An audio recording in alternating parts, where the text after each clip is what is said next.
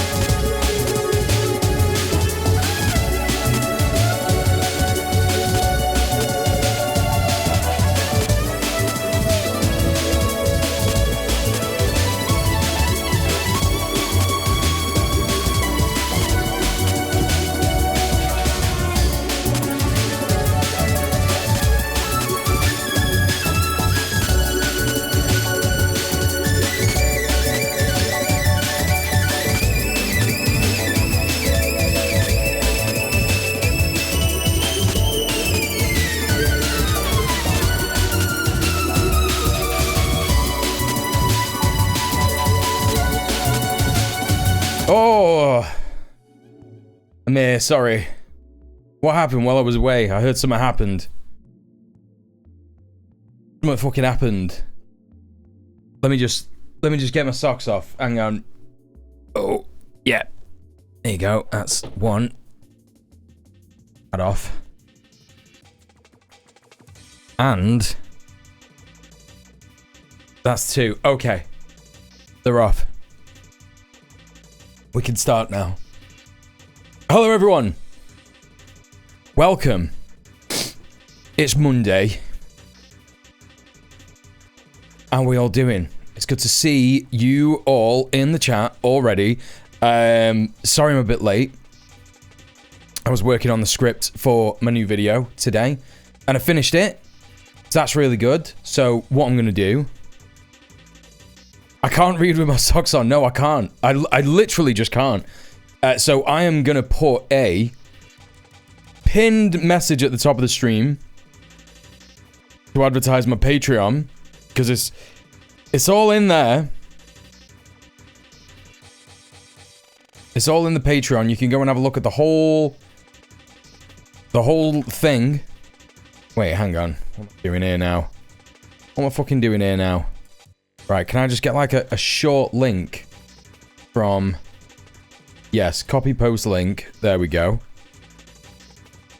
God, that's a massive... It's a massive link. It's just a huge link. I don't know why it does that, but whatever. Let me just get the text from the pinned post on my Twitter. And I could just copy and paste that.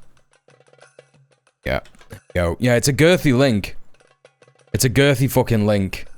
And I've also got to do /pin, which I don't know if that's going to work on Chatterino as well. Will that work? Fuck off. Okay. I have to do it. The other way. Go. For some reason, it only works. You do it in the dashboard. Okay, there you go. There you go. Oh, it's tracking stuff. You're right. I could have just deleted all of that. I could have literally just deleted all of that. Anyway, hello. How's it going, everybody? Welcome in. Val, how are you doing? Ninny, holiday, how are you? And Babbling Goat, long time no see, my friend. How are you doing? Everybody, please go and follow Babbling Goat. He's got his link, automatic shout out there in the chat above there. How are you doing? Good to see you. Connor, what's up? Soul Chicken, Sally Pocketful, how are you doing? Prince with the 40 months. Oh my god. Parasocially, I've missed you on your streams. That's great. It's good to know that that's how you're feeling. B-Rat, what's up? Crushed by a migraine earlier, says Val had to just lie down for several hours. Did recover, and now I'm just finished on my exercise bike. Proud to smash it. Good for you. Well done. Good for you. Twitch now has following, browse, and Roblox in the top left. Yep. Yep. And what was the thing about Roblox? I feel like in another stream I was watching a thing about Roblox where it was like, yeah, there's a bunch of child trafficking. We watched people make games talk about Roblox and how child sex abuse was happening on Roblox, right? We watched that. That was years ago.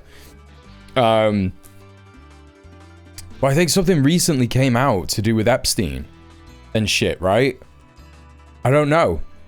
Yo, Dave. Oh my god.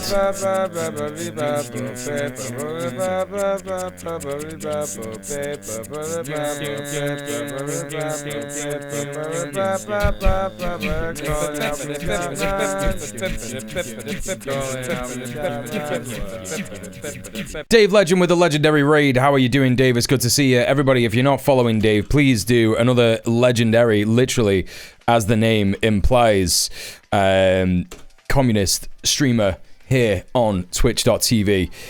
So please go and show some love to Dave if you don't know him. If you're coming in from Dave's stream and you don't know me, my name is djmuel. I'm a leftist political streamer from the UK. Just like Dave. Just like Dave. Same place, literally. Just one big place, innit?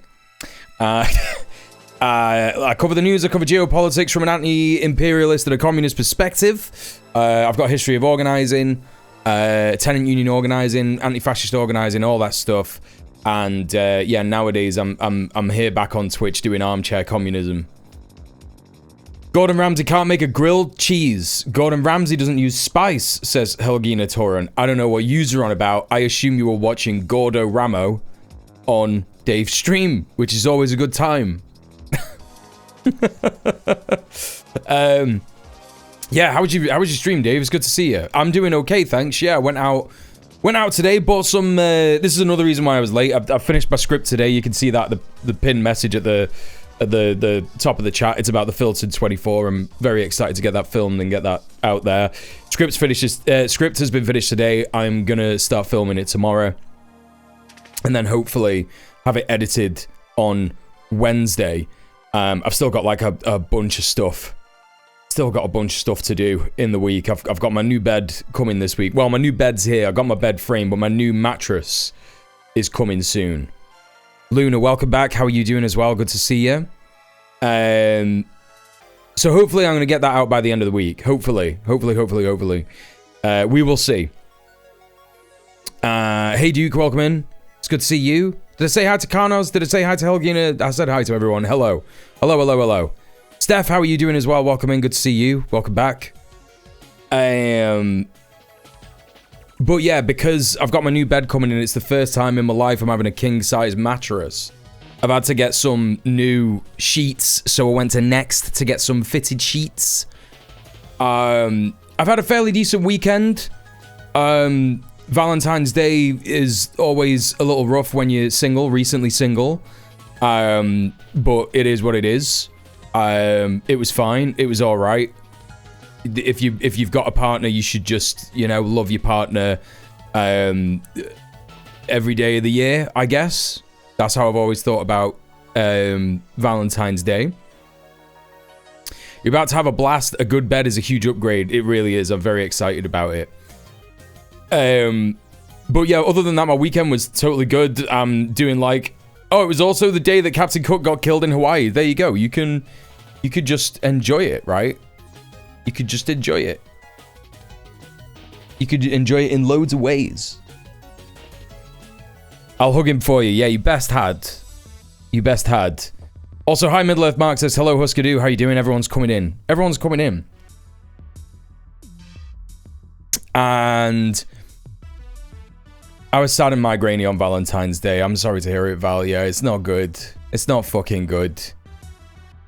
A good Dow to you all. Conference. Yeah. The Dow's over 50,000, chat. Did you know? The Dow is over 50,000. Oh, good for you, Luna. That's cute. Good for you, Steph. Dow is no longer above 50k. Hey, Litty, what's up? We're allowed to talk about the Epstein files now because it's no longer above 50. Was it ever above 50? Was it ever actually above 50? Or was it just, I don't know. Like what?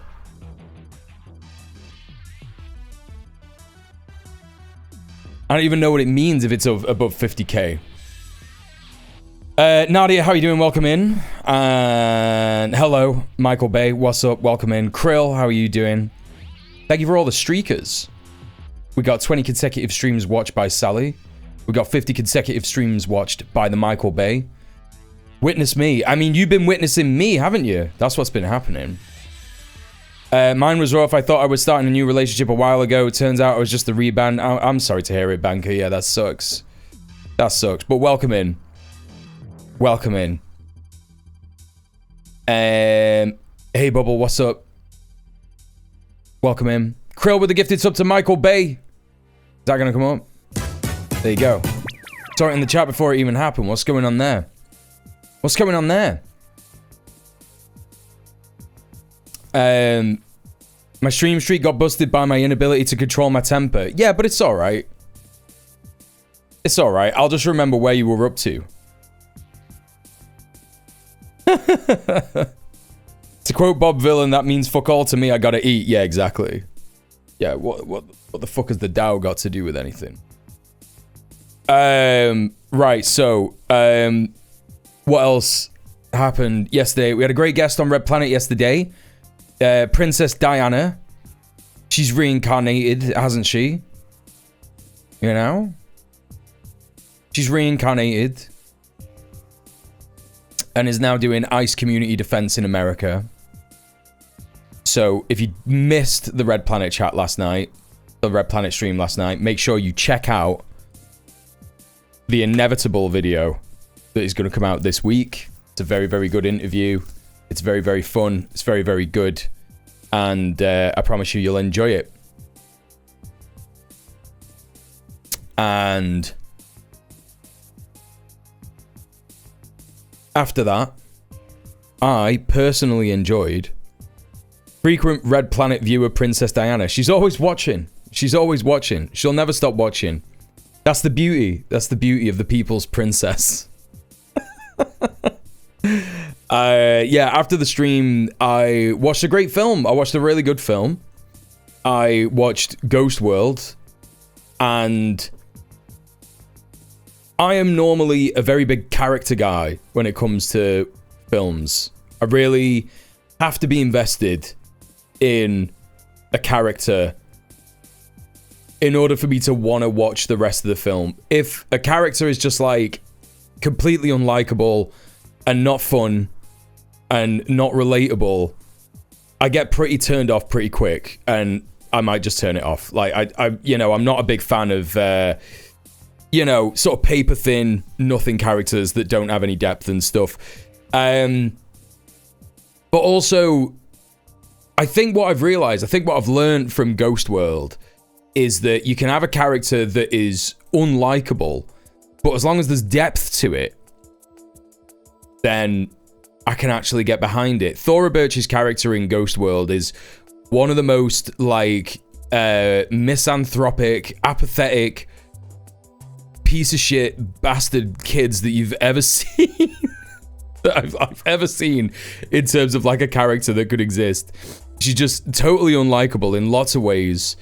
It's hard to even feel sorry for her. She doesn't have, like...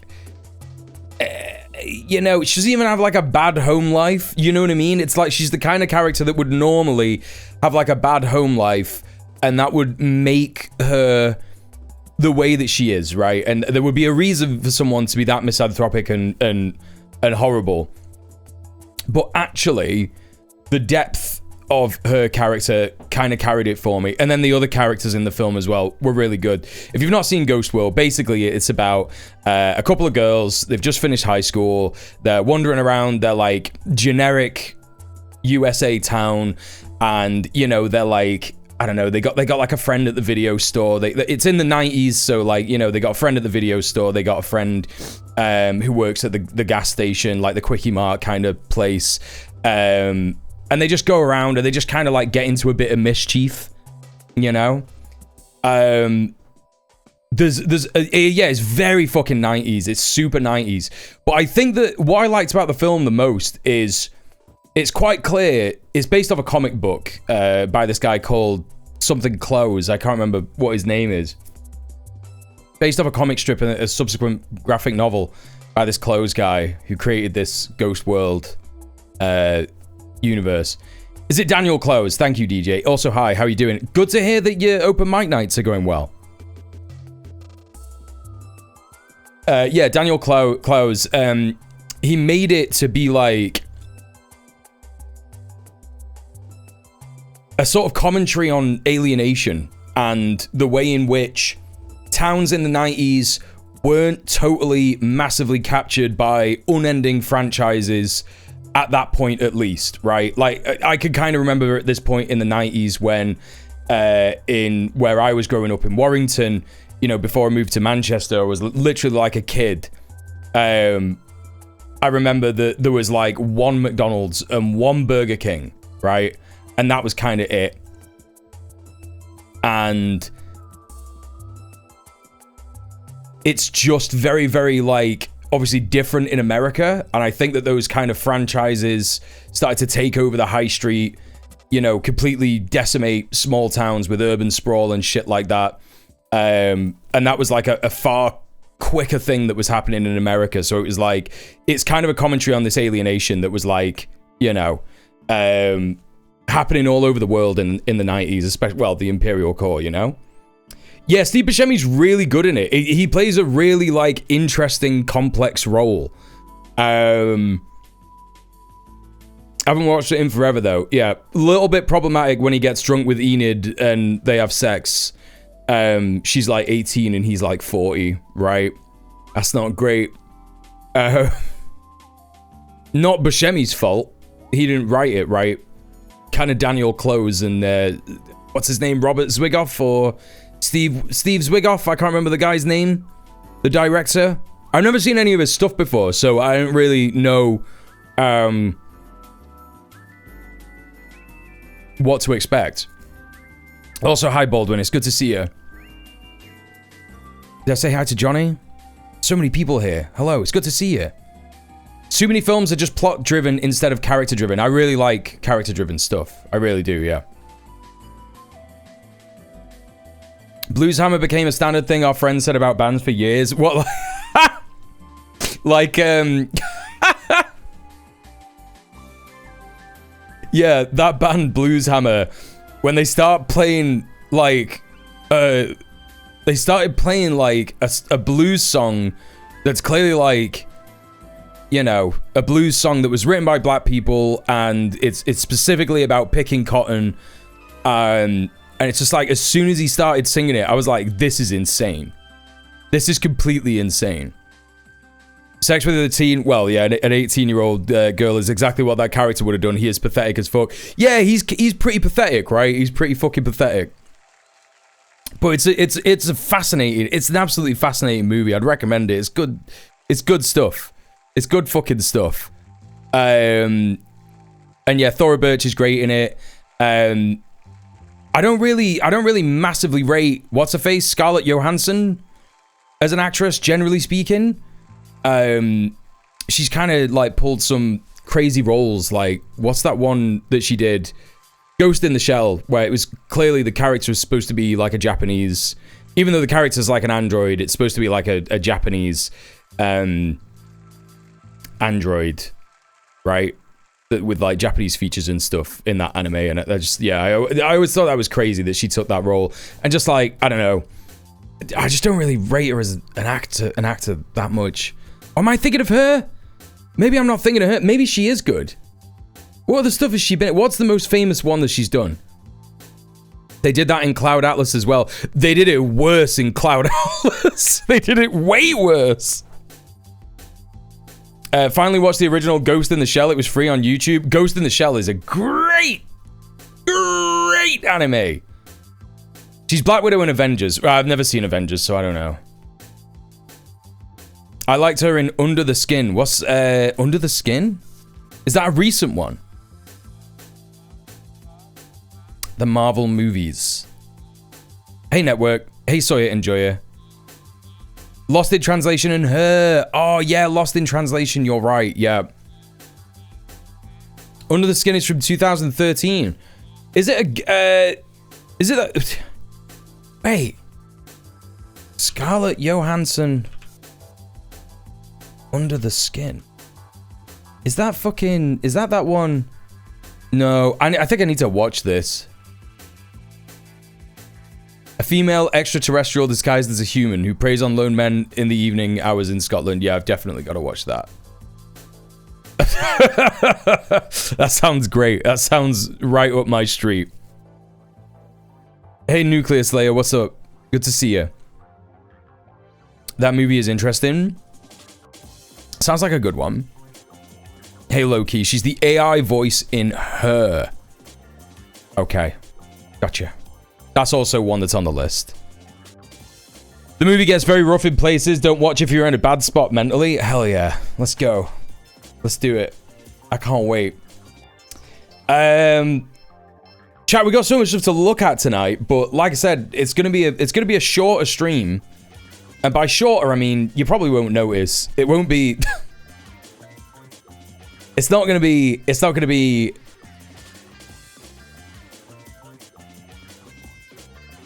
6 hours, but it is gonna be about 4 or 5 hours, maybe 4.5. Crescent Moon and Star says length matters. Well, to you, obviously.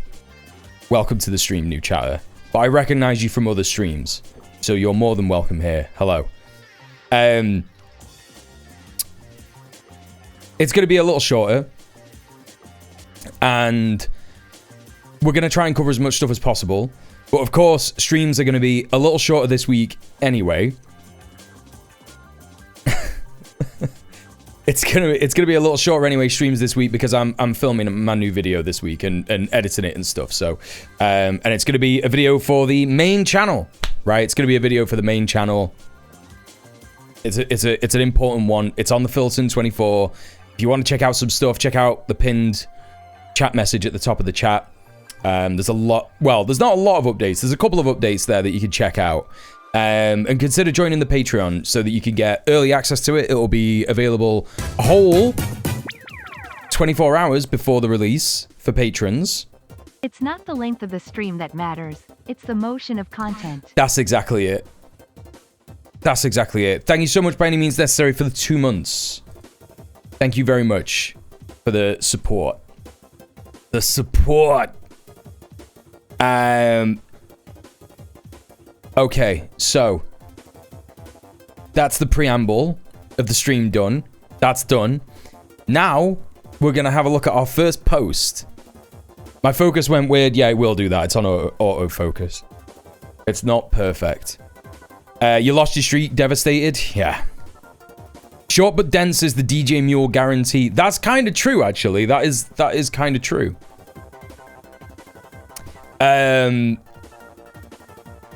We're gonna look at our first post. We've got our first post. It's a post of a post. It's a post of a post. And, you know, who's weighing in again about politics? Why, it's our favorite liberal, ContraPoints. This person is frustrated about ContraPoints, but I don't really want to focus too much on what this person is saying here. Parker Malloy, I don't know who they are.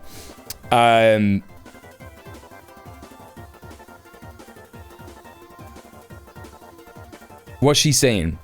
What is she saying here? She's quoted the thing about Hassan. Natalie log off challenge. Yes, correct. Parker Rip, she's a must follow. Oh, okay, cool. I'll check out Parker. Yeah, she seems good. She seems based. Hey, Detaway, what's up? What's going on? Did I say hi to Hunter Biden's bathroom? Hello. Okay, so, upon hearing about the news that Hassan Piker, he is, of course, because he's the biggest political streamer on Twitch, he is, of course, the be-all and end-all of all politics, right? So everyone was talking last week about if he was asked if he'd vote, if, you know, Gavin Newsom or JD Vance, Hassan said he'd vote for third party. This is just representative of most people in America, right? This is just representative of how everybody feels about bourgeois electoral politics in America. And so she responds, counterpoint. This is crazy, by the way. She has to be doing a bit. Like, I'm deadly serious here. She has to be doing a bit. I can't believe this. I genuinely can't believe this is real. Is a real thing that she would say. Counterpoint. If the Prince of Darkness rises from a fiery portal at the Iowa caucus and declares his opposition to Donald Trump, I will ride to battle with the host of hell. You can't be that serious. You can't be serious about loving the Democrats that much. It has to be a joke. But that's the reason that I'm looking at this, because then Parker says, what's the purpose of saying that? There's no position so extreme that someone could lose your vote, especially this far out. You're effectively giving possible candidates the all clear to move as far right as they'd like. This seems foolish. This thought experiment where the DNC chooses a candidate based on a negotiation with progressive commentators is fiction. I'm engaging with the grim reality of the American electorate. Look who they just put into office again. No one's waiting on my permission to run.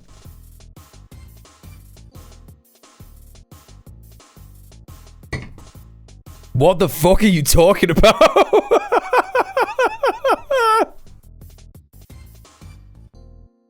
Obviously, she doesn't mean if the literal devil rose from hell and said that he was going to run for president in 2028, she would support him. She doesn't mean that. But it's just like, she really is just saying, like, it doesn't matter if Gavin Newsom is exactly the same as Donald Trump in every way. I'm going to vote for him. Like, what do you mean? It really is vote blue no matter who. Grim reality 2028. Gringo realism. All right, we're not going to spend a lot of time looking at this. It's just some of the popped up. It's always a bit fun. It's always a bit fun seeing what her takes are. I really thought that she was going to lead the revolution back in 2018 or 2019 or something. I really did. I really did, chat. I really did.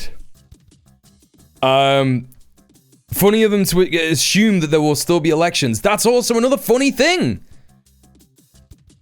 That's also another completely ridiculous thing, right? It's like, we're in fascism. We're in fascism. That's it. That's it. Imagine doing the harm reduction voting train and eating up the whole vote for us or fascism wins line. It's just, it's so bizarre. It's so bizarre.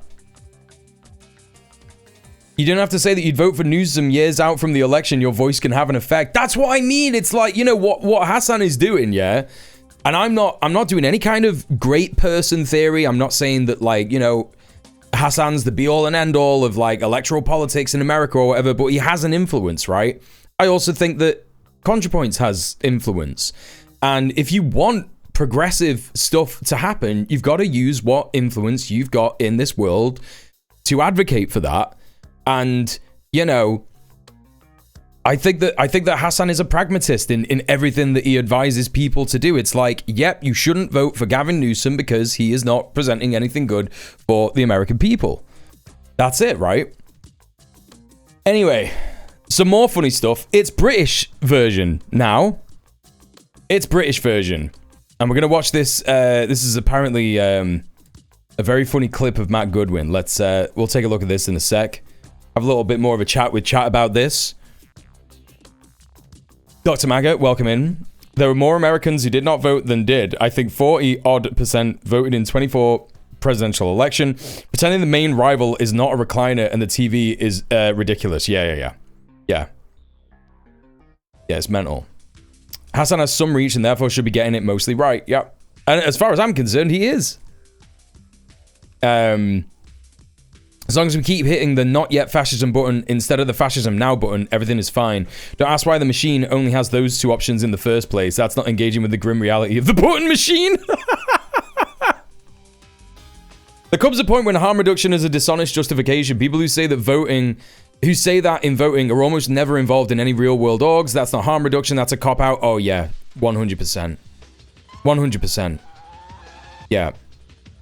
Isn't Matt Goodwin that fucking weirdo who talked about women's reproduction? Yeah, he was saying that, this guy was saying that teenage girls aged like 13 to 14 should be told that they have a limited time to have babies and that they should be really worried about their eggs going bad or some shit like that. That's one of this guy's policies. This is bruv politics now. For the people not in the UK, this is Matt Goodwin. He is the other candidate in the Gorton and Denton by-election, which is a really important by-election in the UK. And it's between the Greens and Reform. It's going to be the defining moment of British politics for the going forward. See what happens. You know what I mean? So he's British Matt Walsh. Yeah, that's it, basically. Dr. Maggot, yeah. 100%. When's the election? It's next week, the 26th. It's 26th.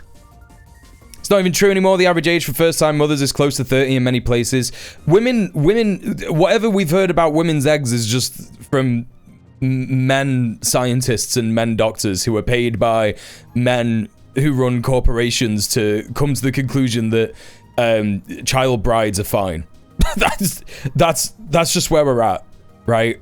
And so, like, everything that you think you might know about, like, a woman's fertility or, like, you know, a cis woman's fertility, you know, if we're talking about eggs, if we're talking about people who got pussies and wombs and shit like that, yeah, you know, everything that we've heard about that, it's just, you know, it's going to be totally skewed towards the patriarchy. And there you go. There's another one. Totally okay to freeze your eggs until later in life. There's loads of options now that you could do. Kairos, how are you doing as well? Welcome in. Everybody, please go follow Kairos Rev. Another amazing lefty political streamer. How you doing? Pedos funding pedos to normalize pedos. It is what's going on, yeah. That is what it is, yeah.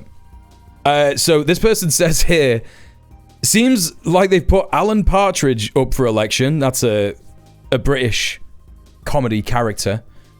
That is kind of like the point of the comedy character Alan Partridge is that he's incredibly what is it when you don't have any tact? Lacks tact and extremely cringe and says extremely cringe stuff, you know, and will oftentimes let his bigotry slip out, you know, what he's actually truthfully thinking in professional scenarios and stuff. So it could be pretty accurate. I don't know. Let's have a little look.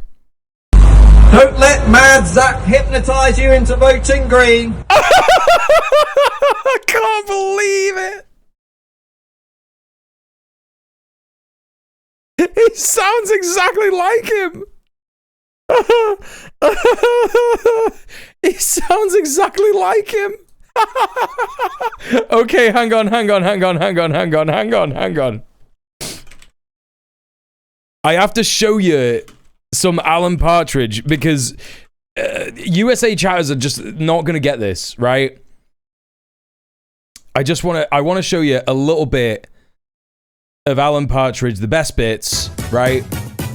Grandpa Simpson, thank you so much for a gifted sub to Elron Hubbard. Enjoy your ad-free viewing and your remotes. Right. VOD watchers, I'm just going to have to pause you. Yeah, yous can just Google Alan Partridge best bits and you can watch it. Pause the stream now. Google Alan Partridge best bits. Have a little watch.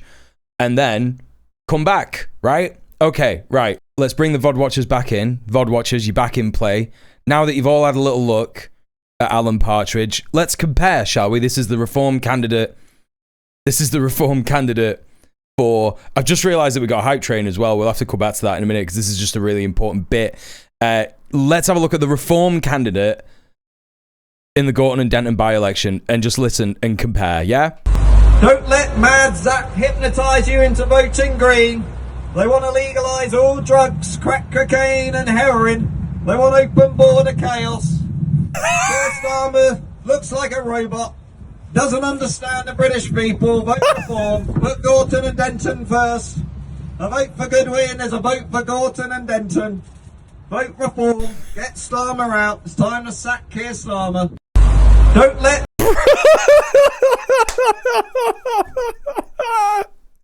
It's basically the same. He sounds like Richard Ayoade doing Alan Partridge. Oh my god, he does. He actually does. Oh, that's fucking crazy. Oh my god, I can't believe it. All right, listen, chat. We got a hype train on the go. You know what that means?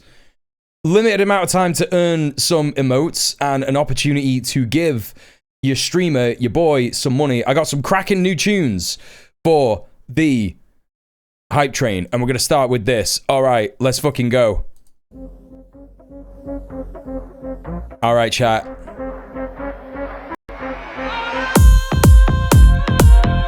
You know the score. We listen to tunes.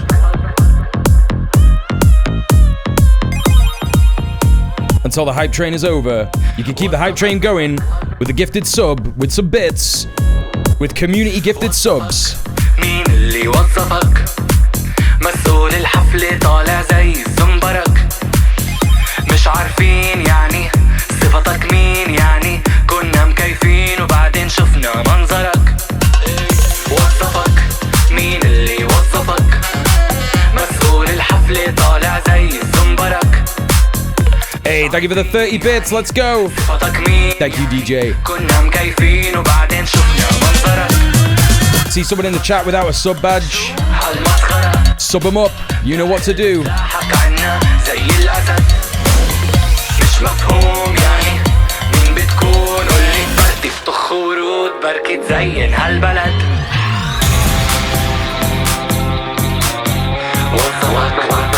Huge banger. Sounds of the Bashar Murad.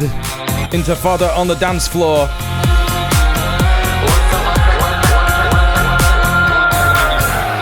استسلمنا الموسيقى ارفع ايديك حرك اجريك كسر كل الحواجز البت سكر عليك ما تفكر هون ما في حدود فك القيود كل شي موجود متوفر مين ما بتكونش معنا الجنوب. Hey Prince with the 5 gifted. Let's fucking go. Hype train level 2. We are extending this. Come on.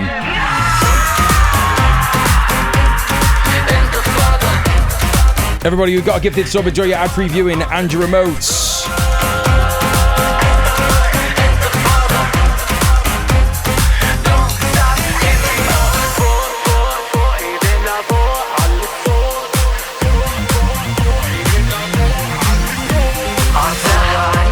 Go to the shoes.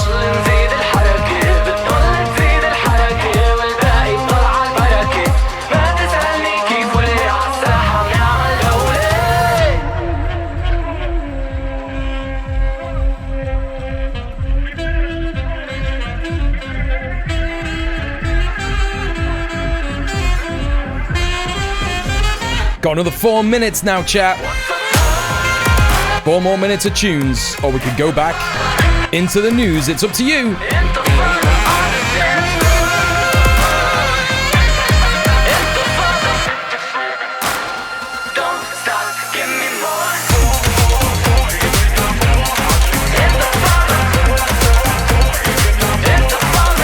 Hey, Rob, what's going on?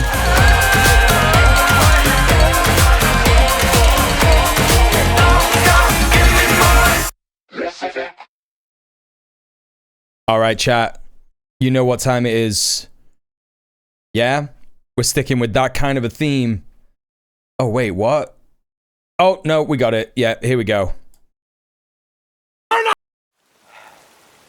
And next banger. Sounds of the kneecap. Victory on your neck!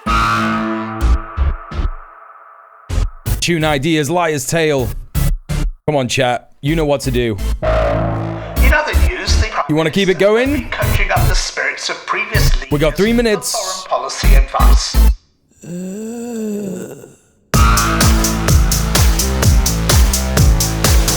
Let's go.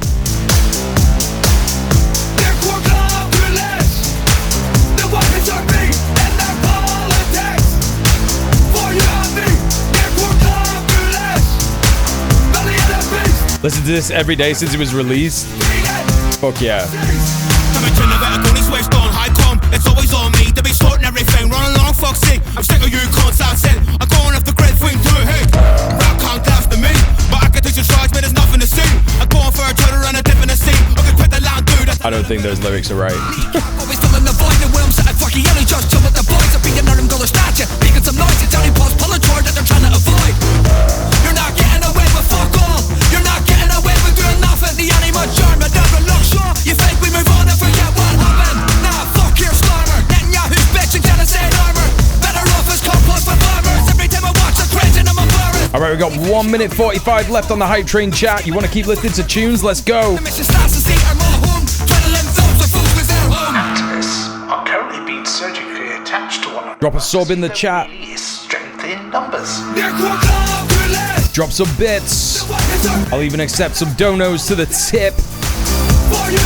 Link in the chat.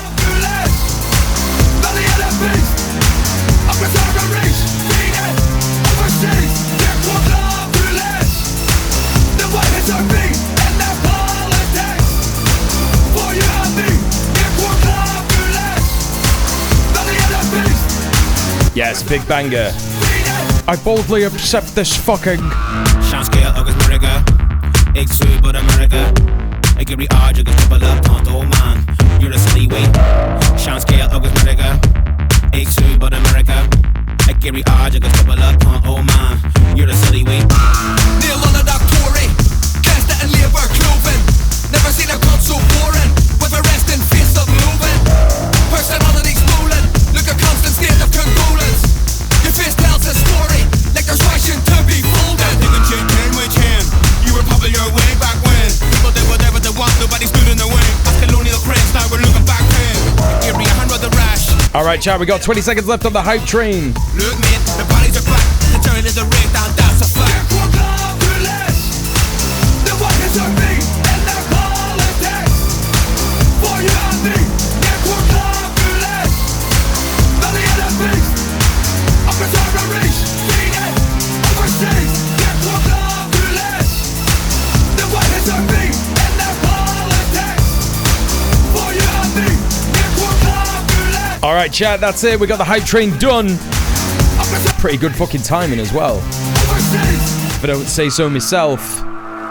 There you fucking go.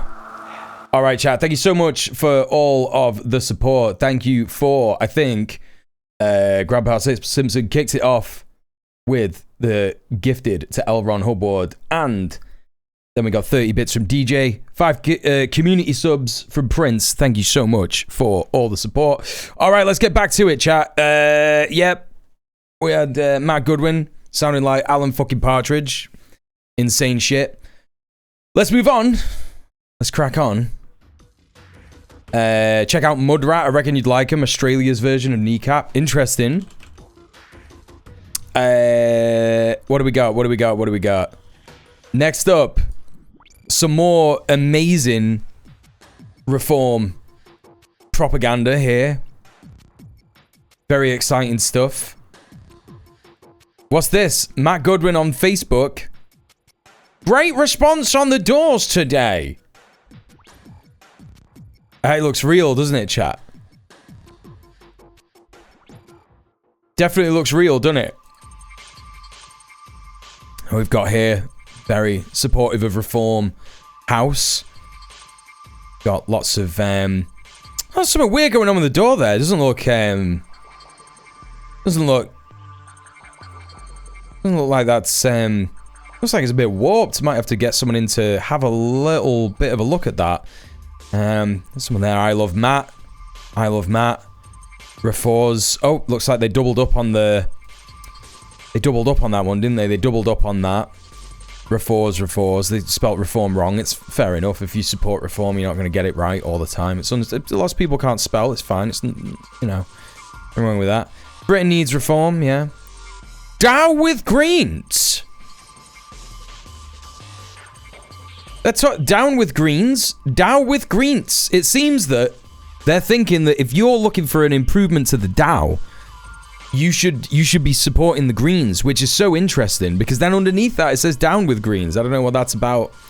I love Matt. That's considerate of them, isn't it? Actually, that they got this I love Matt sticker, and what they did is they hid this behind the house's giant puffball that is hanging off something.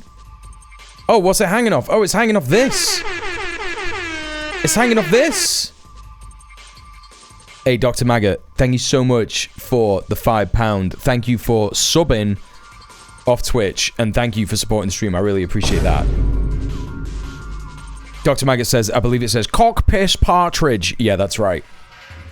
Reform is old hat. It's all about restore now. Yep. It's very exciting stuff, isn't it? We're going to get into that in a bit. Don't you worry. Don't you worry. That's what all this is leading up to. Looks like they've got this big pom-pom, and it's hanging off this this bracket here, which is, oh, it just looks like there's been some kind of Euclidean esoteric, I don't know what you call it. What do you call it when something doesn't quite work? Escher? It's like an Escher, some Escher going on here. It's like a bit of a optical illusion thing going on. I don't know how they managed that. That's really impressive, but they've managed to obscure the bracket that the big pom-pom's hanging off with some of the signs. I don't know how they've managed that. Non-Euclidean is right. There you go. There you go. Hi, Soph. How's it going? Everybody, please go follow Soph. She is an incredible streamer, one of my co-hosts from Red Planet, and deserves all your love. Hope you're doing good. Hey, Stephen. How's it going? Good to see you.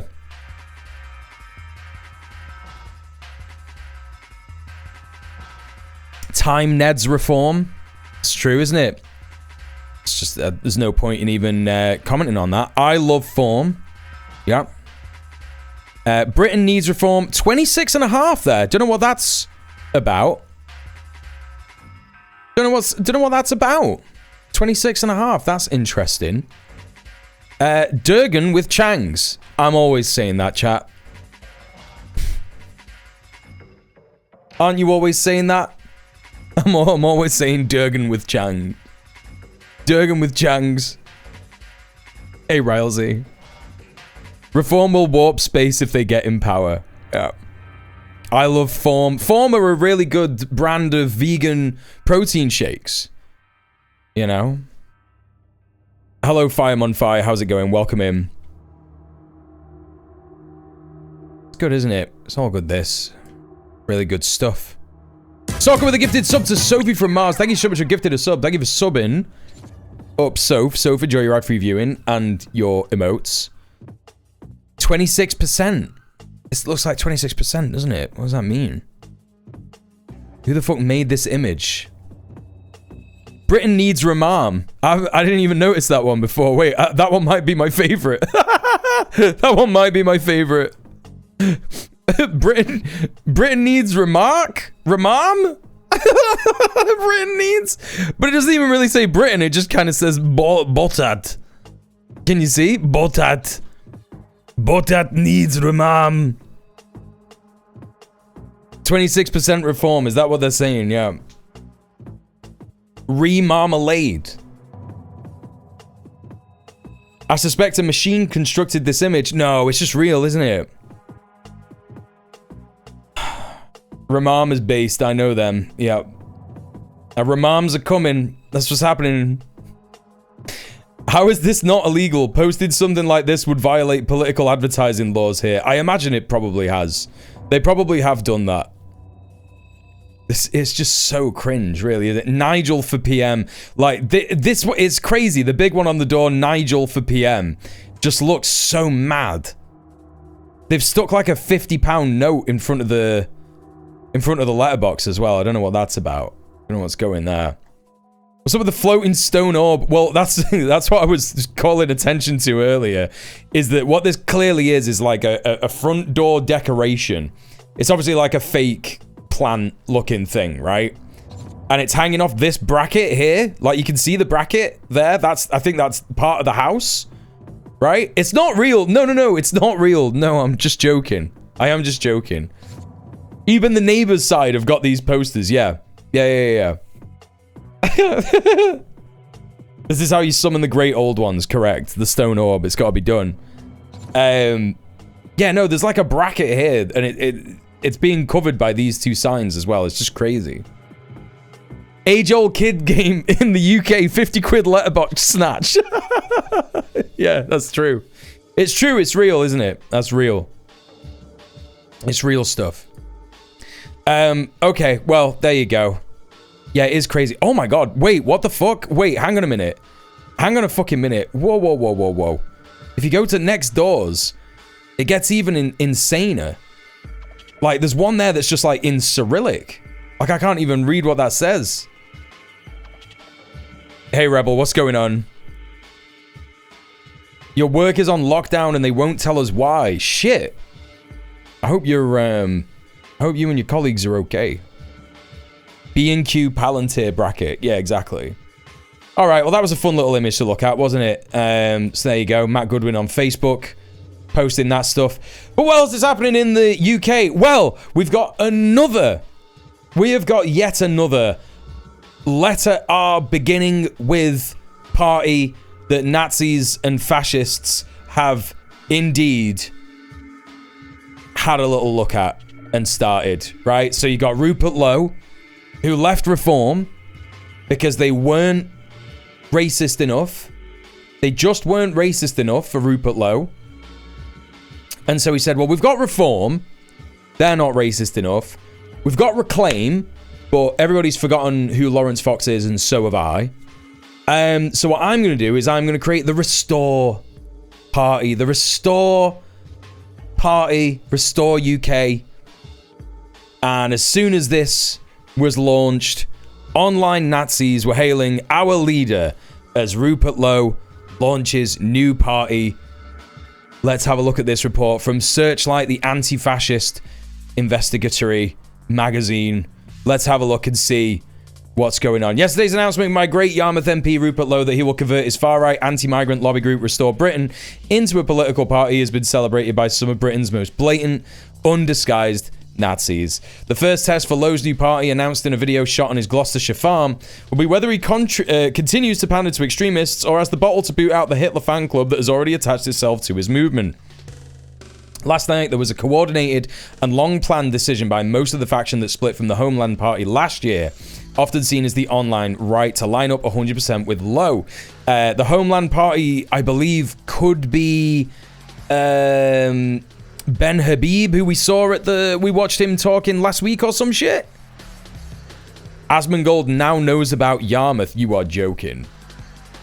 You are joking. No, well, that is the funny thing, Steph, because it looks like they will split the vote if they don't create some kind of a coalition, but they're all mad at each other. So, yes, I think, Hippie Marshmallow, you're right. Advance UK, I think that is Ben Habib's party. Not the Homeland Party. I think Advance UK is Ben Habib's party. Asman was caping for Rupert yesterday, I think. Yeah, of course totally. Of course he was. Yeah, based. Yeah, that's so totally based, actually. Yep. I think that, these idiots don't know what the fuck they're talking about, because this is not good for them, because they're literally just, like, splitting the vote. You know what I mean? Those fascists look like the complete opposites, the stubbiest fascist and the longest fascists. I mean, like, Wait, that's what he said? He said that they're splitting the vote? Well, at least he knows.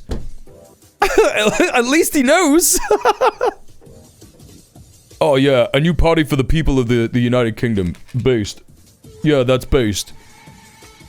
I hope they run in every seat. No, that would be funny as fuck. So anyway, these two are crazy. Lowe fans Steve Laws and Callum Barker are on a far-right march in Paris. These motherfuckers looking like the Laurel and Hardy of fascists, you know? What if Laurel and Hardy were a duo, but fascist? Like, what if? You know? Younger versions of the thieves in Home Alone. Hey, Doom Doxymoron, yeah. Yeah, this is, they got the little and large look, you know? It's a classic look. I love the little and large look, but not when it's fascists, you know what I mean? I'm not, it's a fine look to be having, but not when you're a fash. The leader of this faction, Steve Laws, this is a Homeland faction, Homeland Party, right, okay. The leader of this faction, Steve Laws, whose most recent public speech was last weekend at a rally in Warwick organised by Britain's largest Nazi group, Patriotic Alternative, wrote last night in block capitals so that even his dimmest followers couldn't miss the message. Rupert Lowe is our leader. Laws added several more posts last night. All of us have to do all we can to help Rupert become known nationwide. It's time to get to work, patriots. And later, this is our one and only chance. Support Rupert. That's crazy. That's so crazy. Callum Barker, former Homeland activist best known for leading racist protests outside an Essex hotel, is now one of Law's main allies. He recently travelled with Laws to a fascist demonstration in Paris. Barker quickly echoed Law's endorsement of the new party, tweeting, "Rupert Lowe is our leader." Another fanatical Nazi and anti-Semitic conspiracy theorist who left Homeland in alliance with Steve Laws, the Guernsey-based Sean Wilkes, known as Zuma Historian. Remember that guy, chat? We were gonna watch some of his videos last year before I got bored of the idea of it. Patriotic Alternative had a bad showing in Warwick. They have a bad showing pretty much everywhere unless they can bus people in, right? Yeah, no worries, Banger. Thanks for being here. See you soon. You like the look, but just not on them. SMH, I'm beginning to think you just don't like fascists. Yeah, that is my one flaw, to be honest. Zoom Historian was so ecstatic at the news of Lowe's new party, he kept coming back to X to post ever more lyrical historical metaphors designed for his fascist followers. Let's have a look at this. I gotta take a look at this. Hang on. Zuma Historian. Let's take a quick look. Zuma Historian. Okay. What's he post? Is he still like coon posting about this?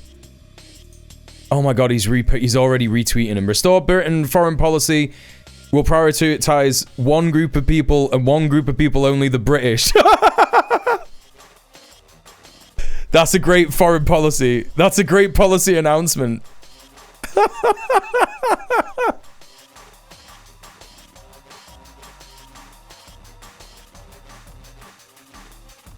What is going on, man? Deportation NATO. Rupert Lowe PM. Some like fash deep fry meme shit going on here. Deportation NATO? Oh right, so this is like something that they posted. A restored Britain government would initiate the first steps across Europe and the wider West to establish a collective border security coalition, a kind of deportation NATO, as it were. Bro, these idiots don't even know what they're talking about. We already have this. This already exists. The British and the French are already collaborating on this shit. What are you on about, bro? What are you talking about? So insane. Just so insane. Well, what else are they saying? Its chief purpose would be to deploy collective leverage and organize explicit and escalatory chain of measures from visa sanctions to lifetime re-entry bans. This already happens. The member states applying concert to secure readmission agreements and operational cooperation. This already happens. Consider how much tougher the measure would be if we had an international system put in place to ensure that such bans apply not only in the case of Britain's, but in as many Western countries as possible. Right, but how long is it, dude, before you start saying that Italy is not a Western country? How long is it before you start saying that Spain is too brown? How long is it before you start saying that the Basque country is too brown? How long is it before you start saying that Poles are Slavs, actually, and they can't be part of it? How long until, you know, you get the picture, right? You get the picture. Yeah, define Western country. 93 seconds. 93 seconds before they get in power and apply this this policy. They'll be like, I think Italy's too brown. The NATO-like principle at work is clear. A lifetime ban from one member state means a lifetime ban from all. This just doesn't even make any sense. But like, this is like, you know, it's just kind of what happens automatically anyway. You know what I mean? There's no reason why the same collective clout cannot also intensify the power of various other penalties like remittance taxes, trade sanctions, or visa cancellations. Done once hard enough, it would not need to be deployed twice. Albanians would be the first to go. Yeah, no, for real. I mean, it would be Turkey, right? People would be like, Muslim country, brown, that can't be going on, right? That's how they would be like, that's not Europe. That's not Western. Even though everybody looks at fucking Turkey like a Western country in the region, you know what I mean? Because of the way that it collaborates with the West, yada, yada, yada. It's ridiculous. Also, hi, Val. And hello, Kubashi. How you doing? Yeah, so this is just... so much words, bro. Like, you really are thinking, like, that your followers are gonna read all this shit. This is terrible comms, by the way. You should, like, never, ever, ever have anything longer. Like, this should have ended here. 3 paragraphs is too much for most people to be... Like, and I'm not even just talking about fascists. I'm talking about general comms, right? Turkey is pretty important to America's military shit. Yeah, but these people aren't thinking about any of this stuff. You know what I mean? They're not thinking about any of that. You know? They're not thinking beyond how can we just make Europe a white collection of states. Like, that's all it is. You know? Okay, alright, so that's crazy. Zuma Historian is like absolutely goon posting about all of this shit.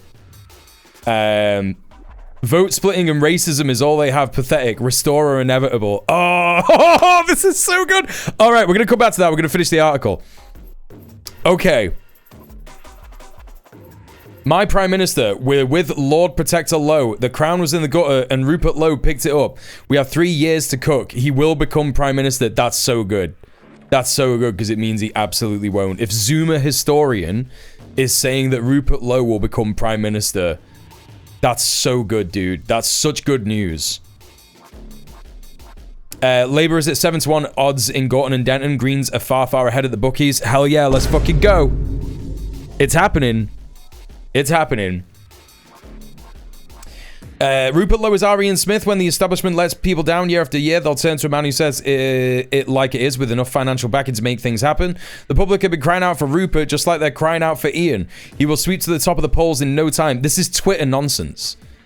Like, this is what happens when you're a fucking fascioid on Twitter and you're in an echo chamber created for you by Elon fucking Musk. And, you know, you think that Twitter is real life. My hot take is that right-wingers infight as much as the left, if not more. I mean, it's just provably true. There was a data set that came out sometime last year. I want to say it was like August, September time. I can't remember, actually. But I'm fairly certain it was around then. And the data set showed... you know, it was one of these graphic representations of data that was like, I don't know, it was kind of like the blue sky thing that we looked at last week. And it showed that people who broadly are left-wing, like, so from liberal to communist, broadly agree on the same things, you know, and have like a much like, you know, coherent amount of politics, worldview. You know, we agree on a lot of stuff, right? Essentially, we all agree that generally speaking, from like left liberal to anarchist, you know, the furthest fucking left that you could possibly get, we all agree that everybody should be clothed, housed, fed, you know, get healthcare, no discrimination, shit like that. We all believe this stuff, you know. And then on the right, the data was just all over the place. And it is that. It's just because a lot of them just don't know what to believe, because a lot of them are just so peasant-brained that they just believe what they're told to believe, you know? So literally from the center-right to the far-right to the fascist right, like, there's just, like, such a huge discrepancy in what they all believe. So it's completely absurd that they're out here just like, oh, yeah, lefties are in an echo chamber and none of it makes sense and blah, blah, blah, blah. Anyway. The Overton window is to the right, so what's termed infighting is often just disagreement between liberals and socialists. That's very true, yeah. Yeah. Half hate brown people, half hate tax. Yeah, exactly, yeah. Alexis DeLuma said on Red Planet, the theoretical arguments between lefties kind of dissolve when it's on the ground action. Yeah, absolutely. Abso-fucking-lutely. You know? Vote splitter. Other leading Nazis from several different factions have been less keen. Nick Griffin moaned to his declining fan club that Lowe would be another failed vote splitter. Yes! This is the thing, right? I have way more How do I put this? Nick Griffin is an evil fascist. I don't hand it to him in any way, shape, or form, right? But this guy is an experienced fascist electoral politics guy. This guy was the BNP. You know what I mean? He was the fucking leader of the BNP, and it became a joke. You know, a total fucking joke about you know, like they weren't getting any votes. They had barely any fucking influence. He's an experienced fascist. He is. He's an experienced electoral politics fascist. They weren't getting any votes. They didn't have any influence on elections or anything like that. Not even any election influence, you know, a policy influence or anything like that. They just completely declined. During the like 2000s, 2006, that's where the EDL came from, because they started to go back into fascist street gangs. You know, it kind of went fascist street gangs in the 80s, effective anti-fascist resistance, and then up came fascist electoral politics. It failed pretty massively, and then they went into, you know, fascist street gangs again, right? With the EDL and Tommy Robbo. Tommy 10 names. And so Griffin has got a you know, an experience of trying to run in electoral politics as a fascist. Granted, this is a different political time. You know, this is 30 years after he was trying to do his shit. But I think that, you know, he's probably totally correct. It will be another failed vote splitter, 1000%. What Griffin wants for his type of fascist is to give up electoral politics and engage in some form of culture war. His former acolyte, Mark Collett, takes a similar line. Now, this is the dangerous shit, chat, because this is fascists saying what we need to do is organize. Right? And so Griffin is, because of his experience in doing electoral politics fascism in the UK, he's saying, no, we should be doing fascist fight clubs. We should be doing fascist soup kitchens. We should be doing fascist, etc., right? Griffin fell out of favor because he was pitching campaign and money. Yeah, but I think that, like, broadly speaking, fascism was just, like, a totally unpopular idea at that point in time as well. Like, it was, you know... Racism was definitely more acceptable in society, but than it is today. But I think fascism was, you know, the neoliberal centre-left and centre-right was dominating the entire politics discussion. You know, and of course, like, neoliberal centre-right politicians were doing fascism. Fascist soup kitchen sounds like an improv prompt. Yeah. Mark Collett is a loser. Bro is still scared of me. Yeah, how is he scared of you? Even fascists get upset about corruption. They just they're just normally blind to it when it's Nazis doing it. Yeah. Individual racism versus structural. You mean? Yeah. 1000%. So let's have a little continue with this. Alec Yerbury, who quit Collette's PA to form his own tiny national rebirth party, has so far been the most persistent and outspoken critic of the Low Project. Yerbury has pointed out some awkward truths that the Laws and Wilkes are trying to hide from their online Nazi cult. Describing Lowe's launch statement as sounding like the love child of Thatcherite conservatism and brain-dead populism, Yerbury noted that Lowe is on record as a strong supporter of Israel and that Restore Britain is ideologically free market capitalism with racism like Thatcher on steroids. Many of the young fogey dissident right once associated with UKIP have lined up with Lowe, and some were even present at his campaign launch, but this faction is split, with some reluctant to abandon Farage's Reform UK. The Scottish YouTube comedian Mark Meechan, known as Count Dankula Bro, I really like Rupert and I would much prefer him over Farage, but I have concerns about vote splitting. Early this morning, and very predictably, the Nazis' favourite billionaire Elon Musk posted his support. Join Rupert Lowe in Restore Britain. He's the only one who will actually do it. Brilliant. That's great. That's so good. It's great. He is gonna split the vote. He doesn't know what the fuck he's doing. He's just being like, yeah, man, I'm gonna use my influence on Twitter to get fascists in Britain to vote for the fascist party. This is incredible shit. This is absolutely incredible shit. The UK always biases towards discreet fascism. Yeah, absolutely. Hey, Garlo Mango, what's up? Good to see you. So Elon Musk is completely ruining this for Rupert Lowe. That's great stuff. After the big names of the British Nazi scene took contrasting lines last night, this morning their followers predictably followed their leaders' divergent lines. Another former Homeland organizer, Andrew Piper, retweeted a Restore Britain membership link and wrote that existing far-right parties should just fold and unite under one banner. We broadly want the same thing. This is the vehicle to get us there. Together we're stronger. It's not going to work.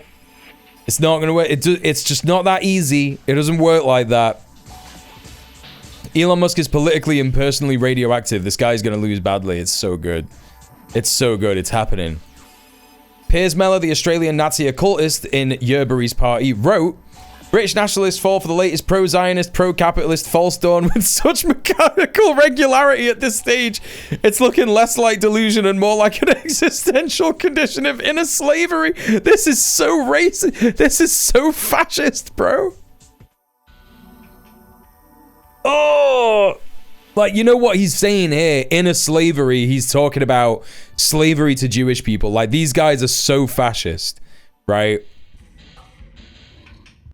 Completely mental. Searchlight knows several well-known Nazis have already signed up to Lowe's new party. We've no reason to believe that Lowe himself has any truck with Nazism or anti-Semitism, but the leader himself has to accept responsibility for a stream of extremist rhetoric online that is obviously designed to appeal to the most racist elements of Reform's activist base, trying to prize them away from Farage, collaboration. As we've come to expect, sections of the Israeli right, including some associated with the Netanyahu government, are prepared to align with even the most despicable European racists in a bid to encourage Islamophobia. This is more than short-sighted, it's disgraceful and amounts to collaboration with fascism. The vast majority of Britain's Jewish community has repudiated this aspect of Israel's right wing. Not only the Jewish community, but all decent conservatives will be watching Lowe closely over the next 48 hours, unless he acts quickly to repudiate his Nazi fans and excludes far-right infiltrators. We shall know that Restore Britain is happy to be a Trojan horse for Hitlerites. Yep. Yep. Yep. That's what's going on. That's what's going on there. Let's have a little look at some other beef. This is Basil the Great, embarrassing fucking wet loser piece of shit poster on Twitter, who totally loves the fucking the way that Twitter's gone super fascist, and he's got like an AI picture of him being like a mouse or something. Let me just check something about this guy. Hang on a hot minute. Let me just have a little look here. Just want to double check this. Okay, yeah, he is based in the United Kingdom. Okay, just check him. Just checking. Sometimes you'll find that they're just in the USA, you know? Hey, Morrigan, how's it going? Welcome in. Good to see you. The AI persona is so weak. Yeah, no, incredibly weak. Incredibly fucking weak. But here he is reporting, bro, I'm using that term broadly here. Here he is commenting on the fact that Britain First have announced they will stand down against Restore Britain and support them. The right are uniting. This is the way. Chat, how many votes do you think Britain First got in the general election last year? They got like 0.1% of the vote share. This doesn't mean anything. Let's take a little look and see what alleged wife beater and piece of shit Nazi fascist, kind of a redundant, you know, redundant two there. Redundant two descriptors, kind of, you know, if you're one, you're going to be the other, I think. Let's see what he's got to say about all of this stuff. What a glorious day here in the Midlands. I hope the weather's like this next Saturday when we're marching through Manchester. So a lot of people have been messaging me, posting comments on Twitter and so on, asking me what's our position with Britain First regarding Rupert Lowe and Restore Britain. A score, a fortnight of votes, yep. I heard this morning that Advance UK is now going to be merging with Restore Britain. It's going to be one unified, patriotic political party. And for those that are asking what our position is regarding this, it's simple. We wish them all the best. We won't be standing against them in elections. They've got a clear run now. And that's it. We just wish them all the best. We don't see them as rivals. We see them as complementary. We've all got our different roles. We're all pushing in the same direction. That's the most important thing. We're not attacking each other. We're pushing in the same direction. We're all pushing in the direction of remigration, mass deportations, and saving this country. So yeah, just the National Front. Yeah. Hey, Blue Rose Moon. Since this news broke. Let's see how things develop. Let's see how things play out. We've got a long road ahead of us, and things may be different in a few months. But right now, I wish them all the best. We wish them every success and good luck to them. And it's as simple as that. Regardless of what happens, Britain First will be powering forward with all of our street marches, all of our street activism. My opinion is that the real power over the next 20 years, when things deteriorate in this country, the real power that's going to be needed in this country is going to be on the streets, not the ballot box. That's my opinion, but we wish them all well. We wish them... He is right, and it's just good that Britain First has a base of elderly gammons who don't have any kind of energy to organise in that way. That's the only good thing about what he's saying here. Because he is right. That is where power is going to matter over the next 20 years. It is going to matter in organising a broad anti-fascist coalition, a broad popular front of the left, you know, for us particularly. But we would be stupid to think that fascists aren't going to try and do the same thing. You know? Like, they will always appropriate things that work, such as organising techniques and shit like that from the left in order to gain power, right? Looks like the Zuma British Union of Fascists complete with Grandpa Mosley. Yeah, essentially. But, you know, this at this moment in time, this doesn't mean anything. All that Paul Golding is saying here is like, I've wanted an excuse to retire and do less work for a long time. That's all it is. That's just what it is. You know, Paul Golding's been doing this for 30 years, pretty much, and he wants to fucking chill out. He doesn't want to do anything anymore. He doesn't want to field any candidates anymore. He's sick of sitting at a desk and shit. He wants to have a couple of fights with his lads, and that's it. We're going to need a coalition that includes some electoral power, but we can't have that electoral power without more organising. Yeah, absolutely. When he says on the streets, he means literally attacking migrants and queers in the street. Yeah, that's his version of it. Yeah, exactly. Yeah. Whereas our version is, like you said, we need that pragmatic, broad, popular front of people who are organising in the street, you know, anti-fascist defence, and also all the way to the other side of just like electoral politics, progressive, you know, politicians backing them and shit like that, and a popular front of progressive political parties in that bourgeois politics system as well. Yeah, but yeah, he's just talking about attacking people. That's all he's on about. You know, and whether they're going to actually build any power off the back of that is debatable. But they don't need to, because obviously, like, white supremacy, nationalism, fascism, patriarchy, that's all part of the system right now. And, you know, they will think that they've built power when a ruling class individual gets in power. You know, it's like the American right? The American right sit there now and they go, yeah, Trump's in office, this is mint, we did it, we won. And it's like, bro, you did nothing. Like, you did nothing.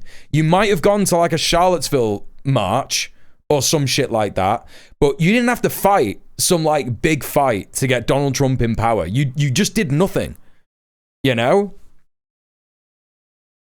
Donald Trump is an example of a ruling class individual who is a fascist, who is a misogynist, who is a racist, who is a queerphobe. All those things align perfectly with being in the ruling class. That's what the ruling class likes, you know? So, yeah, they won't have achieved anything. This is great. This is so good. Let's take a look and see what Nigel Farage says about Restore Britain. Let's see what he's saying. So Rupert Lowe set up his new party, Restore, and since setting it up, there's been lots of Twitter accounts associated with the party that have shown racism and anti-Semitism. Do you think Restore are a racist party? I've absolutely no idea. They're of no interest to me at all. Okay. Thank you. There are 11 of these parties now. There's Heritage Party. Under our electoral system, you need one party to vote for to get the Labour Party out. You can't have all these splinter groups. It's not going to work. And setting up parties hard. I've always thought AV Plus was the right solution. Hey Yui, what's going on? Welcome in. If you have that top up though with the second vote, you then get significant minority voices get representation. So it is a hilarious answer, yeah. It is a hilarious answer. Like, again, like that's why I'm saying, you know, Nigel Farage is the Trump of the UK. He is a media personality who does the rounds. He says controversial stuff. He doesn't have the same charm and charisma that Trump has, which, you know, I hate to say that it's not charm, really. It's sleazy charisma. Farage doesn't really have that, right? He doesn't really have that kind of same branding that Trump has with regards to like how he talks, the way that he says things, the way that he talks to people. But he is Britain's answer to Trump, essentially. And the people that were supporting him don't really need to do anything. Like, you know, they don't need to get out there and organize. They've already got this guy. He's part of the ruling class. He's a millionaire. He's got influence. He's got wealth. He'll just, you know, he'll get votes by virtue of people, you know, being broadly supportive of the things that he likes, which are things that are encouraged by the ruling class in Britain. Anyway, people are, we're encouraged to be racist. We're encouraged to be sexist. We're encouraged to be horrible bastards who make apology for genocide. Like, what if you just watch the BBC and get your opinions from the BBC, you will end up kind of like Nigel Farage, you know? Trump is often funny. Farage only looks funny. Yeah, exactly. There's only one funny thing he ever did, and he didn't even know he was doing it. Did he? Where is it? Where am I going to find this? He didn't even know he was doing it, did he, chat? Oh, where is it? Why can't I find it?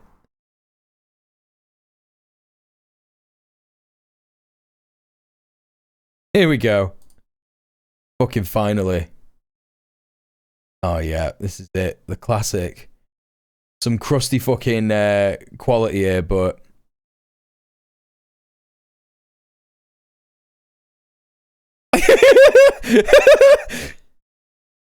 Message is for Brian Kelleher, Brexiteer, and I hope you have a great birthday. This comes from your good friend Aidan. Now, it's a bit early in the day, so all I've got actually is coffee, but I hope you enjoy a few pints with the lads tonight. Up the Ra!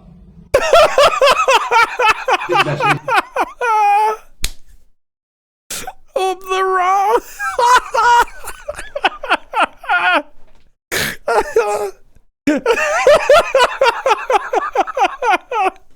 It's so good.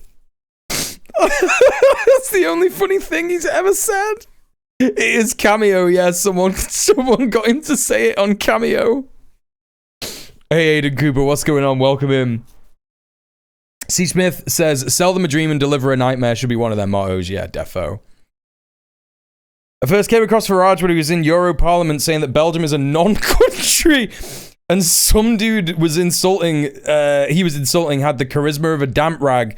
That clip went pretty viral in right-wing circles about 10 years ago. Yeah, but that's where the right was 10 years ago. I think that's a great example of Nigel Farage's charisma, so-called charisma, is that it worked for right-wing politics 10 years ago.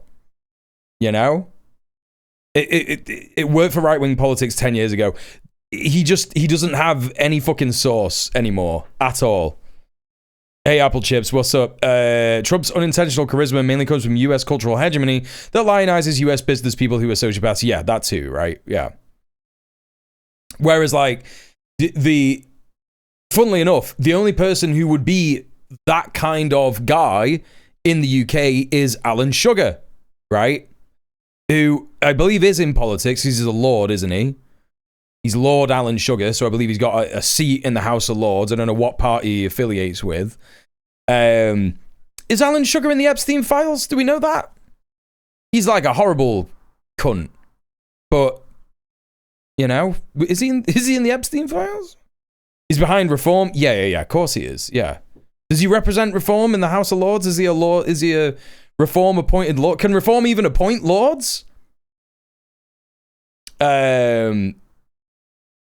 I thought you were gonna show the Big Chungus and Hugh Janus. Yeah. That stuff is okay, right? That stuff is funny because it's Nigel Farage saying Big Chungus, right? But up the Ra as a horrible British fucking fascist, and he doesn't even know what up the Ra means, yeah? This is just the funniest. This is just the funniest thing that he's ever said. It just is. Like, especially like for a fella, a birthday gift, right? A birthday gift for an Irish guy called Brian O'Kelleher. Like, he's got the most Irish name. He's just the most Irish guy. It's so good. Fuck me, dude. Oh. He claims to be independent in the house. Lord Alan Sugar. Oh, God. I just want to watch it again. Just hearing him say up the Ra is fucking brilliant. This message is for Brian Kelleher, Brexiteer. And Kelleher, that's how you say it. Great birthday. This comes from your good friend Aidan. Now, it's a bit early in the day, so all I've got actually is coffee, but I hope you enjoy a few pints with the lads tonight. Up the Ra. It's just too good. All right, yeah, there you go. That's the bit. That's the bit that I wanted to show you. All right, so that's that first bit of news. The first bit of news is done, isn't it, chat? Wow, look at that. That's crazy. It's done. We finished that bit. New fascist party in the UK. Bit ridiculous. Bit silly. We've had a look at it now. And that's what it is. We've had a look at that. We know what it is. We know what it's about. It's probably fine. Isn't it illegal to say that? Because the IRA is prescribed. Yes. I think so. Did I mention I'm 50 now? Happy birthday. Happy 50th. Nadia. All the best. When were you 50? Up the Ra sound command when? Yeah, we should get that. We should get that. Up the Ra will make it into my regular vocab. I disavow. I disavow. Should never support prescribed terrorist organizations. We need to get some liberal PM to play that in Parliament. 16th of February, so it's today.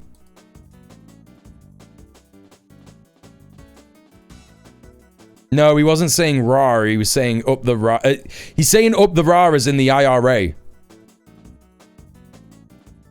Hey, Nadia, I've got a little present for you. It's your birthday. I'd just like to say this gig sucks. Hey, up yours, Springfield. 1, 2, 3, 4. Happy birthday to you. Happy birthday to you. Happy birthday. Nadia Rivette. Happy birthday to you. Go to hell, you old bastard. Nadia, happy 50th birthday. 50 revolutions around the sun. Happy birthday. That's crazy. What a milestone. How does it feel to be 50? Don't really need to answer that because, like, I've spoke to people who are 50 and they often say, you just kind of feel the same. Mentally, you just kind of feel the same. You're just like, yeah, this is how it is.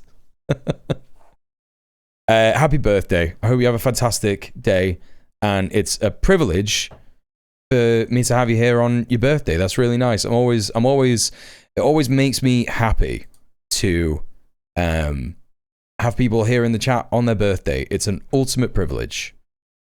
Okay, where was I?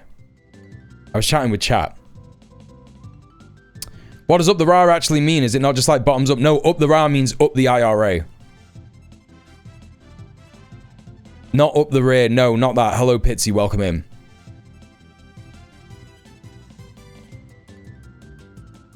May you live to the age of 150. Imagine. Yeah, wow.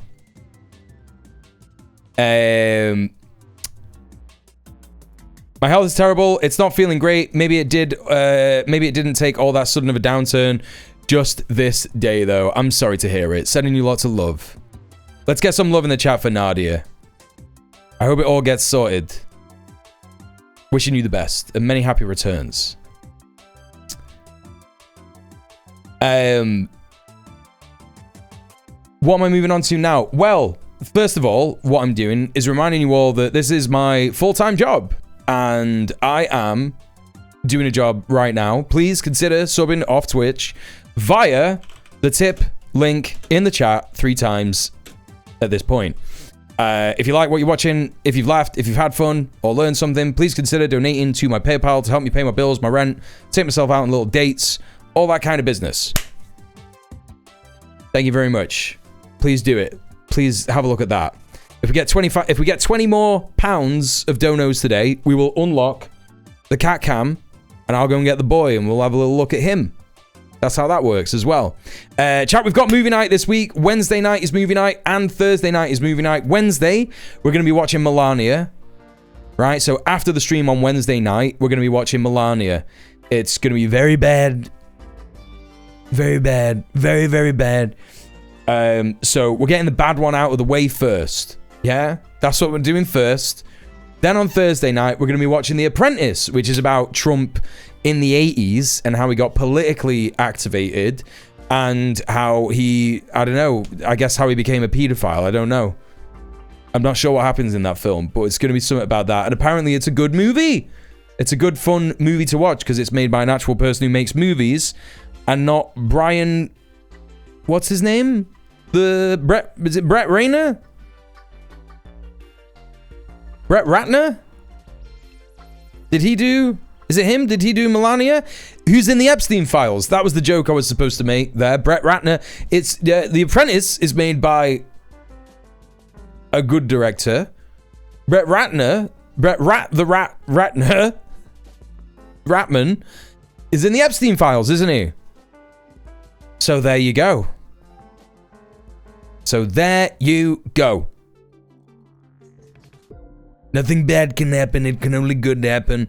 So don't remember, I mean, you can not remember if you don't want to, but if you do want to be watching that with us, all you got to do is join the Discord. Join the Discord, follow the steps when you get in the Discord, try not to forget about it, get in the Discord, and we'll all watch a movie there. I'll make a little reminder thing tonight, or maybe tomorrow, so that everyone can enjoy that together with us. I made an emote here on Twitch for another streamer once with Up the Ra and it got reported. Yeah, you will. Yeah, it's definitely like, yeah. Like, it's a prescribed terrorist group in lots of countries, the IRA. Provisional IRA. So, yeah, you should... Never, never, never. Don't support. Very evil and wrong. Bad. You can't support.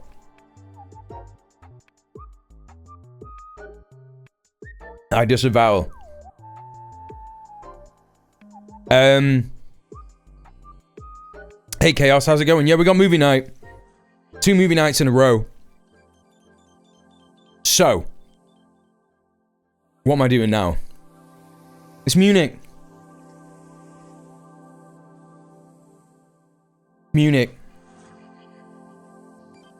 Over the weekend, it's been the Munich Defense Summit. The Liberal Defense Summit in Munich, hasn't it?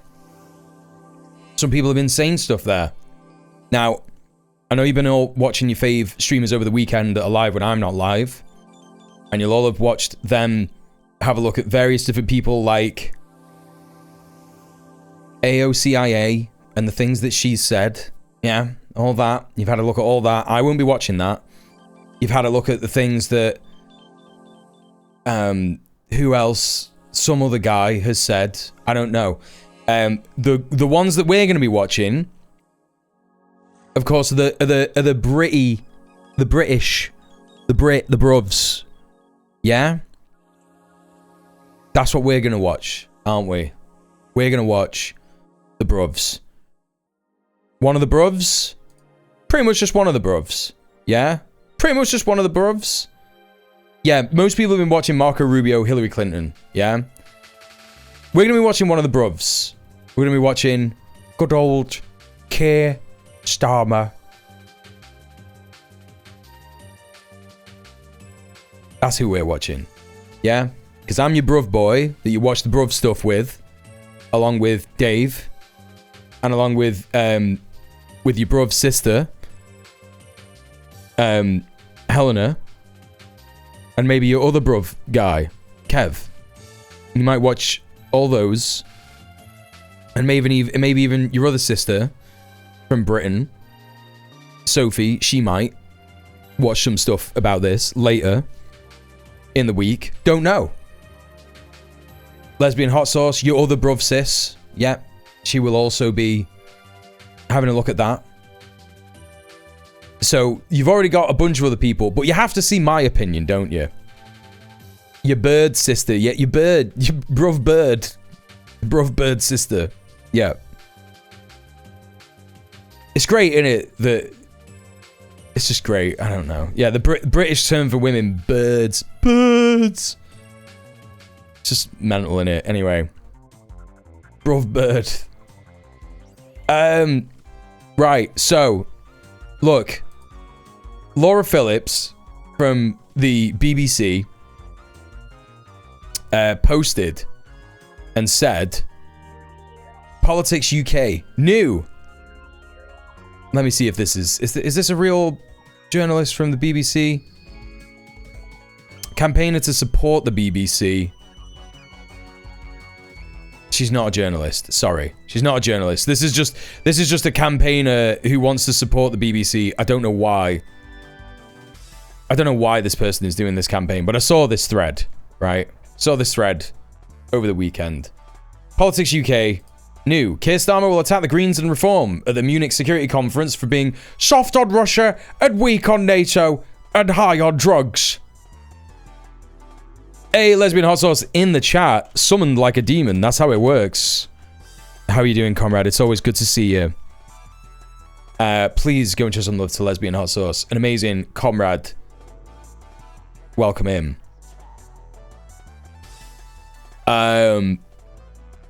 It's genuinely so wild to me that he thinks that this is a good idea. Yeah, it's all the briefcase wankers. They're all saying insane, silly things. They're like, yep, this is what we do now. This is what we do. We just attack the Greens and Reform. That'll make us win, won't it? That will definitely make us win. I was being bisexual in Coral Island and getting myself a hot fucking as fuck boyfriend. How are you? That sounds great. That sounds amazing to me. Find me one. What have we got against the BBC? News excluded, of course. They're a state mouthpiece for imperialism, aren't they?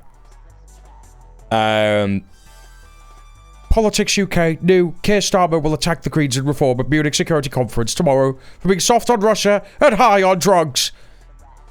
They're determined to sacrifice the long-standing relationships that we want and need to build on the altar of their ideology. Starmer will say in a speech tomorrow morning that Europe must shift from overdependence on the US and towards a more European NATO, underpinned by deeper links between the UK and the EU. He'll say, we are not the British of the Brexit years anymore. We know that in dangerous times, we would not take control by treading inward. We would surrender it, and I won't let that happen. What does this mean? What does this mean, man? There is no British security without Europe, and no European security without Britain. That is the lesson of history, and it is today's reality too. Exterminate! In a dig at the Reforms, the Greens, he will add, we must level with the public and build consent for the decisions we will have to take to keep us all safe. Because if we don't, the peddlers of easy answers on the extreme left and the extreme right are ready. They will offer their solutions instead. Interesting that he calls them solutions.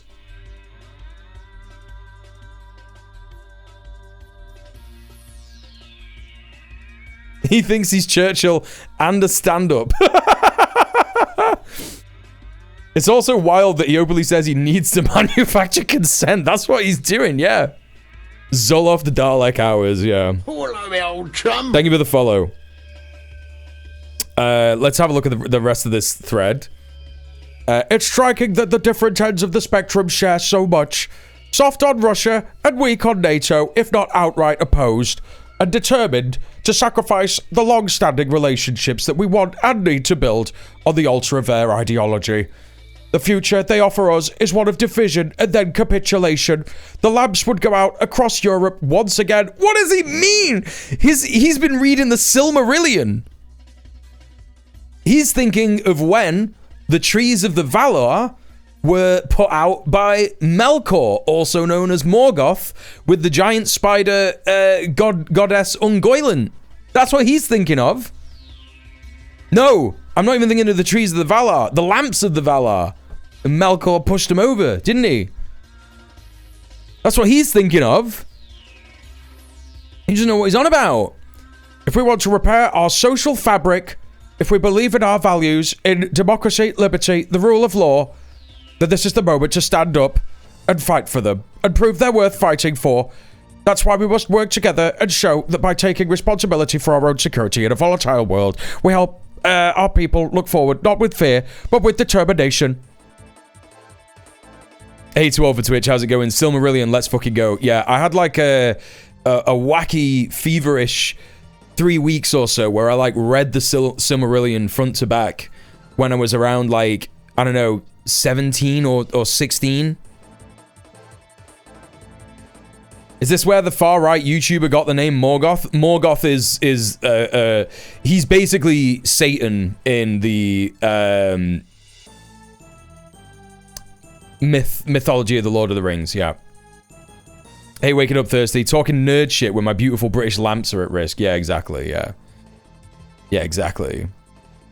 Trees of Valinor were desecrated in an act of pillaging in the meantime, while Melkor and Ungoliant stole the Silmarils. No. Ungoliant, listen, let's not get... Am I saying it wrong? Is it Ungoliant?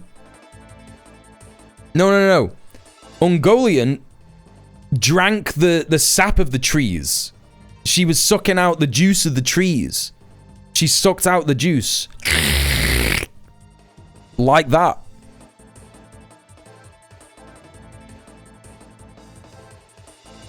What is it with the fashion, the Lord of the Rings? No, you're right. It is disgusting. Hey, Dave, how's it going? All right. So, anyway, let's carry on. So, let's have a look at his address to the Munich conference, shall we? Strap in, chat. Here he is. Keith Starmer addressing the Munich Security Conference. Can't wait to see what he said. We need a ban on Ents and Ent-based ideologies.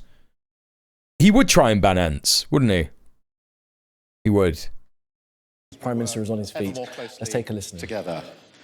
Ladies and gentlemen, for many years, for most people... I also think the fashion, the Lord of the Rings, unfortunately, they like the Lord of the Rings because while Tolkien was definitely not a fan of Hitler, he definitely, you know, the world of Middle-earth is based on the real world, and the Haradrim are definitely supposed to be African cultures, like they're called the Black Men of Harad, right?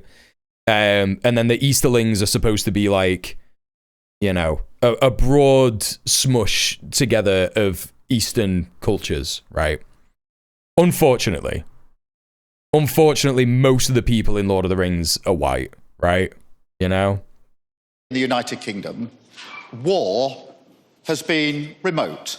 Yeah, Tolkien was a racist, yeah. Concerns us deeply, but which happens... Hey, Marshall, Georgie Zukov, the Hobbits are clearly Jamaican, though. No, definitely not. We feel the solidity... He wasn't talking about weed. No matter what people say, yeah, about the Hobbits and smoking pipe weed and shit, it was never supposed to be marijuana or anything like that. It was always just tobacco.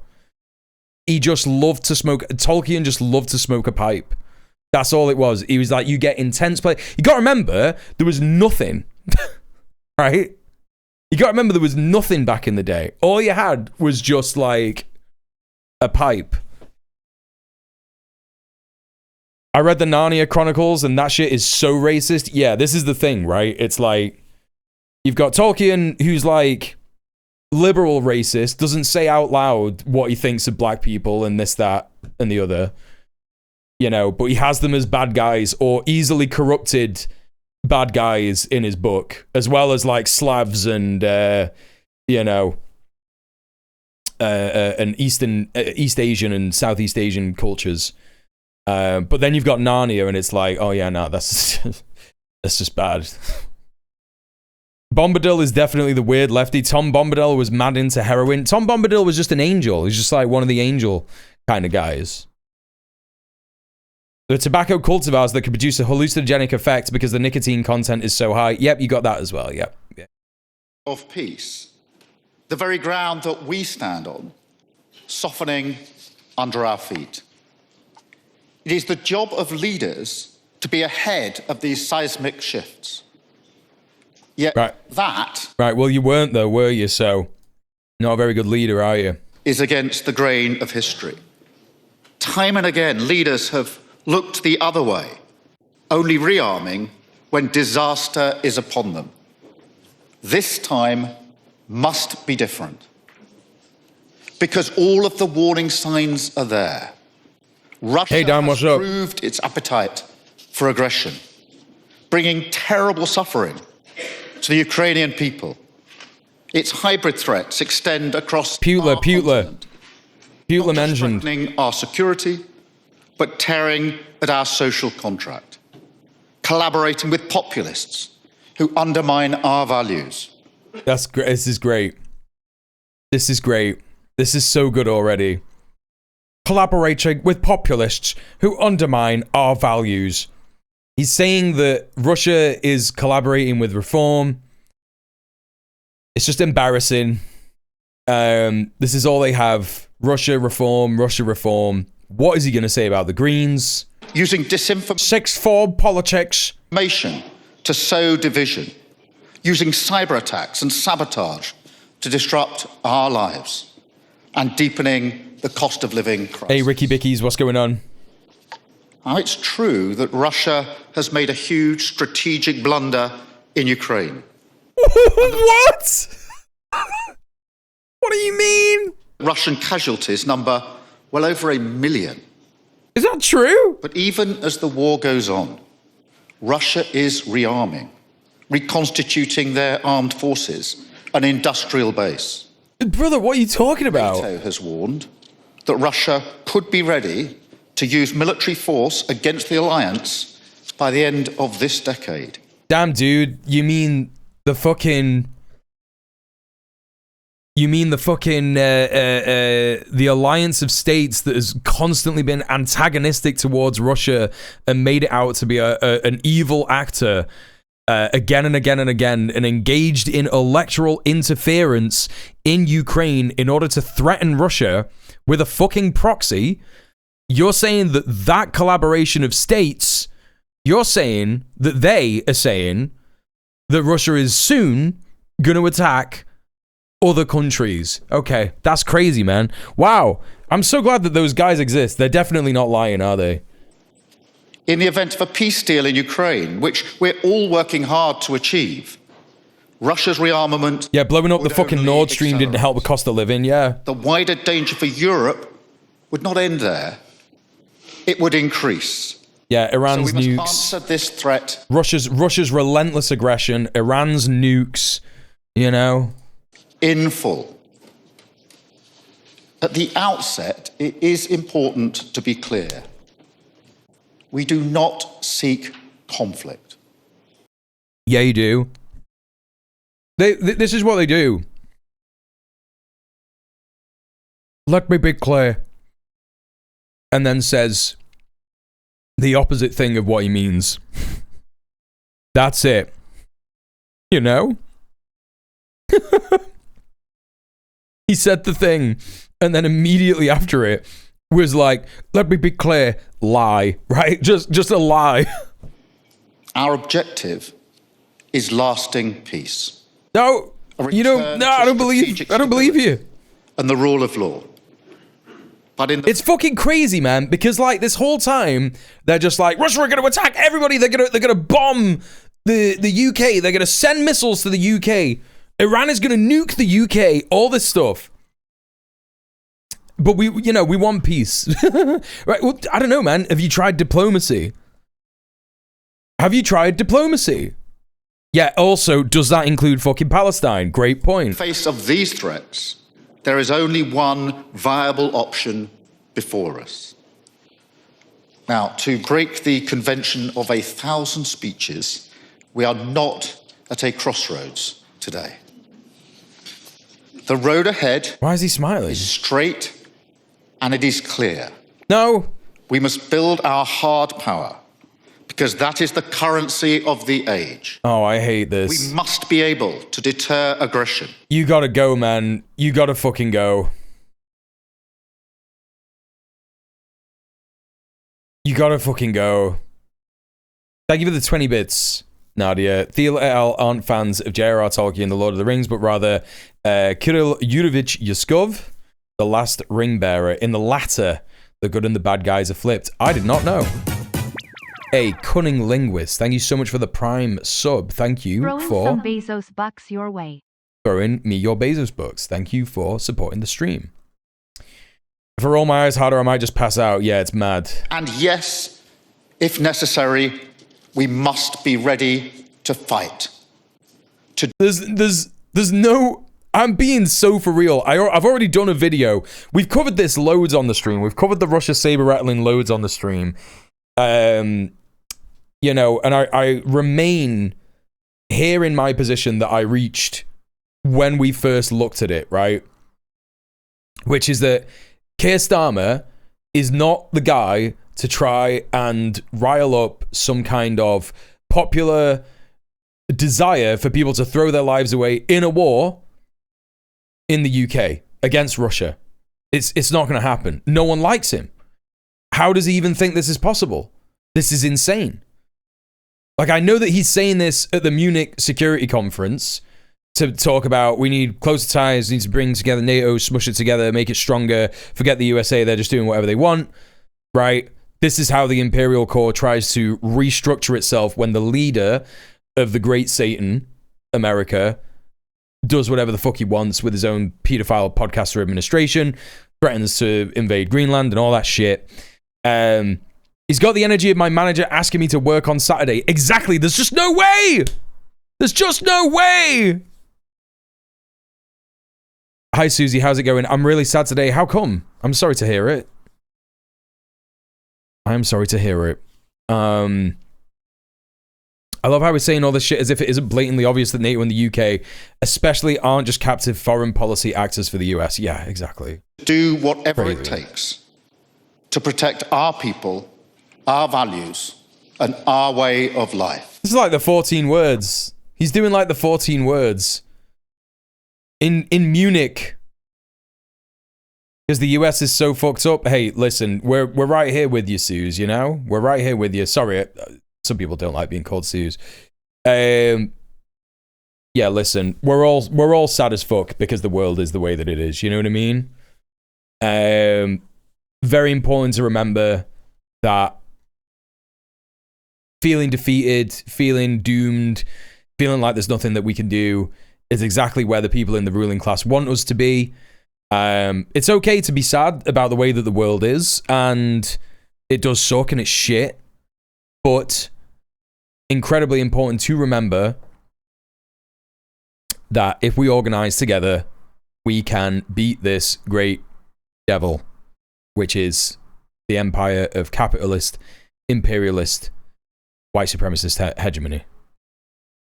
So, yes, I know it's very sad, but hopefully the community here, knowing that there's an amount of people here, an amount of people in all the different communities that you're part of, because I know that you're in Marx's community and a bunch of other people's communities as well. There's loads of us. There's loads of us who are fucking fed up of this shit, you know? So I'm sending you a lot of love. But I believe that we will win if we organize, you know? I have a friend who is suicidal. Oh yeah, no, that fucking sucks. Yeah. No, yeah, you gotta try and be there for your friend, 100%. 100 fucking %. Yeah, I'm sorry, that fucking sucks, honestly. And as Europe, we must stand on our own 2 feet. Now that means being bolder. It means putting away petty politics and short-term concerns. It means acting together to build a stronger Europe and a more European NATO, underpinned by deeper links between the UK and the EU, across defence, industry, tech, politics, and the wider economy. Because these are the foundations on which our security and prosperity will rest. This is how we'll build a better future for our continent, true to the vibrant, free and diverse societies that we represent, showing... It's so crazy that in Parliament the other day, he was like, don't worry, we're going to deport loads of foreigners. And he's out here like, we've got an amazing, wonderful, diverse community. It really is just like, this is just the end point of neoliberalism, innit? You know, the end point of neoliberalism is like, get all those nasty foreigners out, but also, we've got a really, really good, diverse community. What are you talking about, bro? What the fuck are you on about? What do you mean? Like, you can't have that, and it's not how it works. Look different to each other can live peacefully together. Right, so why are you deporting people at an unprecedented rate in this fucking country? That this isn't against the tenor of our times. He's talking about the variety of white Europeans, right, exactly. That's probably it. It's what makes us strong, as we're prepared to defend it with everything that we have. Now, we are not the Britain of the Brexit years anymore. What does he mean by this? This is the bit that person was talking about. What does he mean we're not the Britain of the Brexit years anymore? What does that mean, chat? What does that mean? Is he gonna say a nation divided?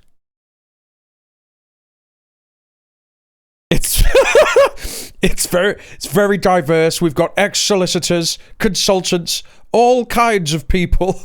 We know. Why is he getting applause for that? Is everyone going to think that we're going to rejoin the EU now? This is mental. This is absolutely mental. And that is because we know that in a dangerous world, we would not take control by turning inward. We would surrender it. I think Susie's just talking about how horrible politics is in America, fire on fire, you know? I think that's what it is. And I won't let that happen. That's why I devote time as Prime Minister to Britain's leadership on the world stage.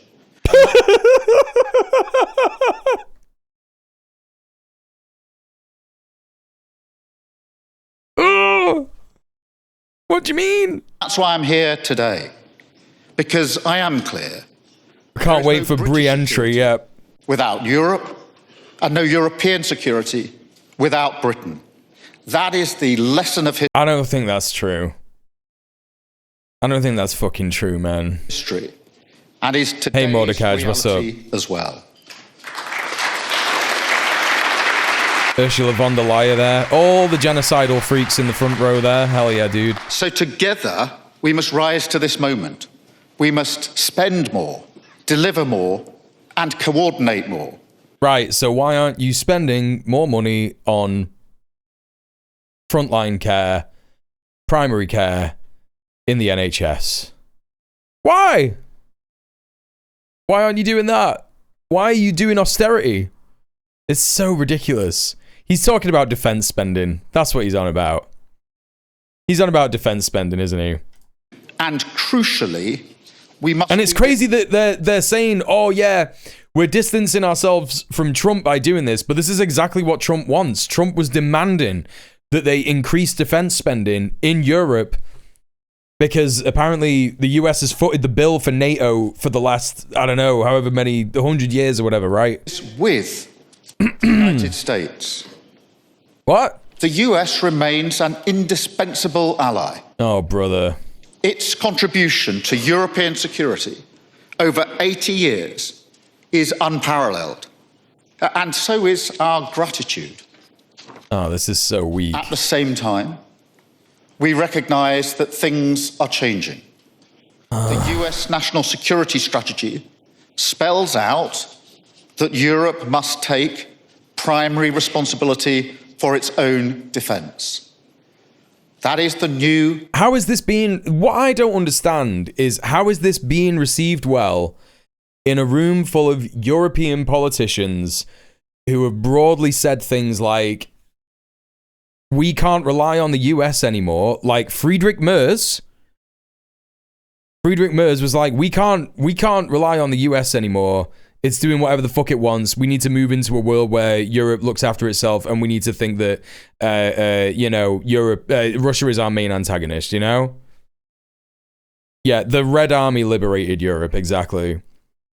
That's why I think all the transatlantic beefing is just theatrics. I do think that there is some element in truth to it. Starmer literally just said that the US strategy spells out that Europe has to take care of itself. Yeah. Yeah, he's evoking America as the authority. That's what I'm saying, Soph. Like, why is he saying this on this stage full of European politicians who have said the opposite? Right? Macron knows what's up. He's saying we need to forget about the USA. Friedrich Merz is saying we need to forget about the USA. I'm trying to think of others. Denmark, obviously, whoever's in charge of Denmark, I don't know that person. Pedro Sanchez probably isn't even there. He's just doing his own shit. He's coordinating with Latin America now. You know, it's such a completely bizarre. It's just so bizarre. Normal. That is the new normal. He said that's the new normal. Of thoughtful interventions about what this means, including the argument that we're at a moment of rupture. Forget about America. Do exactly what they say. Now, I would agree that the world has changed fundamentally and that we must find new ways. He is being a bit of a fanny about it, yeah. And the rule of law.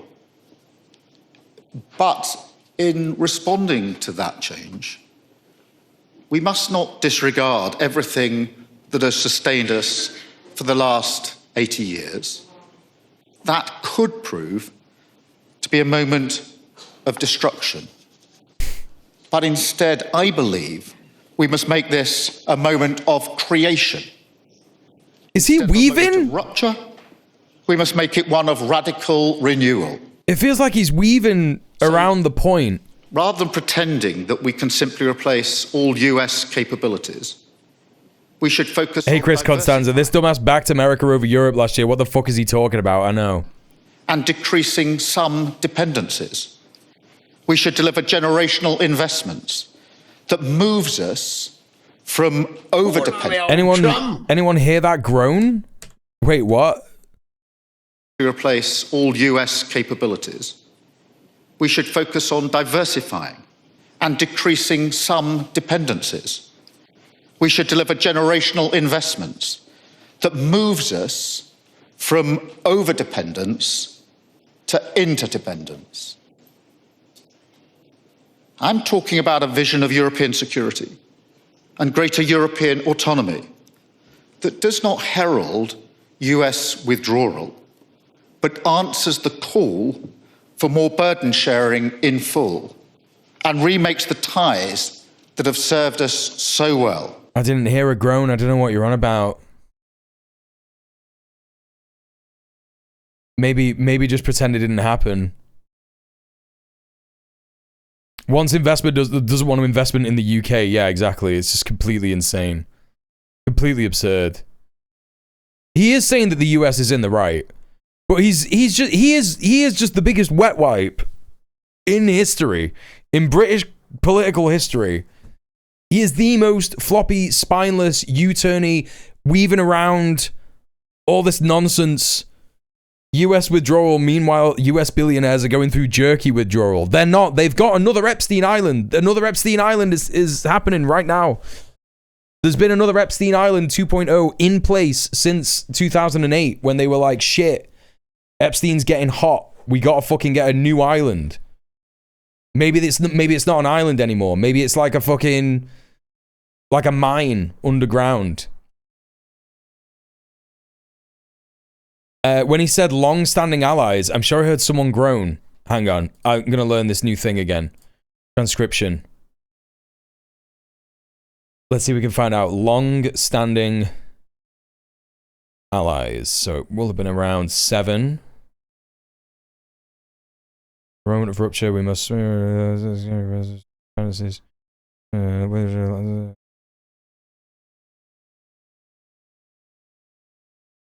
centuries. I missed it. Long-standing allies.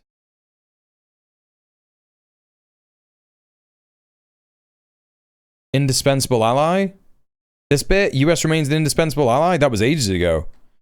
Remember when he said he was a Corbynite when elected leader of Labour? Oh yeah, I remember it very well. I didn't believe him then. I didn't believe him then. Okay. Maybe someone did groan. Maybe they did. I'm not sure. Because we know the value of what we have.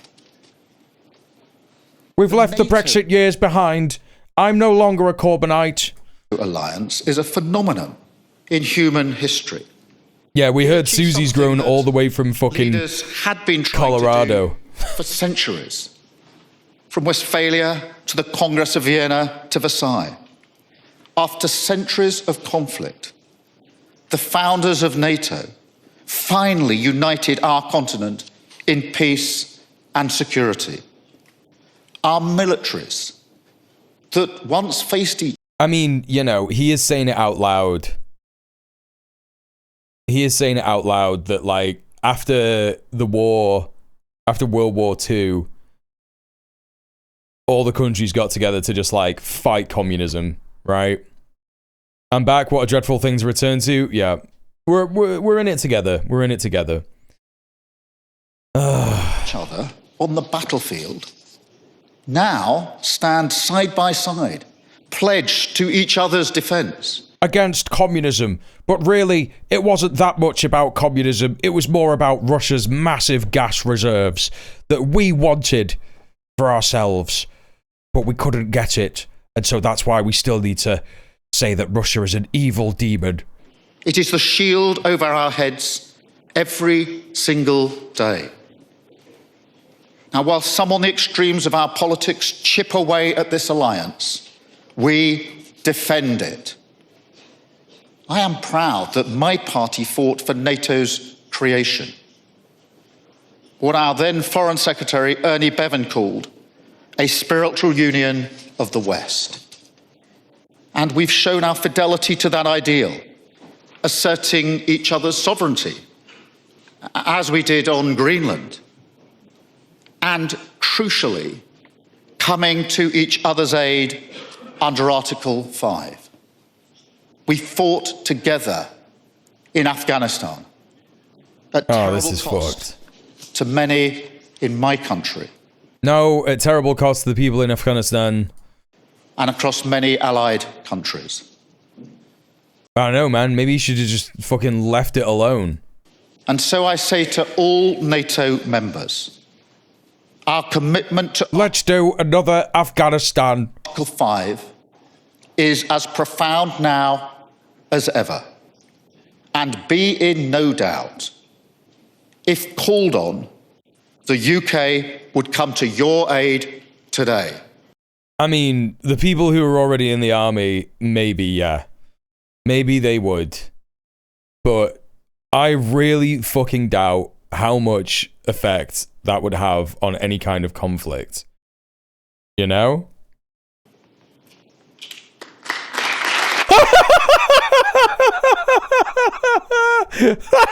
Okay, let's have this again. If called on, the UK would come to your aid today. Silence.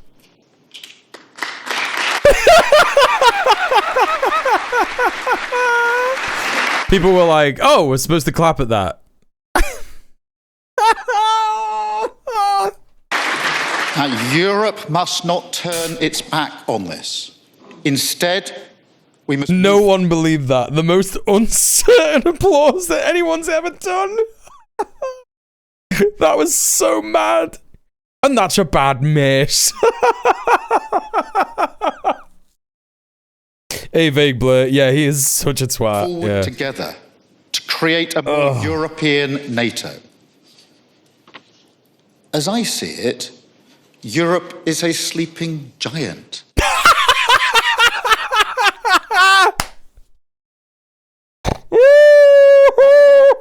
Oh, the way he said that was crazy, man. The way he said that. As I see it, Europe is a sleeping giant. Our economies dwarf Russia's more than 10 times over. We have huge... Bro, there's like... What do you mean? What do you mean? Our economies dwarf Russia's more than 10 times over. There are 43 countries in Europe, man. What are you talking about? Did he write that? I don't know. I don't even know. Huge defense capabilities. Yet, too often, this adds up to less than the sum of it. It could be anyone, couldn't it? It could be anyone writing this fucking speech for him. It could be fucking Morgan McSweeney. Could be unofficially supporting him still. Who knows?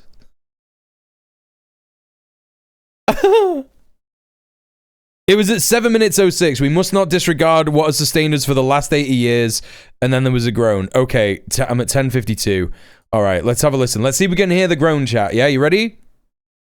Responding to that change, we must not disregard everything that has sustained us for the last 80 years. That could prove... It's just someone chatting. It's just someone saying that they're just speaking over him. I don't think that was like a groan. I don't think that was someone going, oh.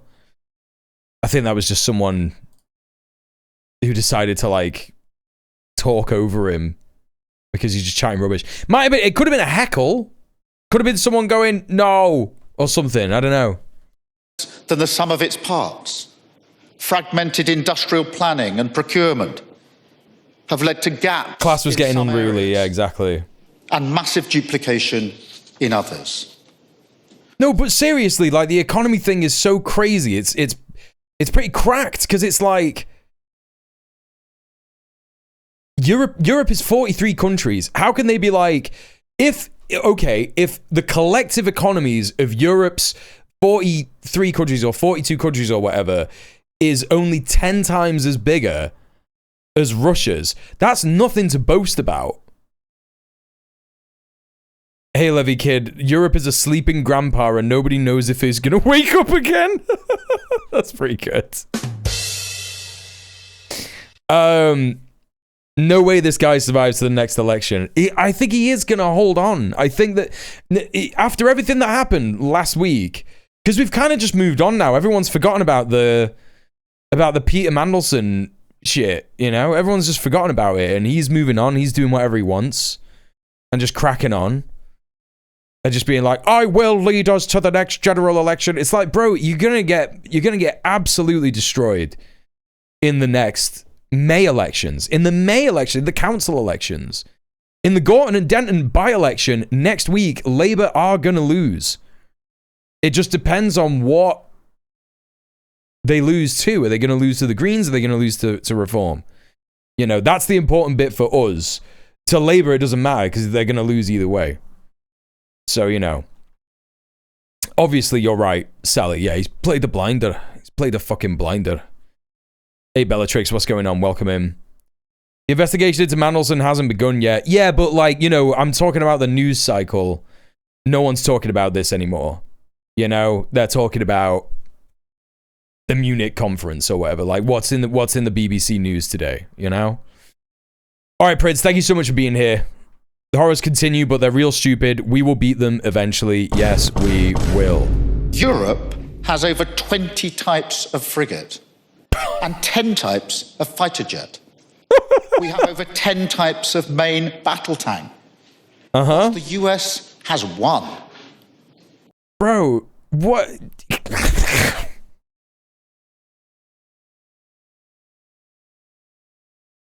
What is this, bro? What is this? Oh. He's making a dog's dinner of it, yeah. We've got 20 types of frigate.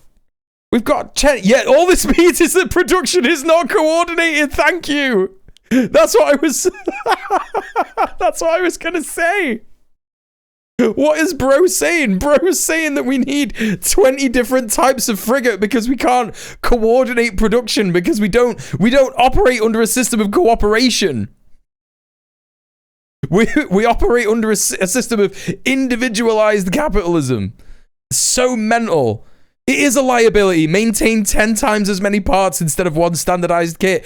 Yes, if he wanted to have an own on the fucking, on the USA, he could say that USA parts break down all the time and are really bad. But he couldn't do that because the US supplies our fucking nuclear deterrent, the Trident fucking submarine shit, and it doesn't work.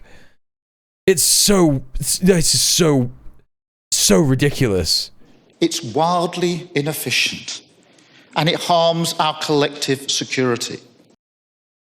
But he did say it anyway, bro. We get... Oh my God. How does anyone in this room think that he's playing a blinder here? Kistam has played the blinder. What he's doing is he's pretending to be really stupid on defense, but what's going to happen is tomorrow he's going to invade Russia. That's what's going to happen. That's what's going to happen.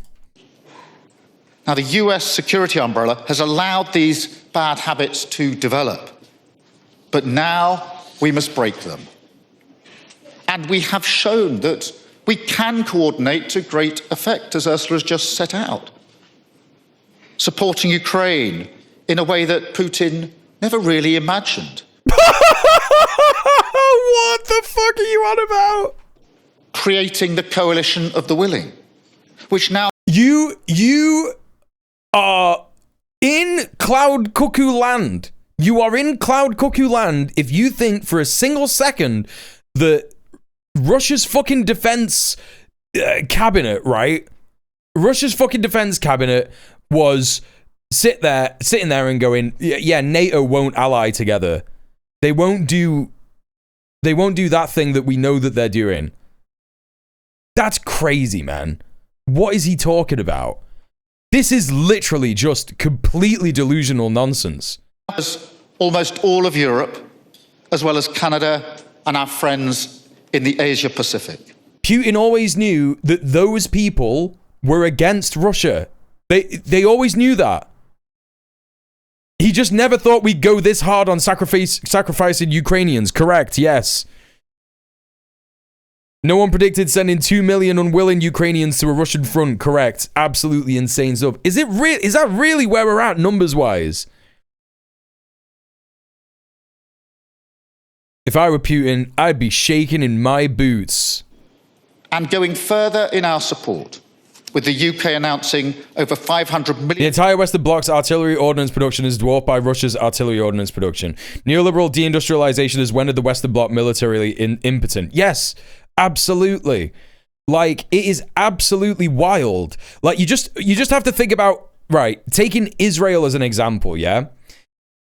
Israel went head-to-head with Iran, got absolutely fucking murked, completely overpowered, even with US top technology in military defense, right? Defense and production and shit like that. It has now, during an economic crisis, said that we need to start developing our own military equipment. We need to start doing it ourselves, yeah? They got Charlie murked. It was so bad. That's right. That's right. And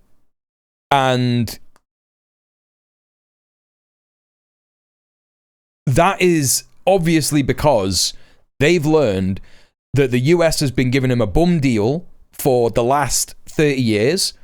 All the equipment that it said that it was selling them just doesn't work. It's terrible. It doesn't fucking work.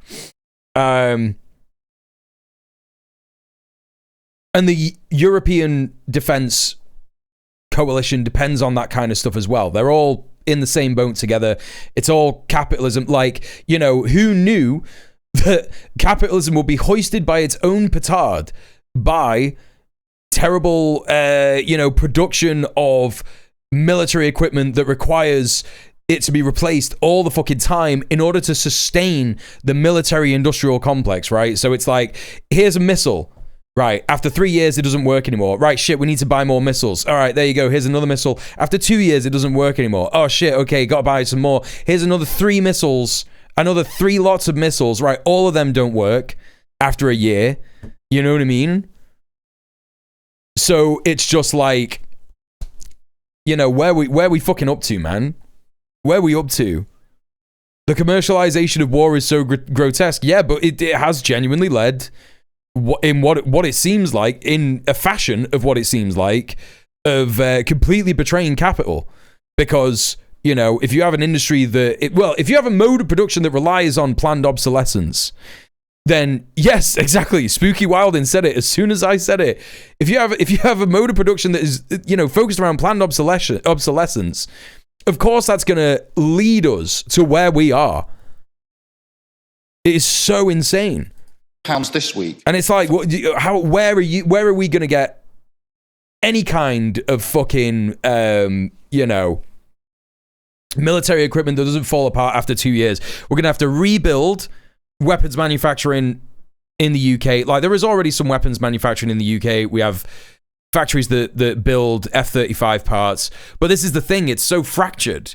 It's completely spread across all of Europe. It's why, like, you know, when the government has been challenged on the F-35 fighter jet parts that it is sending to Israel during the course of the genocide in Gaza, they've said, oh, well, we just make the F-35 parts. They go to F-35 parts all over the world.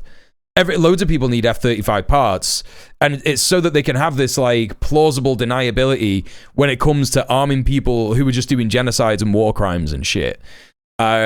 You know, it's why Elbit Systems constantly says we don't supply Israel with weapons, but then when you go on its fucking website, it says it's the #1 supplier of weapons to Israel. Like, it's all fractured. It's, you know, it's literally like Nadia says, there is no, you know, coherent manufacturing of weapons to build up that shit and for defense in the UK. You know? Yeah, perhaps nobody that they're selling F-35 parts to should get them. Artillery ordnance is very akin to oversized bullets for oversized guns. It's basically like manufacturing bullets to be fired rapid fire.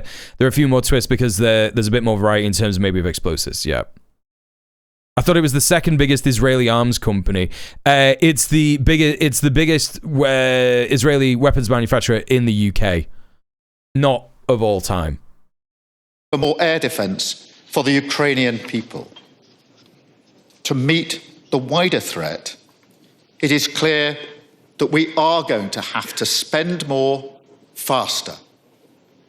And we've shown our collective intent in this regard as well, with the historic agreement to increase spending to 5% on security and defence. That's just what the USA told you to do.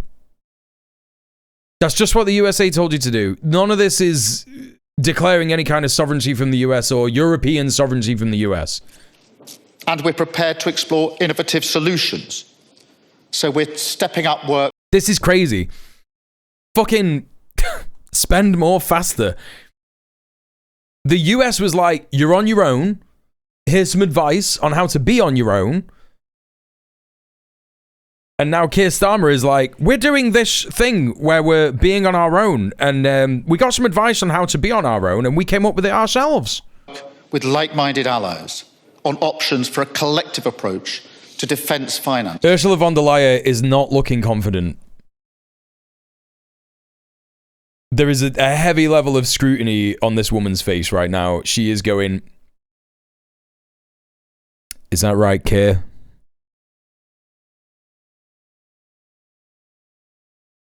Is that right? I think that she has a better idea of where Europe is at, you know, than Keir Starmer. And she's there just going like, this guy's chatting rubbish. To help accelerate this vital investment. And as we increase spending, we must use it to its full potential.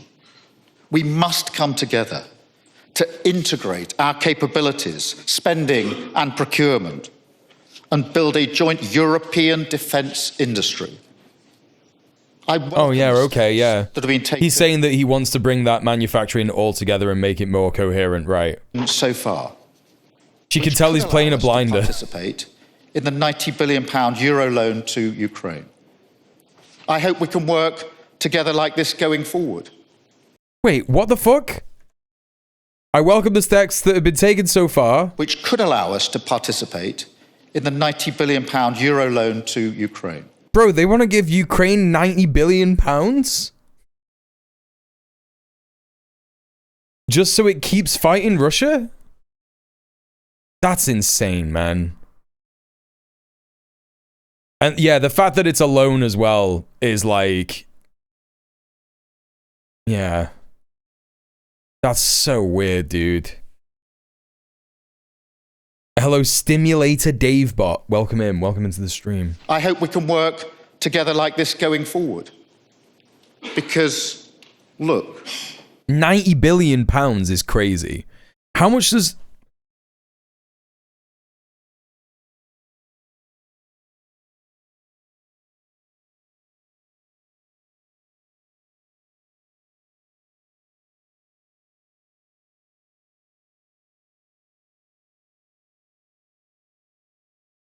In 2024, U.S. military aid to Israel soared to its highest level in decades during Israel's... How much aid does Israel receive? So this is since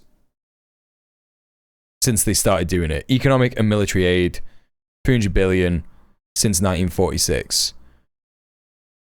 They want to give 90 billion, which is like, that would be here.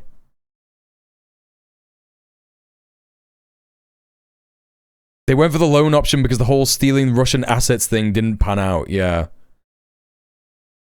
This is so weird. They plan to make Russia repay the loan in a peace deal. They're not gonna agree to that. That's not gonna be agreed. This is crazy. This is so insane. Okay, $3.8 billion per year through to 2028. And 500 million a year for missile defense. $3.8 billion is like 3.3 billion pounds. So they want to do 30 Israels. They want to make Ukraine 30 Israels. That's so weird, dude. That's so completely mental. The logic of defence is solidarity and collective effort, not market access. In a crisis, hey Randomino, what is that in 9/11s? Well, that's the thing, right? Well, that's the thing. Blowback to something of this degree is no, exactly, Mordecai. That's why I made the Israel reference. Zelensky said he wanted to be the European Israel, yeah. The blowback to something like this, these people aren't planning ahead. They're not planning ahead. It is so completely insane to be doing this shit. It is just so completely absurd. How many 9/11s will we get for that? This will accelerate the amount of 9/11s that happen in Europe to an insane degree. It's just like, what the fuck is going on?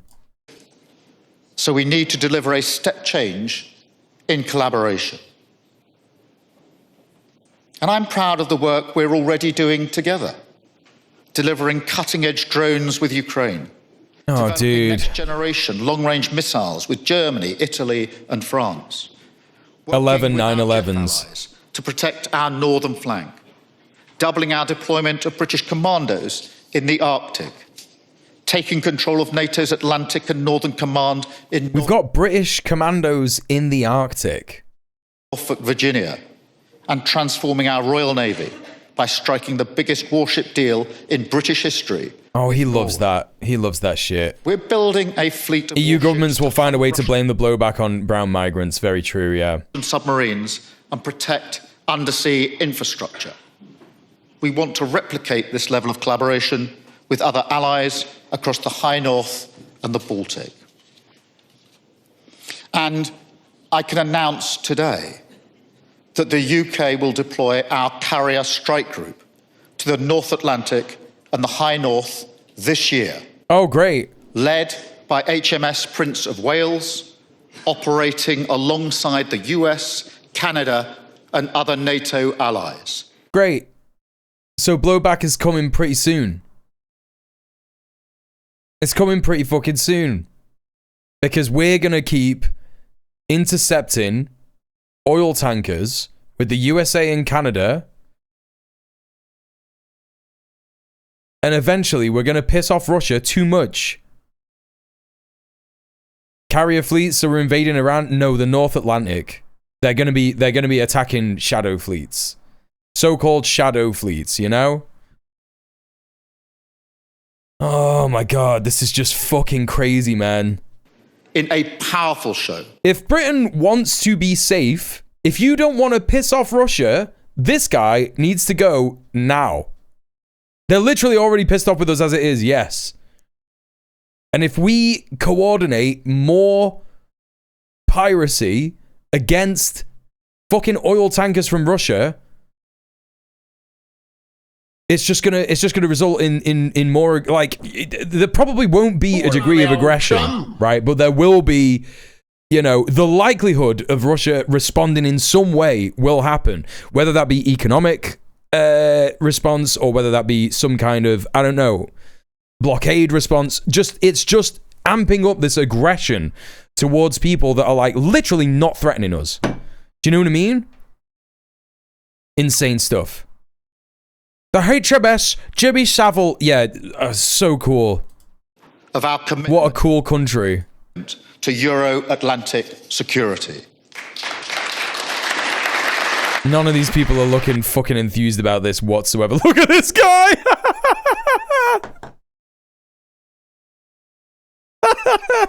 Computer enhance.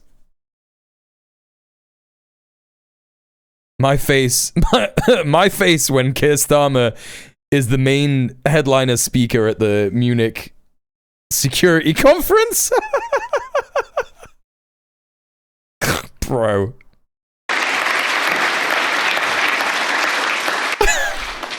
That is also why we're enhancing our nuclear cooperation with France. Oh, no.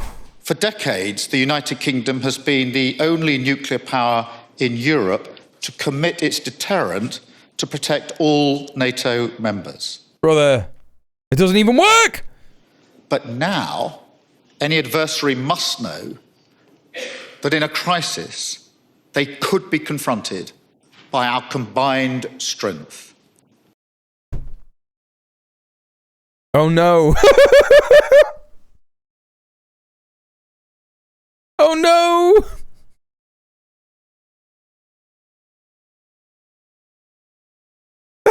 Sorry, that's just so funny. Sorry, that's just really funny. He's like,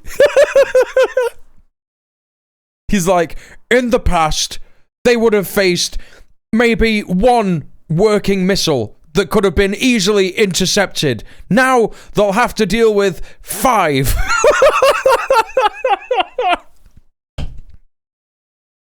It's just so mad. It shows beyond doubt how vital it is that we work together. So we must also look at what more we can do with the EU. We must go beyond the historic steps that we took at last year's UK-EU summit to build the formidable productive power and innovative strength that we need. British companies already account for over a quarter of the continent's defence industrial base. That's bad. That's terrible. A quarter of... did he say a quarter of our economy? British companies, a quarter... Wait, what? A quarter of the continent's defence industrial base. That's terrible. That's terrible. None of that. He should have left that out. What's the stock market looking like today? Let's have a look at the stock market, chat. Uh-huh. Yeah. Let's have a look. Where's defense? Wait, hang on. Where's the British one? Which one's the British one again? I can't remember. World. Okay. United Kingdom. RLX. It is crazy just how small ours is compared to America's. Klarna. Genius Sports. Can we get like a... What is this? Will's Tower. What? I can't tell if these are like... ARM Holdings, PLC. I assume those are ARM production companies. Shell, Amazon. Oh, AstraZeneca, HSBC, Lind, Unilever, Barclays, Lloyds Banking, BP. Hard to tell. Novocure.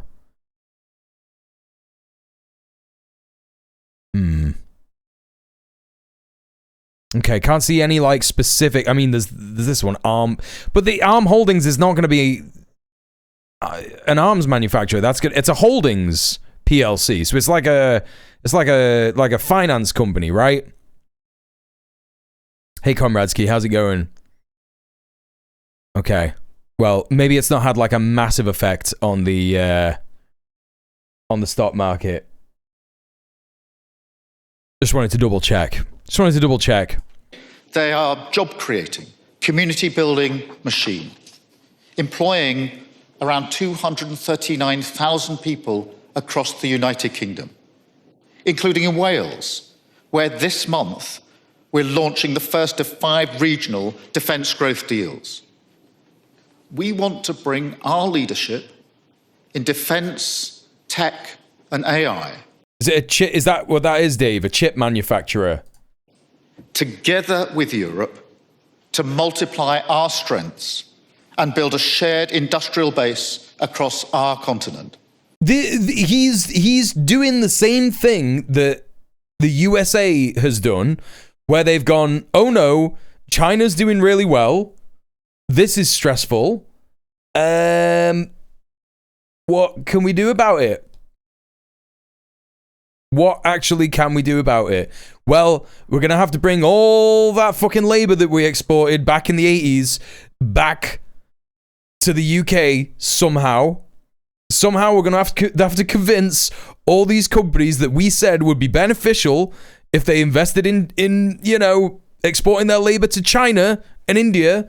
We have to somehow convert them to coming back to the UK, where they'll have to pay, you know, pay their workers a bit more,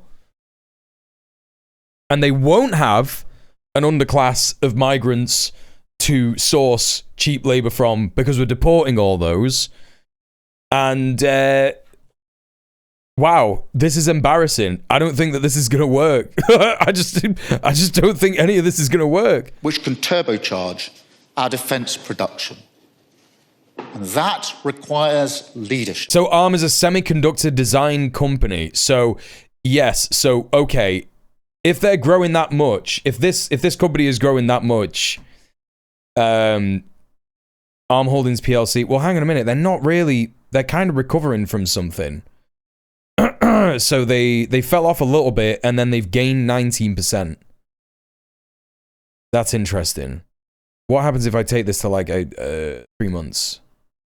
Oh, okay. So they're recovering from a 50% loss, and then maybe like if I take it to a year.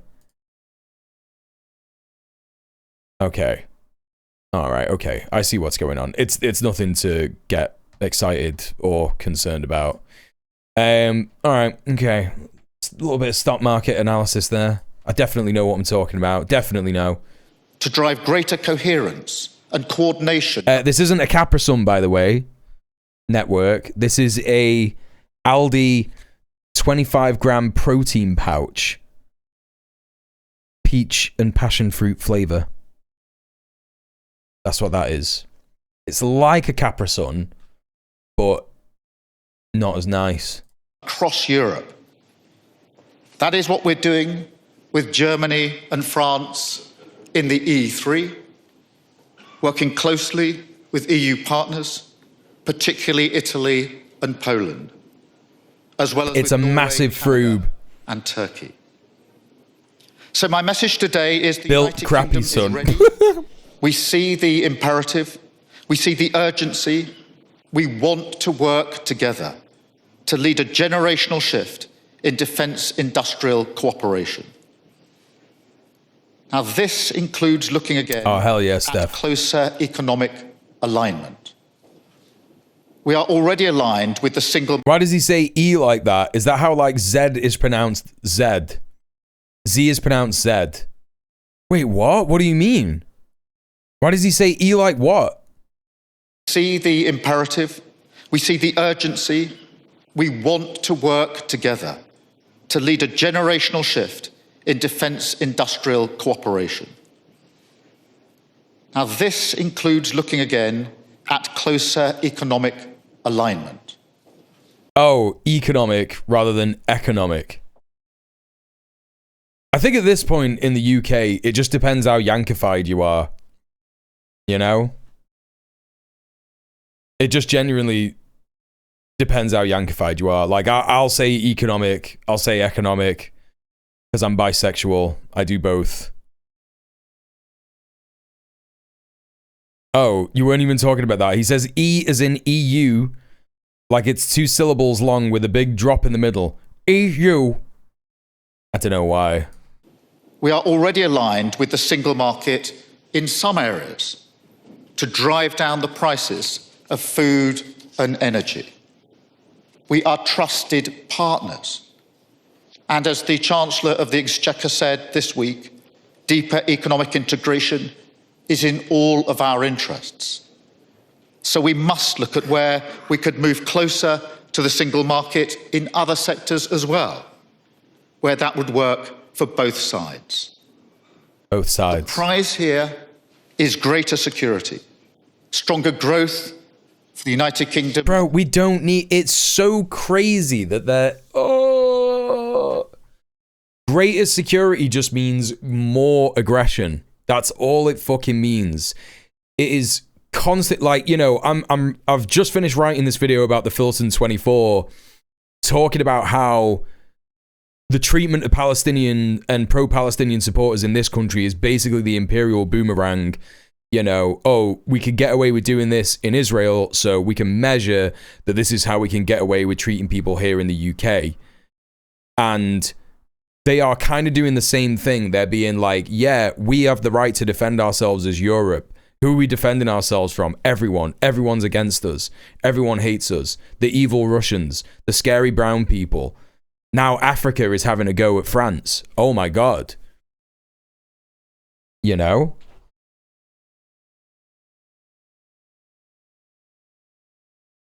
It's just Europe has the right to defend itself. When they talk about security, they're just like, yeah, but they're talking about aggression, about doing aggression to other nations, other sovereign states. And the EU, which will fuel increased defence spending, and the chance to place the UK at the centre of a wave of European industrial renewal. How can you do that? How can you do that, dude? How could you possibly do that when we have alienated Europe time and time again with Brexit? And also, I'm not being funny yet. I'm no Brexiteer, but the British people voted for Brexit. We don't want to do it again. It's a really annoying fucking thing to have to talk about. Yes, why would the EU want to place the UK at the centre of that? He's talking like Trump, and he thinks that Britain is as powerful as the USA. It's so insane. It's so completely insane. Oh my God. Understand the politics very well. It will mean trade-offs, but the status quo is not fit for purpose. Yeah, we fucking know that. And to me, there's no question where the national interest lies. And I will always fight for what's best for my country. I started today talking about... He's got Trump derangement syndrome, yeah. Like delaying action or fragmenting our efforts. But there's something else. Oh. In the 1930s, leaders were too slow to level with the public about the fundamental shift in mindset that was required. So we must work harder today to build consent for the decisions we must take to keep us safe. Because if we don't, the peddlers of easy answers are ready. This is so, bro, this is so left field for all of these people listening. For all of these people listening, they're like, what the fuck are you talking about? In our country, right? So what he's doing now, what he's doing now is he's bringing in the criticism against the Greens and reform, He's awkwardly smudged this into his big defense speech at the Munich Defense Summit, where he's now trying to project the issues that the UK has, arguably as a result of Brexit, right? So it's not an issue that the other places in Europe have, there's similar stuff going on all over Europe. People are tired of capitalism. There's already like a progressive Nouveau Front Populaire in France. They're at the point where the president is not allowing them to form a government, in Germany, they're just being a bit more repressive. They're doing more and more austerity. They're probably going to have a fucking fascist government next year or at the end of this year, whenever their elections are. Hopefully not. I'm not saying that with any glee or anything. It just appears that the AfD are making a lot of fucking progress over there, while there's not really a real alternative yet in the left-wing parties, Like Die Linke is not offering like a great alternative. The Greens are supposedly really bad in Germany. Italy is already ran by a fascist. Obviously, there is more progress happening in Italy amongst the working class, rising up against fascism, building worker power and shit like that. But he's just projecting I guess that this is the point of the conference. It's a bunch of liberals coming together and talking about what are we gonna do, right? What are we gonna do? Are we gonna fucking fight, the populist narratives of the extreme left and the extreme right? How are we gonna do that? But it's crazy that it's so crazy that he's referring to 1930s Germany. He's referring to Weimar Germany while he's in Munich. While he is appeasing the fascists of our time, like the Hitlers of our time. The Hitlers of our time, like fucking Netanyahu. The Hitlers of our time, like Donald fucking Trump. And he is doing the appeasement. He is the Chamberlain of our time. He's like, yep, we will keep funding and supporting Israel because they provide a great buffer against any kind of sovereignty for countries in the Middle East, which means that we would have to do, diplomacy with them, right? We must continue to fund the fascist USA because they provide a buffer against communist China, which is growing in popularity and shit like that. And it's just like, bro, you are the Neville Chamberlain of our time, and you are speaking in Munich to the people who are running the Weimar Germany of our time. It's so completely mad that he's bringing this up here. Listen, Euro babies, only I know how to ride this war daddy machine. And right. And they will offer their solutions. The party I'm in is anti-NATO, Mr. Keith. What now? Yeah, exactly. It's striking that the different ends... Wait, did he not even say extreme left and right? Oh, okay. Easy answers are ready on the extremes of left and right, and they will offer their solutions instead. It's striking that the different ends of the spectrum share so much. Soft on Russia, weak on NATO. What are you on about? What are you talking about, bro? If not outright opposed, and determined to sacrifice the relationship we need on the altar of their ideology. Both sides. Is one of division and then capitulation. No, brother. No one on the left is saying that we should be divided. That's not what's happening. The lamps would go out across Europe once again. But we will not let that happen.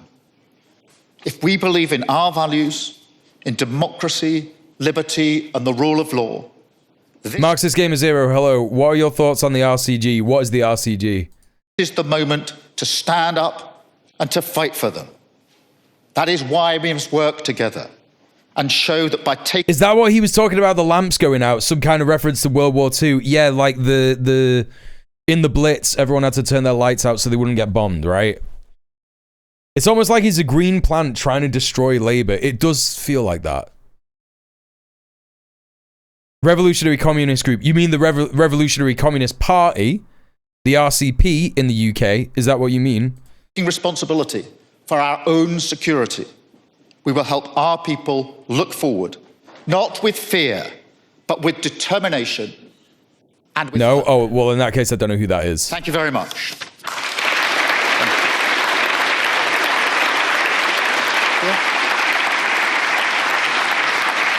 Thank you very much.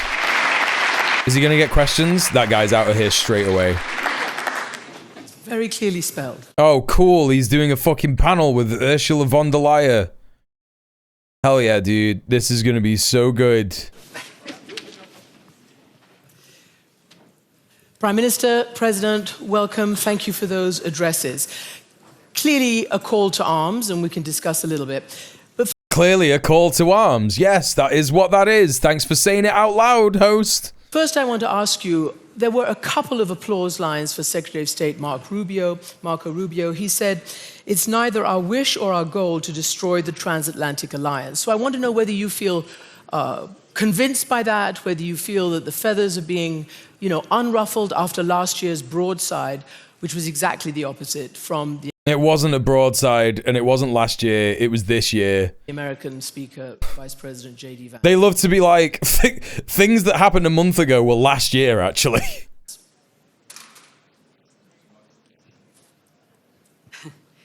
So, I was very much reassured by the speaker. That's right, Randomino, yeah. We know him. He's a good friend, a strong ally. That's bad. You're talking about a fascist, Ursula. You're talking about a outright fascist piece of shit, imperialist scumbag who loves genocide. But then again, so are you. So there you go. Indeed, this was for me very reassuring to listen to him. We know that in the administration, some have a harsher tone on these topics, but the Secretary of State was very clear. He said, we want a strong... Applause lines for Rubio were all for the continued colonial exploitation of the global south of the superior values of white imperial civilization, yes. Europe in the alliance. And this is what we are working for intensively in the European Union. Yo, here we go, it's happening. He's here.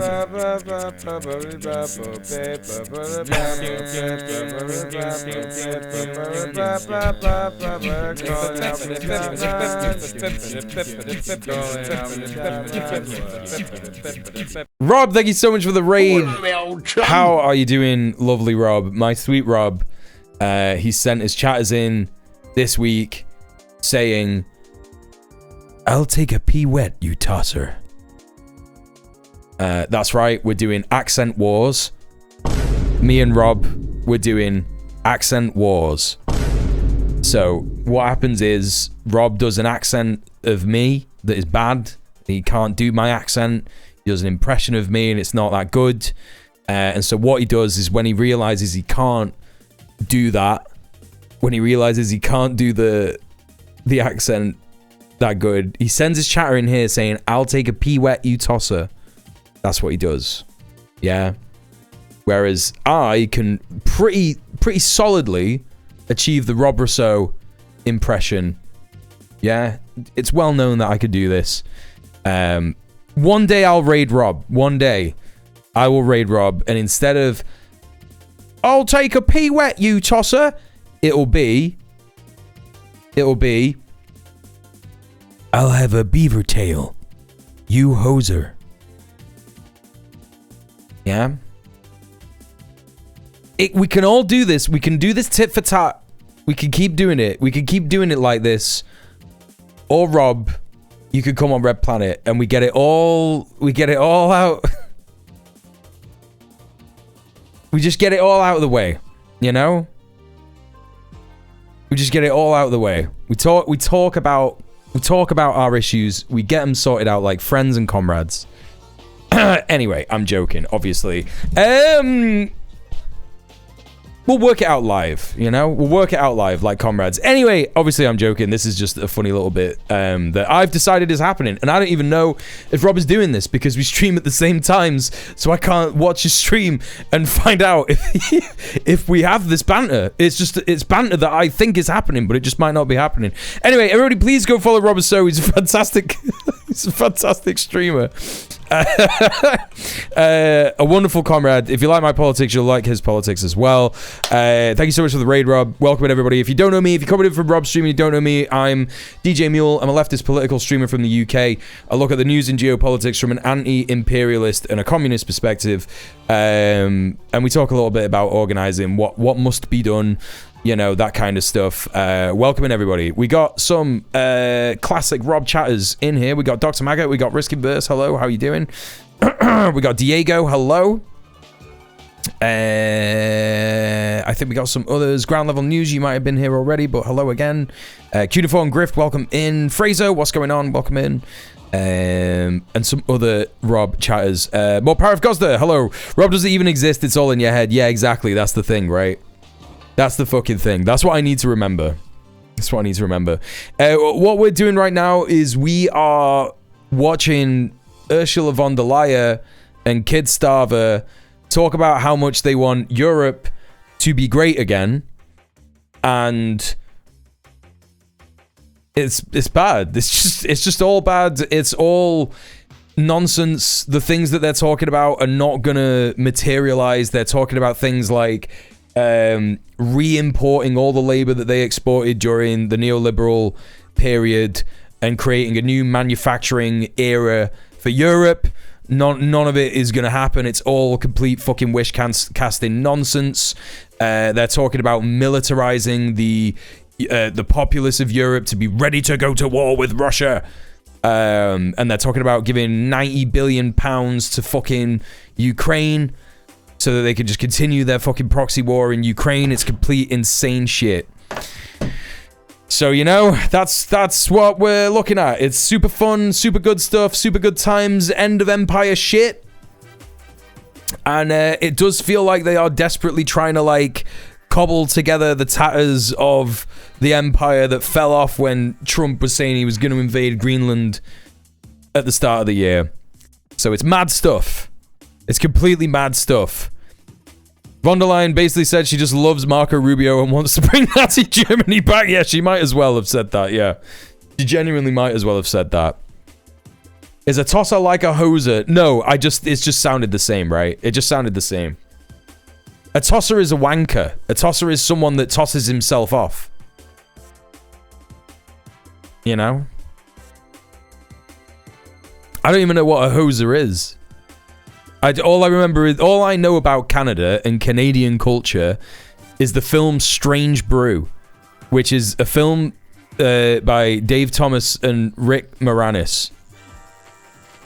And it's about their characters, Bob and Doug, from the Great White North Canadian Saturday Night Live show, or whatever the fuck it was that they did.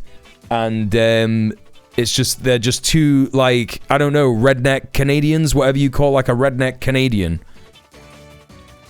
I'm Canadian myself, and I don't know what a hoser is. Exactly. Who knows? It's a person that hoses off the... Is that what it is? The Pathogen 7 says, required Canadian content buried on Sunday. Too Old for Twitch says, a hoser is the person that hoses off the ice between hockey periods. That's the most Canadian insult ever. No, yeah, Bob and Doug called each other hosers all the time, yeah. Yeah. And I love that Steph is like an Albertan, because what Steph has learned this from another Canadian. She has said, what is a hoser? And another Canadian has gone, an Albertan. Oh, God. One who reads, how you doing? It's a Hamlet in Canada. Strange Brew is Hamlet? Is that right? No way. That's crazy. Strange Brew is great. Alberta is the place that the Great White North is based in. Oh, I'm with you. Yeah. Oh, you said no. What is a Canadian redneck? An Albertan. Right. Got you. There you go. You got it. Canadians call Coke Pop. Yeah, they get that from us. Any kind of... well, you see... Are you ready for this? We call stuff like Coke what yous would call sodas. Are you ready for this? Fizzy drinks.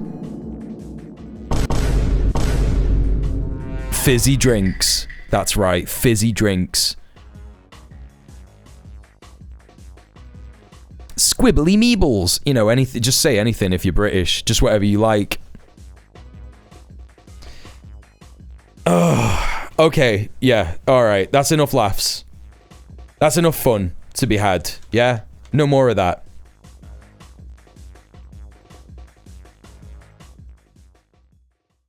Get us a fizzy drink. All right. It's time to dive back into hell. It's time to dive directly back into the mouth of hell, chat. Let's go. Hell yeah. This is so good. Isn't existence fun? We have to be an independent Europe, not a Europe that is leaning on someone, but a Europe that is going forward with friends and allies together, facing the challenges that are out there.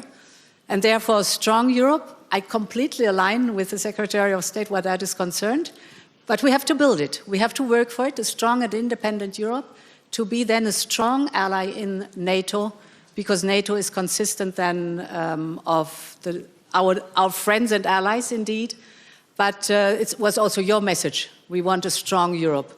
And this is, I think, the message of today, which reflected and was echoed very much in the speech of the Secretary of State. I thought the Secretary of State's speech was consistent with the argument that Ursula made in her remarks a moment ago and the argument I'm making. I think it's really clear, though, that we shouldn't get in the warm bath of complacency and think that therefore... I hate when they say words like the warm bath of complacency. I don't want to think about you getting into any baths, my guy. No fucking baths, please. Or all we're really doing is reasserting the continuation of what we've had for the last 80 years. That would be a mistake. Hey, Nappers, what's up? A particular mistake for Europe, because my strong view is that Europe hasn't done enough in its own defence and security. Whenever I say something that people don't understand, I just go, oh, sorry, just a bit of cheeky British slang I picked up. Pay it no mind. Yeah, that's the way to do it. For many years. And the conflict in Ukraine has flushed that out, shown it to be the reality. Wait. What are you saying? Is that Europe hasn't done enough in its own defence and security for many years. And the conflict in Ukraine has flushed that out. They are saying it openly. We egged Ukraine on in many ways, in many disgusting and horrible, undemocratic ways. We interfered in their elections. We turned them into aggressive, fucking hard-right fascists who, some of whom worship a fucking literal Nazi. We pushed them towards Russia. They have a war with Russia now. Russia invaded to try and stop the aggression against it.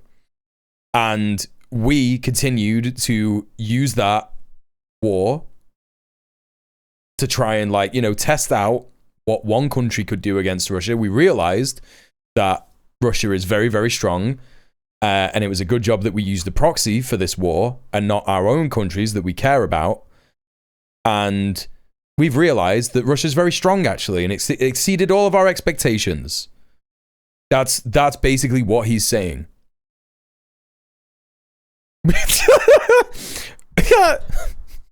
I love what people are saying in the chat. Grandpa Simpson, we mustn't grill the cheeseburger of complacency with the lettuce of antipathy and the ketchup of confusion. Sophie with the, we mustn't put on the slippers of comfort. We must not tuck ourselves in and have Papa check in the cupboard for monsters, nor under the bed.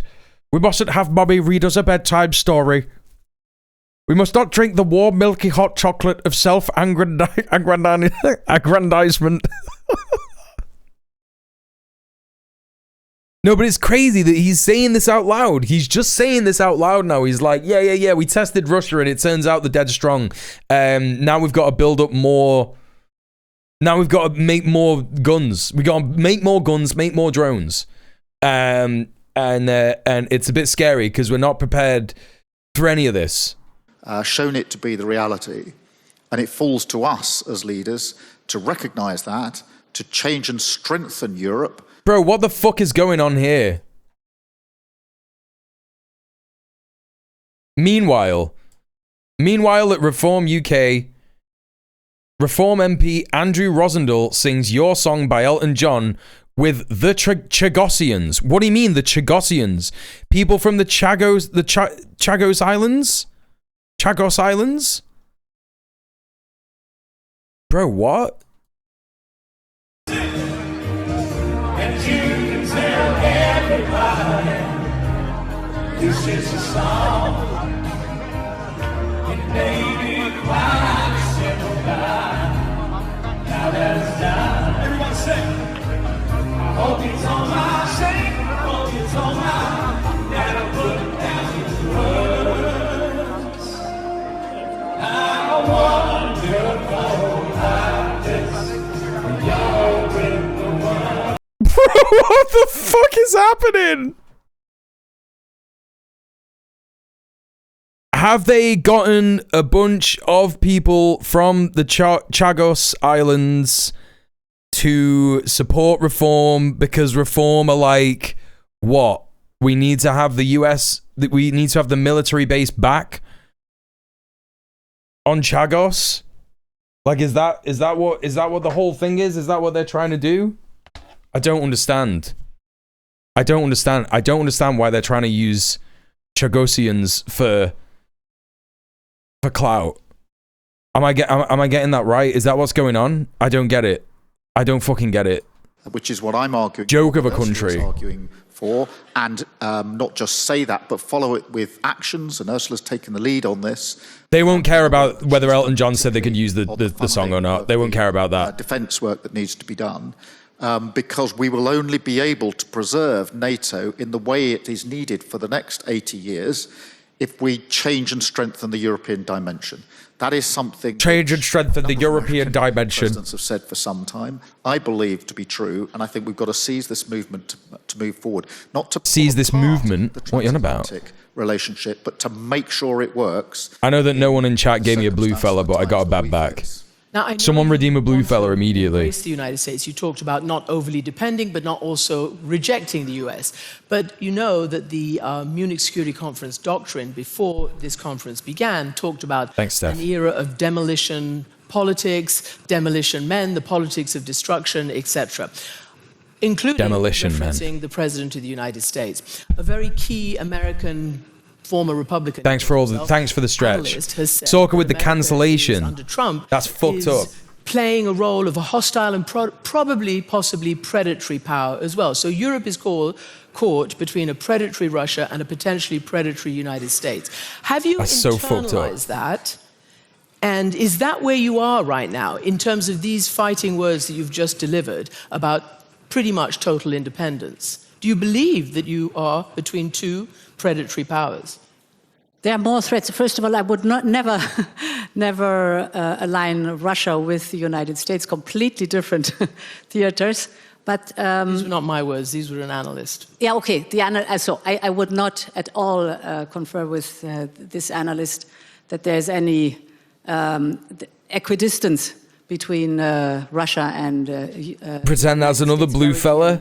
But of course, the European Union is challenged. It's okay. The stretch is doing me good. That are outreaching much more than they used to, and many other threats. And Russia is a real threat to us. Why? How? Why? So they never expect. Like, it's so crazy that they say this all the time, and it's so deeply fucking annoying. It's like how. If they were ever questioned on it, they would just say it's because they invaded Ukraine. And then if you were to say, why do you think they invaded Ukraine? They would be like, oh, because Russia just loves to invade countries. It's what it does famously all over the world.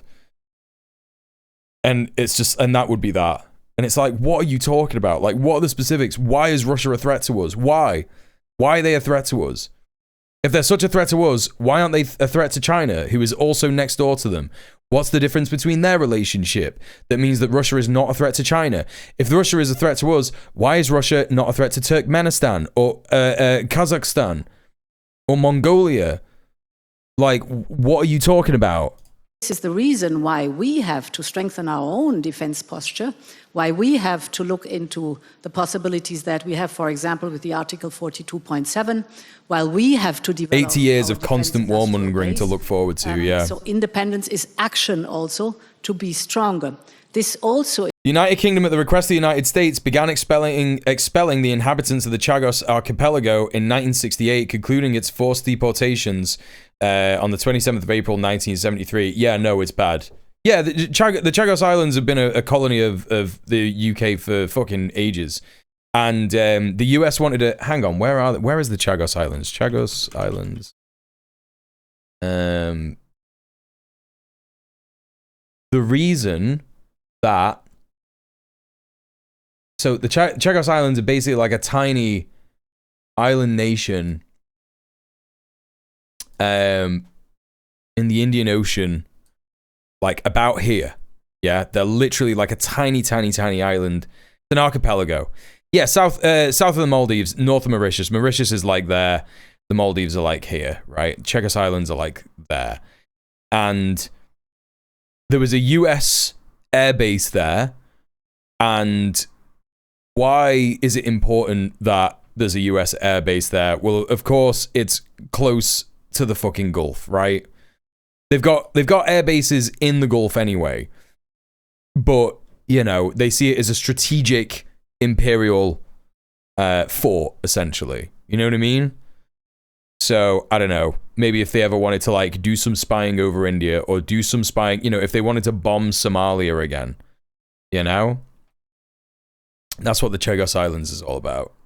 Is on the economic side very clear. For the colonizers, you know? For the imperialists. The trade agreement we did with India, the trade agreement we have with Mercosur, so the Latin American countries, Mexico. All this is within a strategy to be more independent, more stronger. And independent means to stand up, develop your own strength. They believe that anti-Russia sentiment is still deeply buried in our subconscious. Yeah, like, there's not even that many Ukraine flags anywhere anymore. You know what I mean? They're just, like, if you think about what is going on in terms of when Russia first invaded Ukraine, there are Ukraine flags all over the UK, like in shop windows, various small businesses. You know, you would go to Tesco and there would be like a big thing and it would be like support Ukraine. You can like put 20p in or something, or like a pound. That just isn't about anymore. There is just no like, yeah, Ukraine flag murals and shit like that. I went on like a walk, I think it was 2 years ago, where we walked up to a site where a British bomber was downed and the people died there, I think. And there's like a, you know, poppies and British flags and little crosses and stuff. And someone would put like Ukraine flags there and shit. And it was just like, what are you talking? What has that got to do with anything? Like, it doesn't even make sense, you know? Businesses repainted blue and yellow. No, it's crazy. It's just absolutely crazy. There are limits to how long you can keep people fixated on one cause.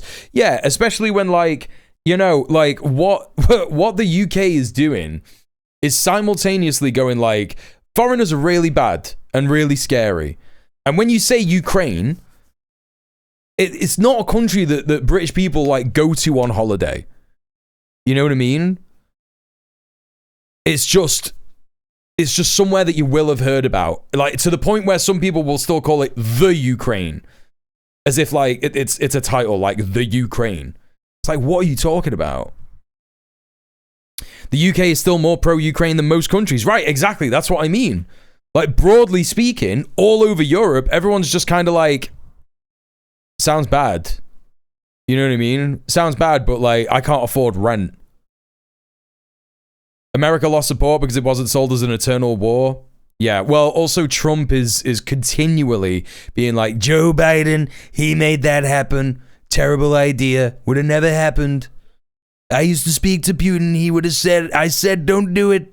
Don't do it, Vladimir. There was an attempt to translate anti-communist hatred against the USSR to modern Russia. Yeah, no, but it's not working, right? Because then otherwise they would have to admit, they would have to say, well, they wouldn't be admitting it because they did beat communism, right? Russia is not communist. So, you know, what would they be doing there? They would be lying about Russia in order to say, looks like we didn't end communism. You know?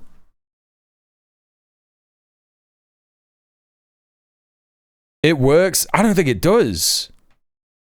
I don't think it does. I don't think anyone in the USA cares about Ukraine.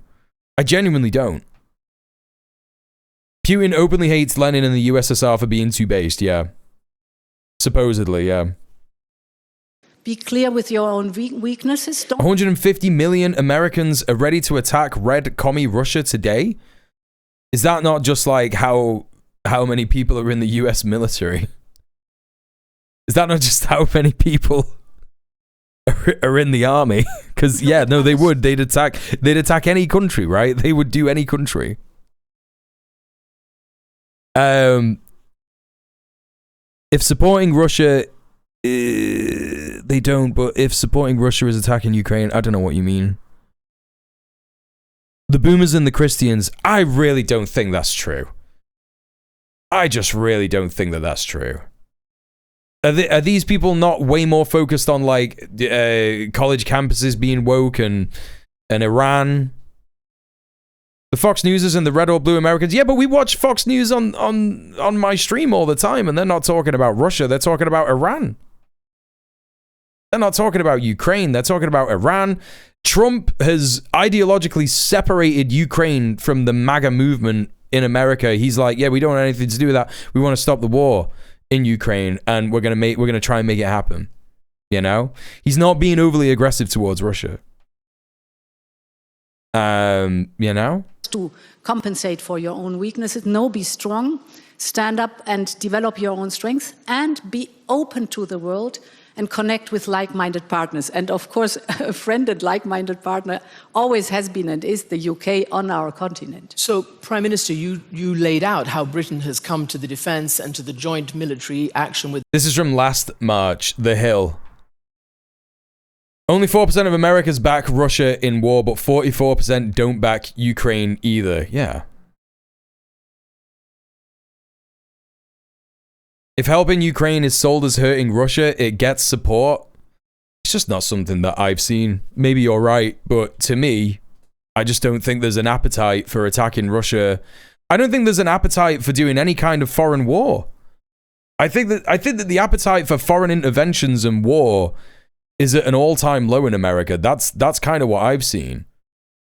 CBS YouGov poll, 4% of respondents say they personally support Russia when it comes to the war. 52% said they personally support Ukraine, while 44% said neither. I mean, supporting Ukraine doesn't mean going to war with Russia, right? You know? I've seen some MAGA heads on the Good Liars say they'd rather have Putin than Biden for US president. Yeah. Yeah, I don't think the majority of people want to do anything like that in America. The ruling class want the Cold War to have never ended. That's correct. But this is the thing. I think that they're finding it fucking hard to sell that. Like, they're finding it hard to sell it in fucking Europe, and we're right there. If you spoke to people in the fucking street in the UK, you would be like, do you think Russia wants to go to war with us? They would probably just be like, well, they say that on BBC News, but I don't know. I don't know why they would want to go to war with us. Some dude tried to kill Trump most likely because of his position on Ukraine. Wait, what? Who?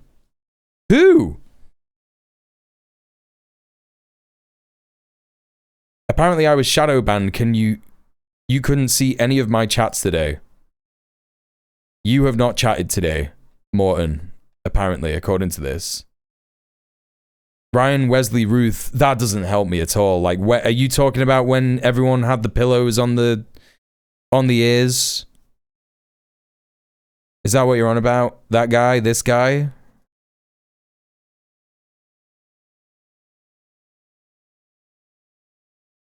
No.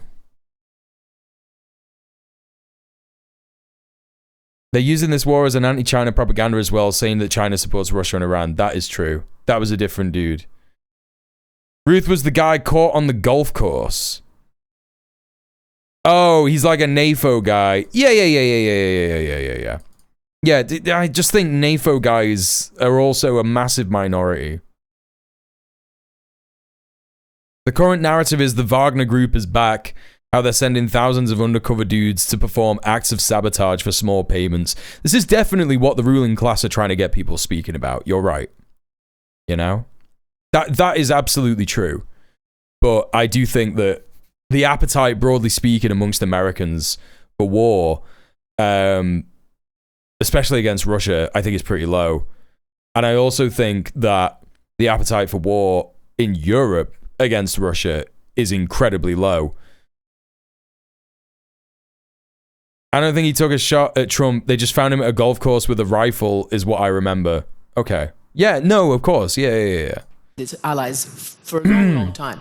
But the current Secretary General of NATO, after Trump's Davos speech, actually after Prime Minister Carney's speech, which talked about a rupture, he said, if you all are thinking that you can do what you have to do without the United States, then dream on. It's not going to happen. So how long do you think it'll take to get to this posture that you both say you need to get to?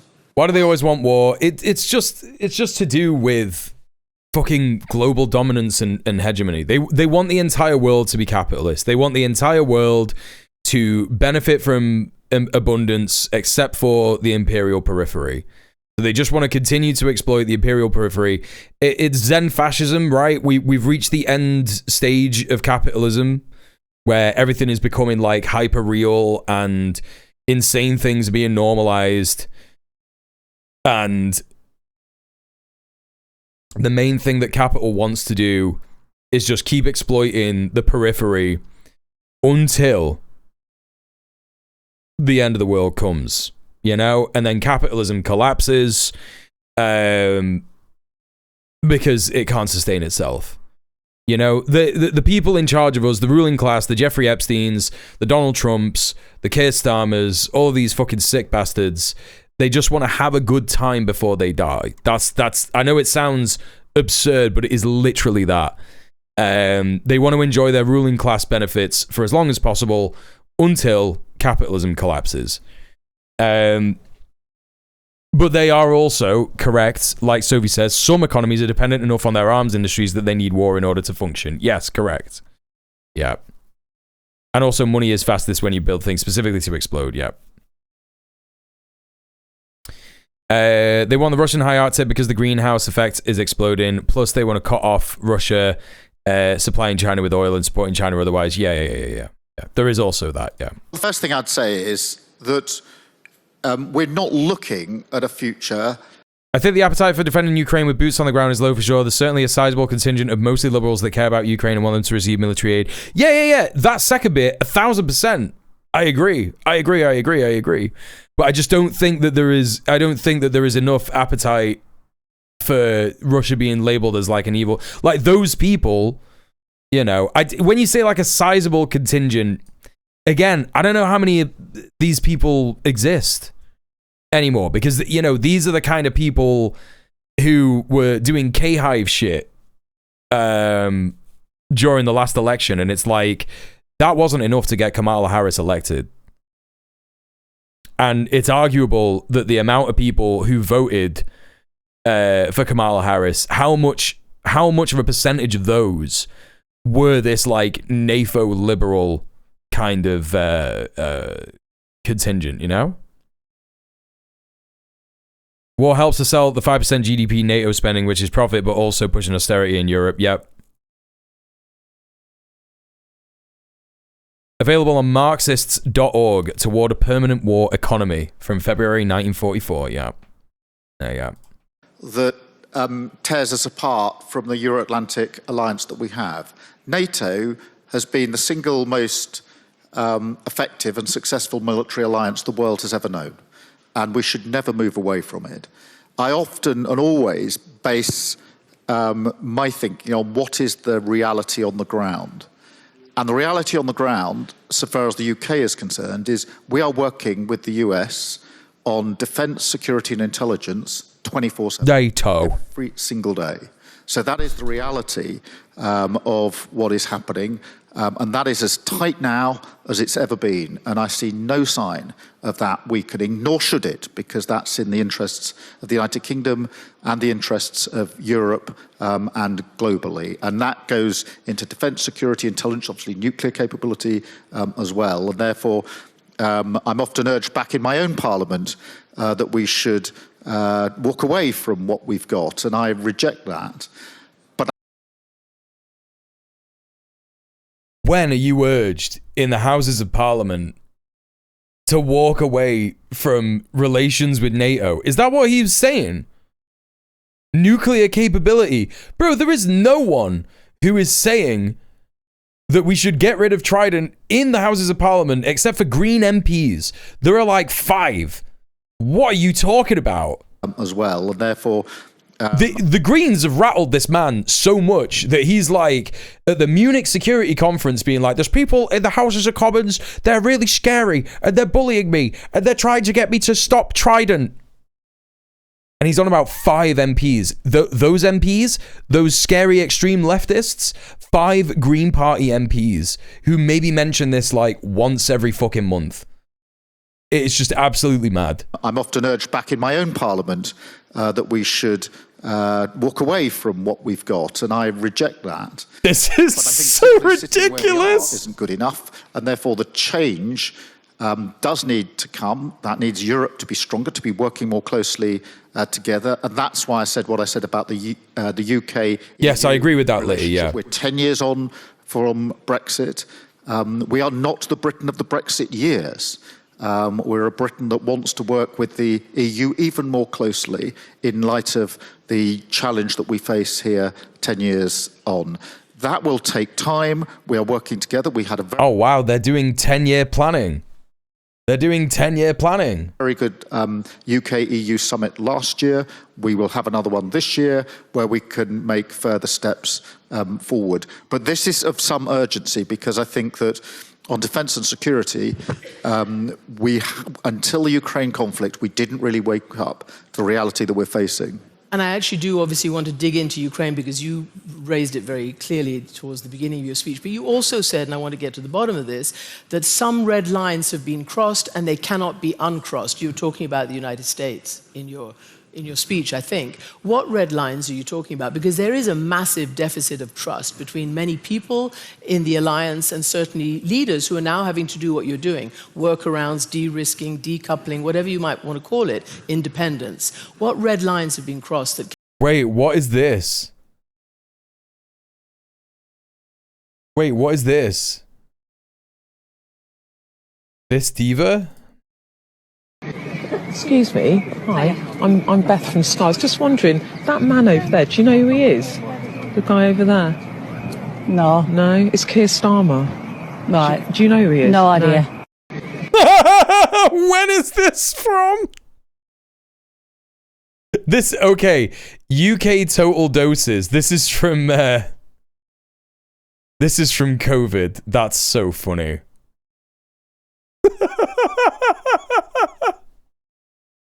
What a queen. What an absolute queen. Yeah, UK total doses at like, what? I don't know. It's at like, what's it trying to say here? Like 1 million or 2 million? I can't even tell what it's supposed to be. 10 million doses or something?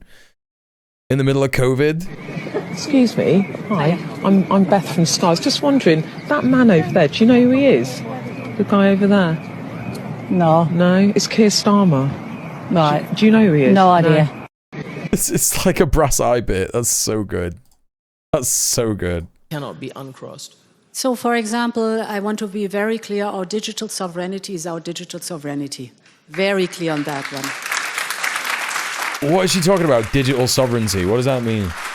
And we have a long tradition in freedom of speech. Actually, the Enlightenment started. Keir Starmer was the guy in the left nuclear slayer. And we are very clear with digital sovereignty. Wait a minute. The Enlightenment started on our continent. What, in Greece? Wait, what? What is she talking about? The Enlightenment.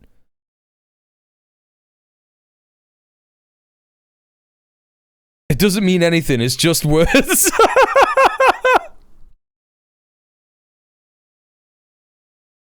Brexit means Brexit.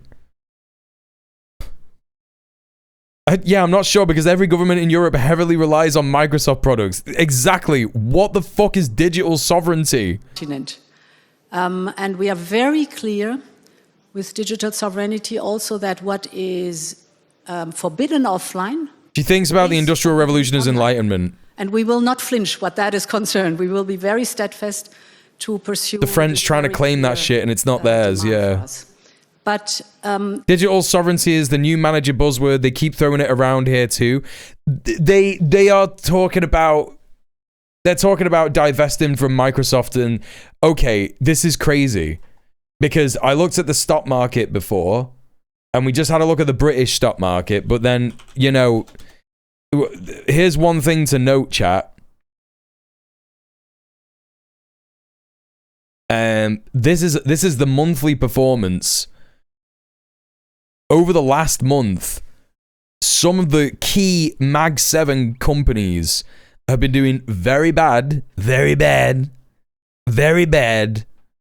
Particularly Google, Amazon, Apple, Microsoft. I mean, Apple's not doing too bad, but you know, Microsoft particularly. And then if you look at the software application sector, right? All these companies like ServiceNow, Intuit, Uber Technologies, Salesforce, Shopify, Adobe, they're having a bad fucking time. Hello, me old chum. Sophie says the Enlightenment is a historic and cultural, philosophical moment when a lot of stuff from the Arabic world was rediscovered and invented by Western scholars. Yeah, that's what I thought. Yeah, that's what I thought. There's some weird AI hype effect doing this. Well, yeah, a lot of shit. Like, the crazy thing is these information services performing so badly as well, right? You've got, like, IBM dropping off a fucking cliff at the minute. All these, like, mad fucking Infosys, all these mad fucking information technology companies just doing so badly. And I don't know if that's because... I don't know, man. There's a lot of red here, you know what I mean? There's just like a lot of red here. Capital markets, not looking very green. Credit services, not looking great, not looking healthy at all. You know?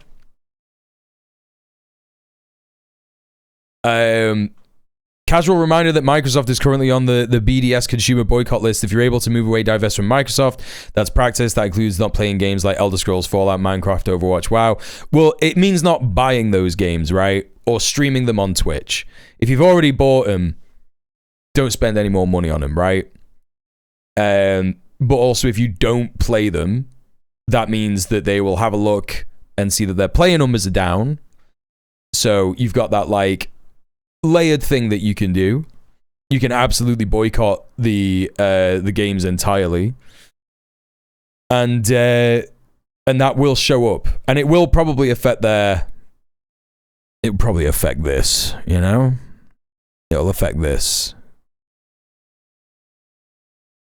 Apparently, a bunch of states already do it just for their digital security. What's that? Matrix instead of Discord takes off. Yeah. Maybe we should all download Matrix. I don't know. Install a mod such as no chat reports on Java and don't play Bedrock. Interesting. There you go. All my vendors schedule meetings with me at work. They're desperate for us to buy more stuff from them. Oh! Yeah. That's it. That's it. Wow. That's what's going on there, isn't it? If I may also look at the quote of the Secretary General of NATO, dream on. I would like to tell him, my dear Thanks for the follows. No, my dear friend, there's not only status quo goes on, or division and disruption. There is a lot in between. And what are you on about?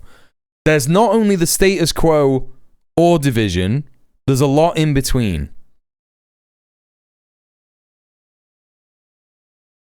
This is stupid because the status quo is division. What are you fucking talking about? What are you actually on about? Division and disruption. There is a lot in between. And status quo is not satisfactory, neither for us, nor for the United States. So there is much more in between. And an independent Europe just means let's develop our strength without constantly leaning on someone else. And then being strong, moving forward and facing the challenges the world is offering to us. This is what I want to tell my friend Mark Rutte.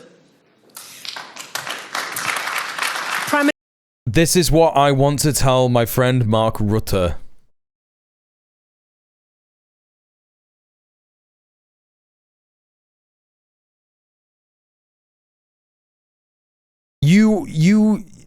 Jesus Christ. It's so ridiculous. You have political connections. You said that he's your friend. Why don't you just tell him? I want to tell my friend Mark Rutte that we should stop leaning on the USA. Just tell him! What are you on about? Completely dependent on the US for your energy needs. This is the whole thing, right? This is like B-Rat was mentioned it before. Why the fuck are no European countries developing renewable energy? If we wanted, yeah, she just told him, but it's like, oh, it's just so dumb. Whatever. It's just really fucking. If they want independence from the USA, they have to people have to divest from oil. Right? That's what has to happen.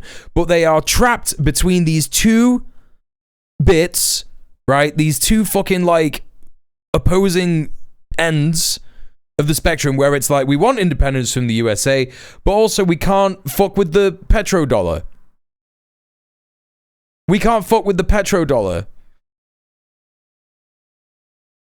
That's it. You're fucked. You can't do anything. You'll never have independence from the USA. You just won't. You just simply won't. Minister, in terms of, President von der Leyen talked about the digital space. That is a red line that cannot be, messed around with. What about the violating international borders space? Do you believe the US threat to Greenland is over?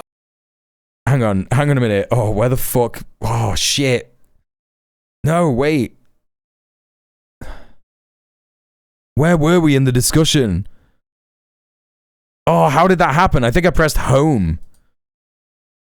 Diverse in economic... What the fuck? Predatory United States Republican analyst under Trump. A number of Americans... Oh, shit. I lost where I was. Oh, no. Oh, chat, we're going to have to watch the whole thing again. Complacency.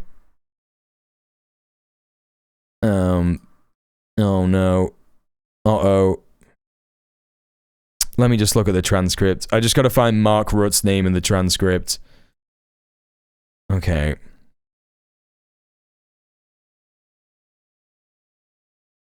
Announced about the carrier strike. Greenland is over. Okay, they weren't talking about... Okay. This is what I want to tell my friend Mark Rutte. Okay, here we go. 31:35. 31:35. Here we go. All right.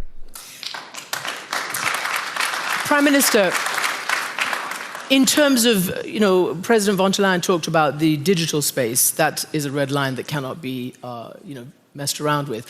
What about the violating international borders space? Do you believe... I think broadly the support of oil in the world continues to help the US at the moment, but the immediate material thing countries could do against the US in the energy sector is trade oil in yuan. Yeah, absolutely. I think that would also be a smart move.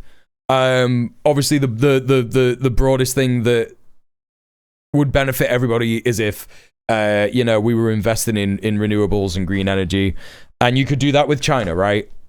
You could do that with China.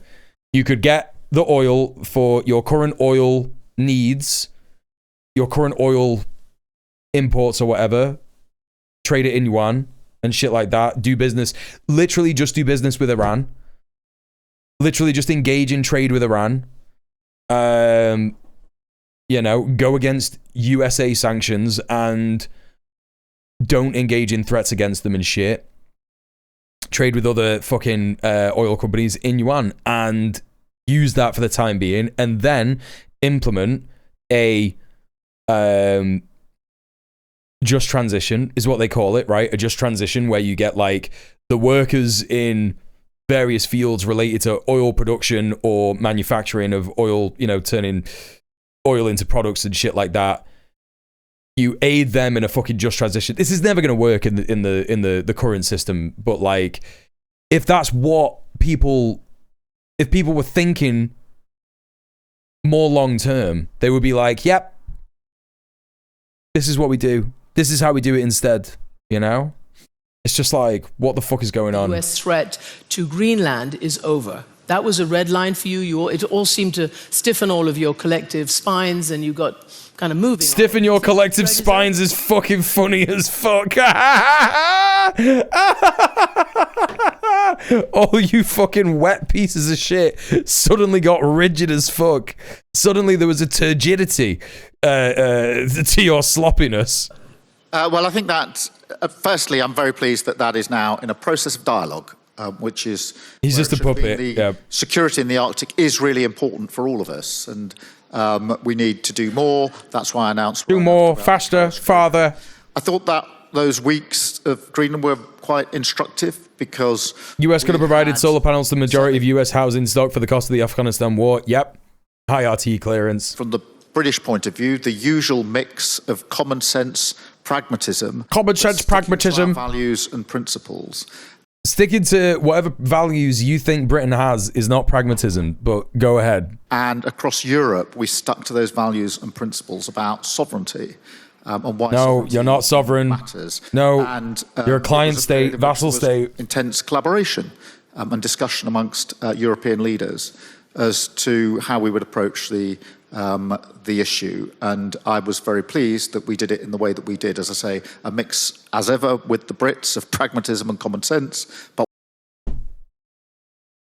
what is he talking about, man? What is he talking? He's just fucking waffling. With saying, these are the lines, these are our principles, these are our values, and that requires us to be absolutely clear about the question of sovereignty. And that requires us to be absolutely clear about the question of sovereignty, while I am being completely unclear about the question of sovereignty.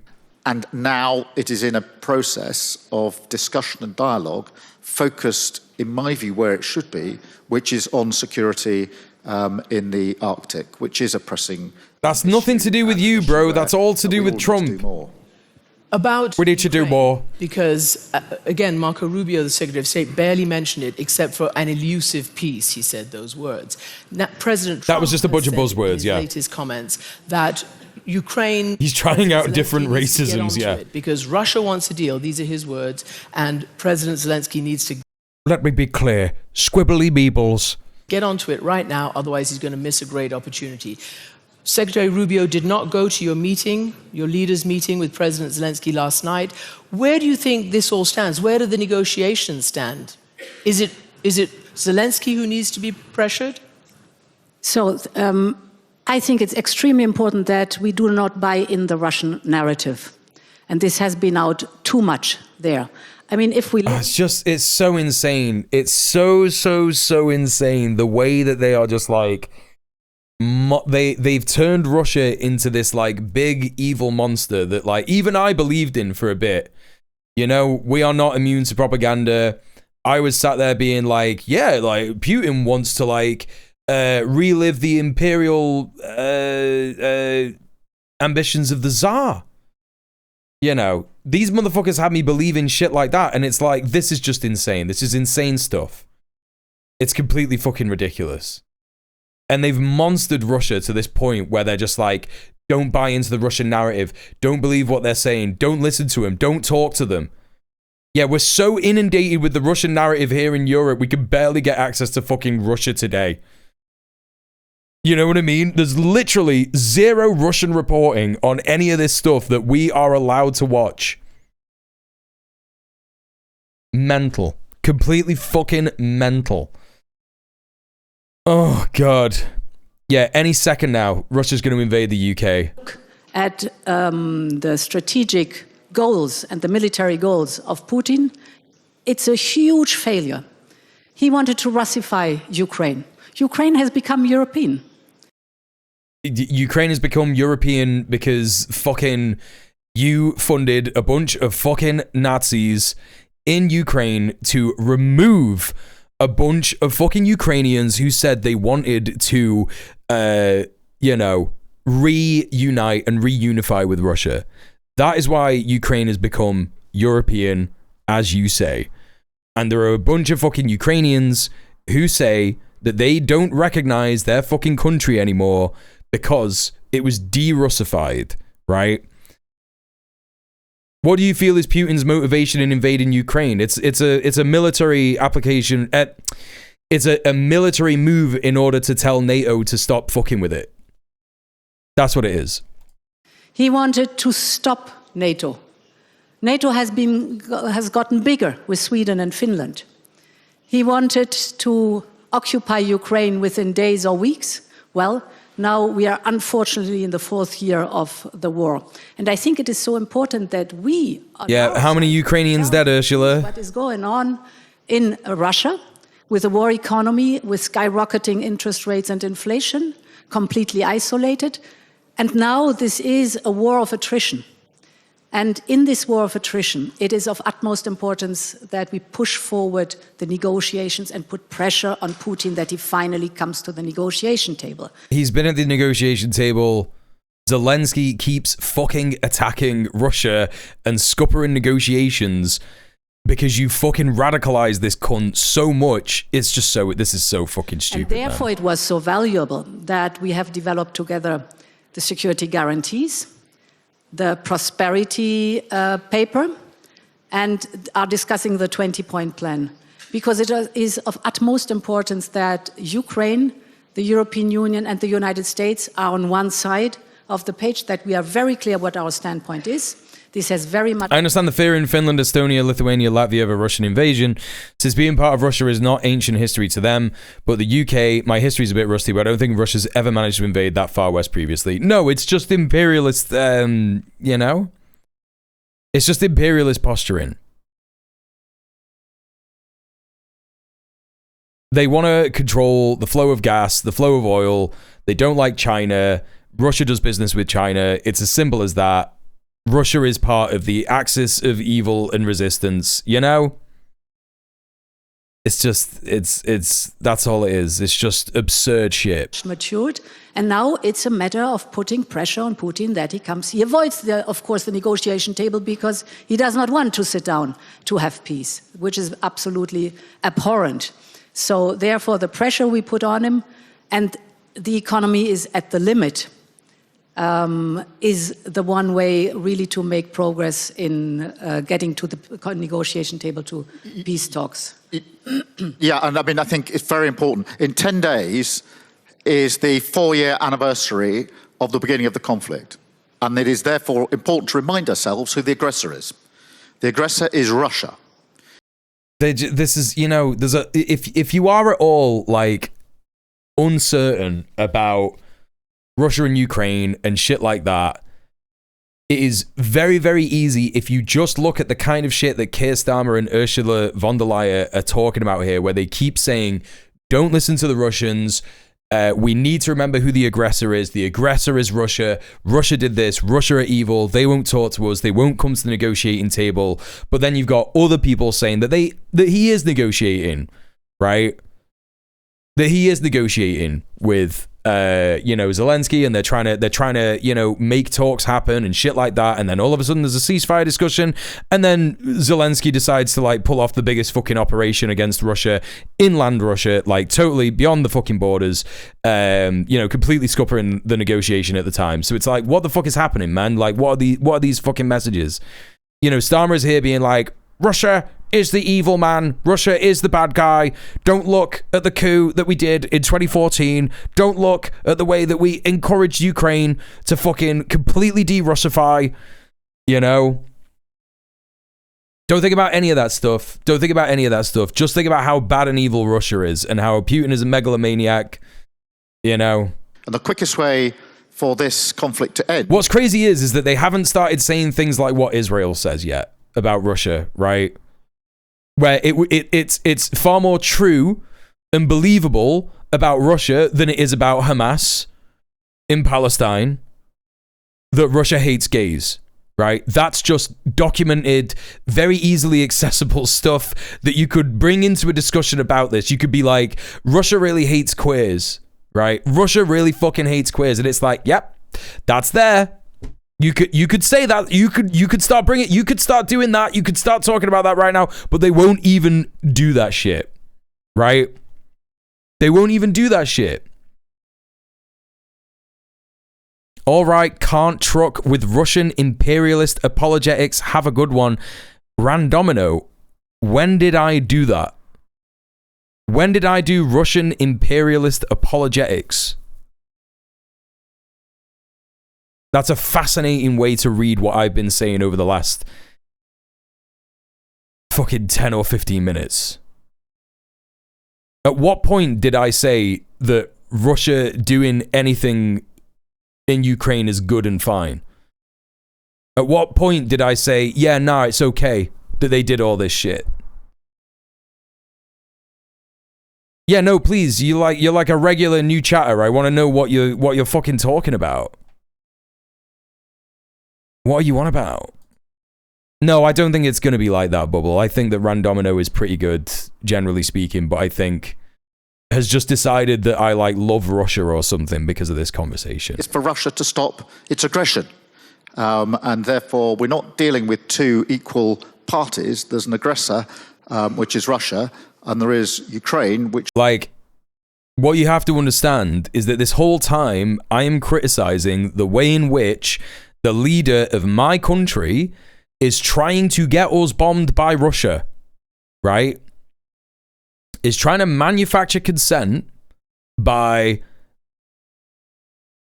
saying that Russia is an evil, horrible, bad guy and he's going to do something horrible to the UK to get people from my country to go and fight and die in a war for him and his ruling class interests. That's what I'm talking about. I'm also criticizing Ursula von der Leyen because that's in my neck of the woods. You know? The Russian army is still beholden to capitalists. Yep. I'm in no way sat here being like, Russia is secretly communist or Russia is good. I guess this guy's gone. I don't know. I guess Randomino's gone. Sure, man. Whatever. Just subject to attack and killing and bombing and taken paid a huge price. I agree with us. It just goes to show how pervasive the narrative is that saying something as simple as pointing out that there's an actual narrative for malicious reasons can cause upset. I felt it to begin with, to be fair. Yeah, but that's the thing. With something like Russia, I will always try and explain to people because it's literally like I said. I don't understand how that person is you know, were you listening to what I said before where I said I believed the propaganda, where I just thought that Russia was just trying to do imperialism everywhere and shit like that. But I've now realized it's more complicated than that. You know, that's essentially what I'm fucking saying. Presumably the part about Russia's intentions in invading Ukraine, I mean, that just is what it is. It's not apologia. I'm not saying that it was good or it's right, but it's Sophie asked me a reasonable question. Sophie and I have conflict on how we view this. And that's totally fine because we're friends. We discuss it and we talk about it. She genuinely asked the question and said, why do you think Putin invaded Ukraine? And I said, I think it's because he was telling NATO to fuck off. And I genuinely believe that based on what I fucking learned about the situation, and that's that. And I think I don't understand how people can take away from that I am doing apologetics. That I am saying that is fine. Guess what? I think that NATO are bad. And I also think that Russia being provoked into this fucking situation is also bad. I think it's broadly bad. Show my ass here, but why would one not count Russia among the imperialist countries? Because it's not doing imperialism. You can invade a country as an act of war, right?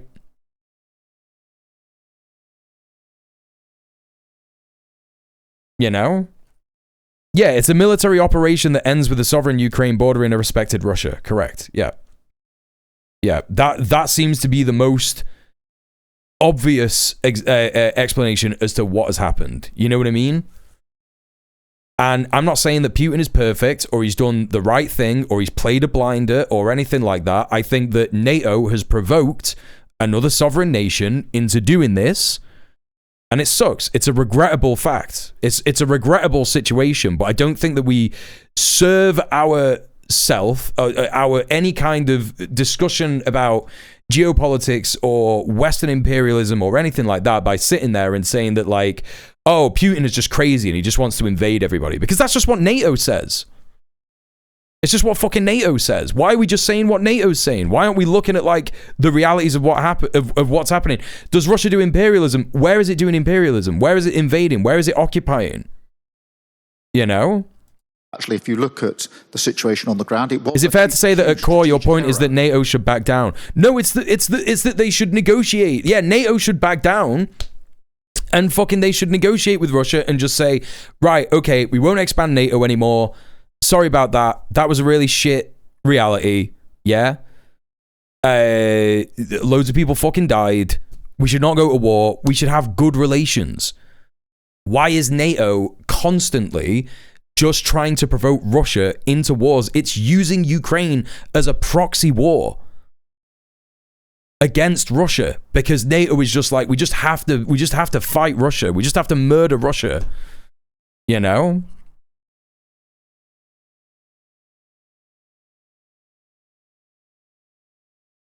It's true, I suppose there was some of my own propaganda brain instincts. None of us are immune to propaganda, right? You know? None of us are immune to propaganda.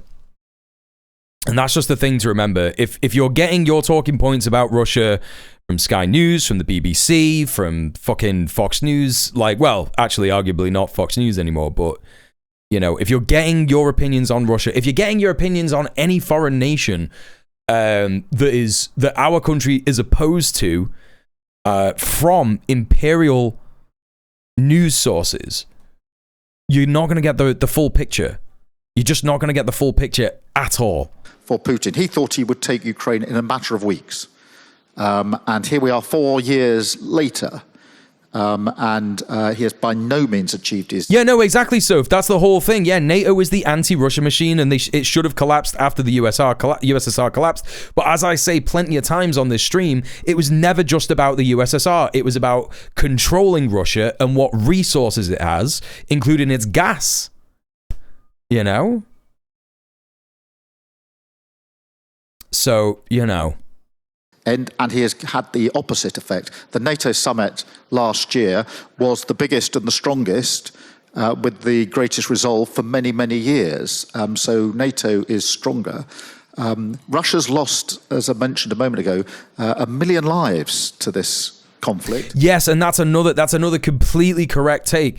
If Putin is indeed the bad guy that the Imperial Core makes him out to be, he's doing the things that he's doing because we enabled him to do so, and Ukraine is suffering because of NATO policy as much as it is Russian. Correct. Yes.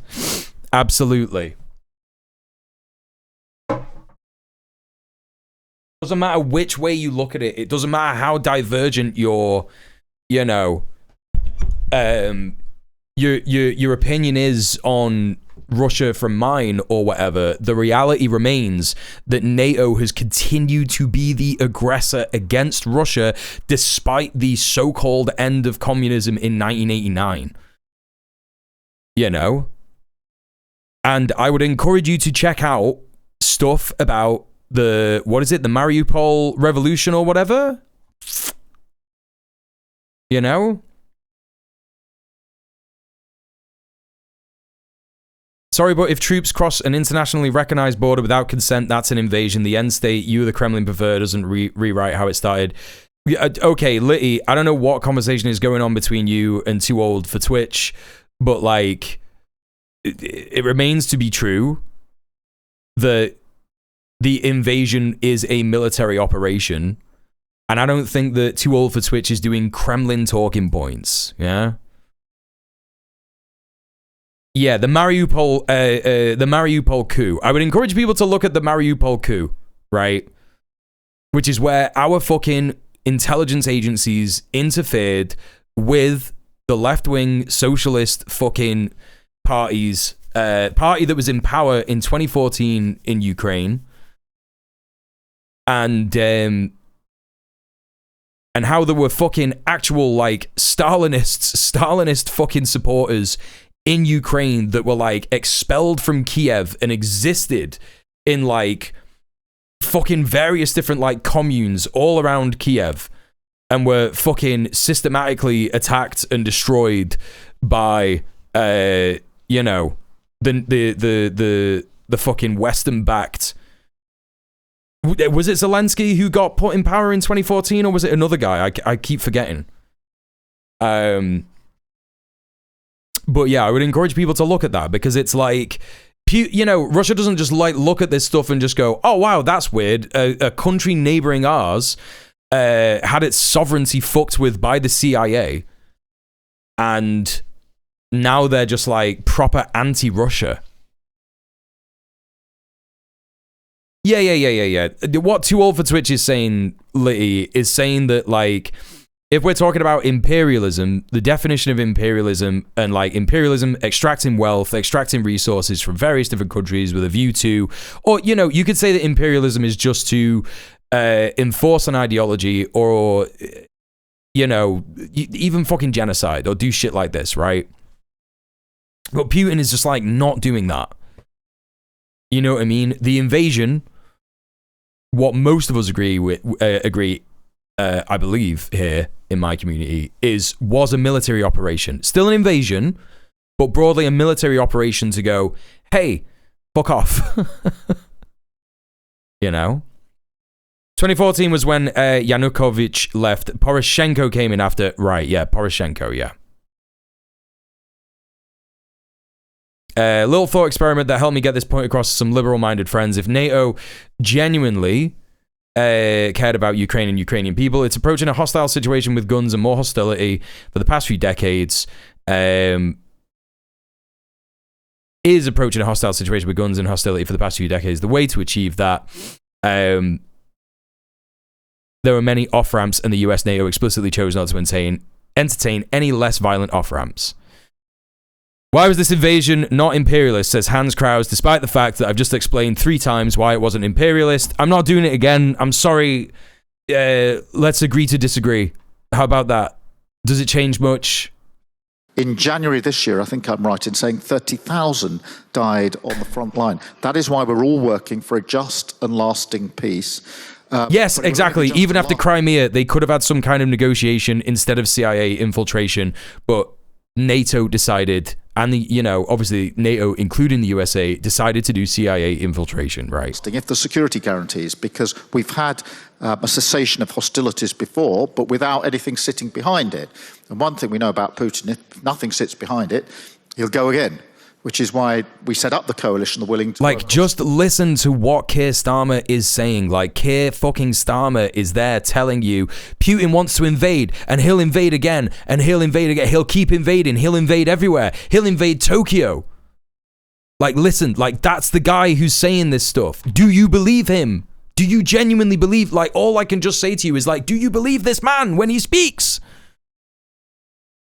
Russia wants to control another country by force. That's imperialism. Yeah, sure it is, man. Yeah, no problem. Welcome to the stream. Hope you're having a good day. Yeah, you're right. I'm really pleased we're working with the US on that. You're right. Actually, another example. Thanks for the follow. Words are used by different individuals in different parts of the... He'll invade your nan. He's inside your kitchen. He's going to eat your pizza rolls. On the security guarantees, and we're more advanced now than we were. Okay, let's not have any of this fucking antagonism in chat, yeah? Sorry, we're not doing that too all for Twitch. We're not saying shit like, did you celebrate Bandera's birthday last month? This is just a guy. This is just a chatter. Yeah? Might not be following me, but has been here before. I know this chatter. I've seen this name in the chat before. It's fine. We're not just accusing people of being Ukrainian Nazis because they've been propagandized. People have been propagandized, yeah? That's what we're learning here. Okay? We have to give people a opportunity to say what they're saying without jumping to a maximalist opinion on what they believe. Okay? And I'm really pleased that we're in a better position. So I need to ask you a political question because a lot of people at home are interested. You've just spoken about the amount of money that It is a non-follower, but on the Ukraine defense. some people don't know. That takes some people don't want to follow. That's fine. You don't have to do that. I want to ask This person might have heard what I'm saying about fucking Russia and gone, I hate this streamer, I'm unfollowing now. You know? And that's fine, you can do that. Did you check if Putin stole Melpo? Oh, don't say that, that's a sad... I believe that he would do that. Do you think you narrowly just miss being toppled? Do you think that what's happening in the politics... Ironically, this is the same pattern as with the Venezuelan opposition. They were negotiating with Maduro in Cuba. They even came to an agreement a few years ago. But the USA told them to hold out for something better. USA and NATO keep telling Ukraine that. Yeah. Right. Exactly. I appreciate you, Mule. Hey, listen, I try my fucking best. Is distracting you and perhaps making you vulnerable to a Brexit... We could blame Ukraine for Trotsky too. Maybe the Conservatives who might not want to pursue the kind of politics that you want to pursue. No, I heard someone have a pretty decent take on Trotsky the other day in Madeline Pendleton's Discord server.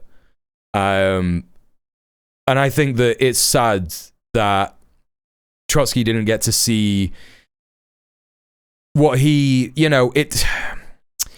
internationally there is a communist movement, right? I don't think that you could say that there is one country where there is just no communist thought or no attempt to organize or have unions and shit like that. Maybe there's one country somewhere, but he wanted an international communism, right? Broadly, he had, the wrong ideas about how to go about it. Dissident opinions, you might say. And I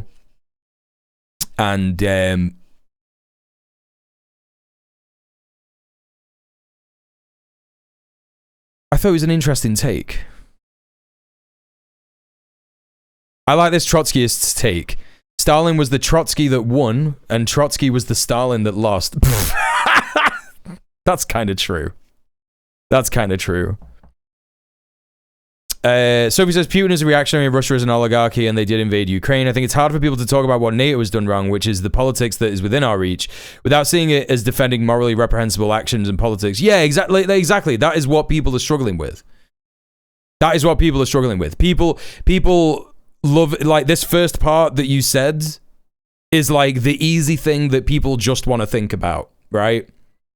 It's just really simple for people to be like, Putin's a monster, he's horrible evil, so what he's doing is the worst thing ever, he's basically the same as Hitler, I just have to believe everything that people say about Putin, right?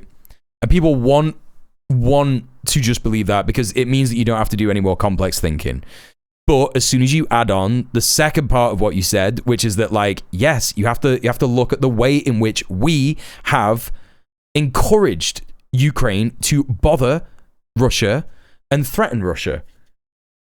And do things like de-Russification, encouraging coups and shit like that. Russia is only going to see that.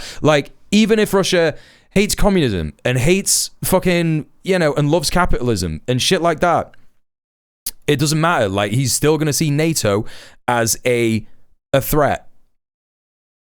It's just, how could Ukraine ever threaten Russia? You're right. Ukraine could never threaten Russia. They're just a little baby boy, baby birthday boy. Yeah. You're right, dude. You're right. I don't know, man. Listen to what I'm saying. NATO can. Yes, and which country did NATO do? Which country did NATO use to threaten Russia? Begins with a U, ends in a crane. This is what I am saying. They have used Ukraine. They've used Ukraine as a proxy.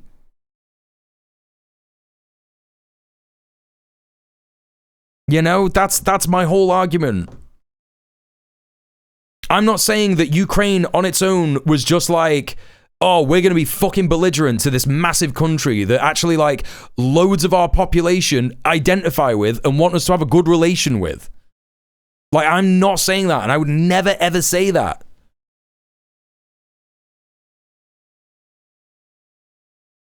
I think my main part of conflict with you on this is that I don't see Putin's choices as the only things he could have possibly done.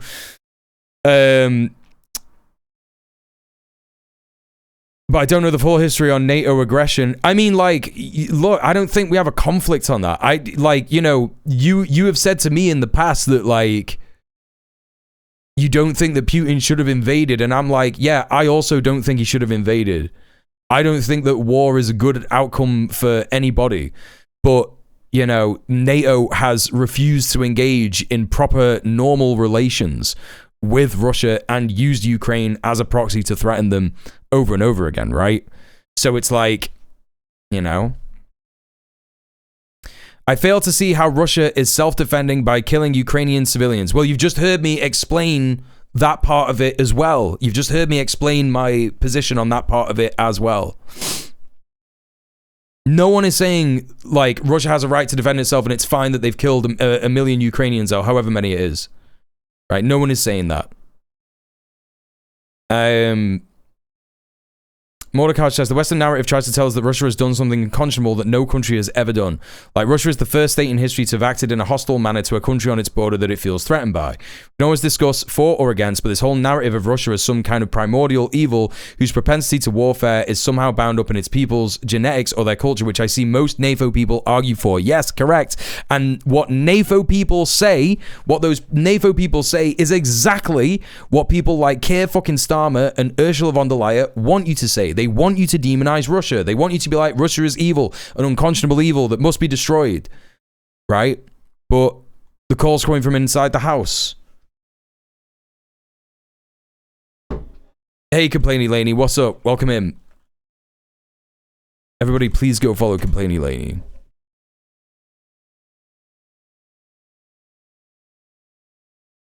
The problem for me in response to the purely anti-Russian sentiment is why don't we apply the same mentality to other supposedly rogue states like Iran and North Korea? Lots of people do that with Iran and North Korea, though. Like, there's lots of people who are totally propagandized about Iran and about North Korea. You know, like you're saying why? You know, yeah.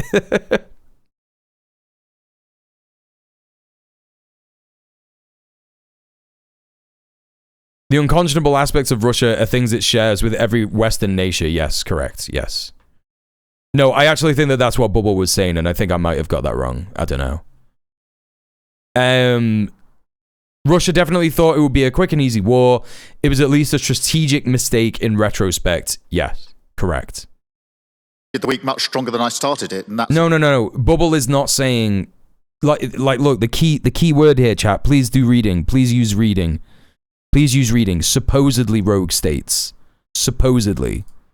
Very good place to be. And my party and my government is completely united on the question of Ukraine and defence and security. I don't think that's true. Stronger relations with Europe on defence, on security and on economy as well. And so I think that there is real strength in the position I've now set out.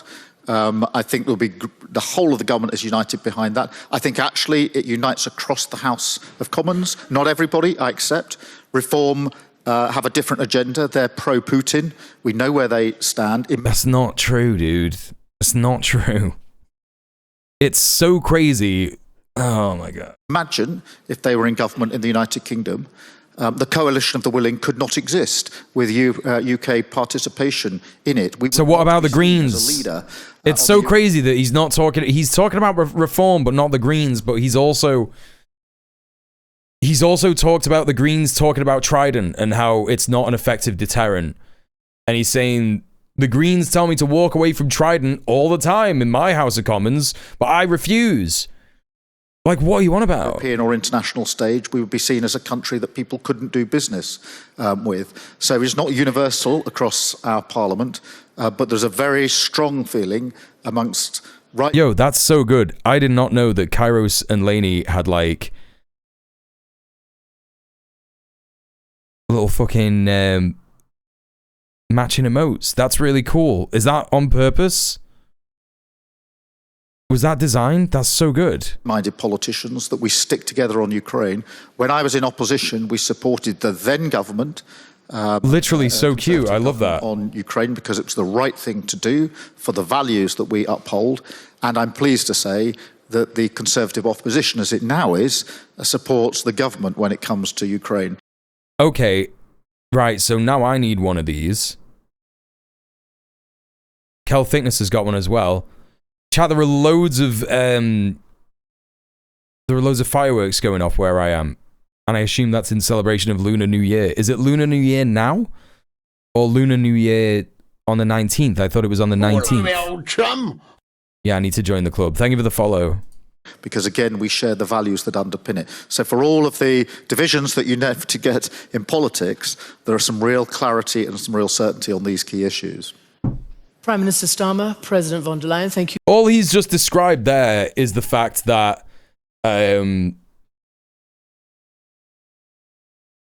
foreign policy is bipartisan in the UK. That's all he's described. He's like, yeah, everyone loves our foreign policy. We just entered into the 17th in the UK. Well, we didn't because it's 11. It's 11 p.m.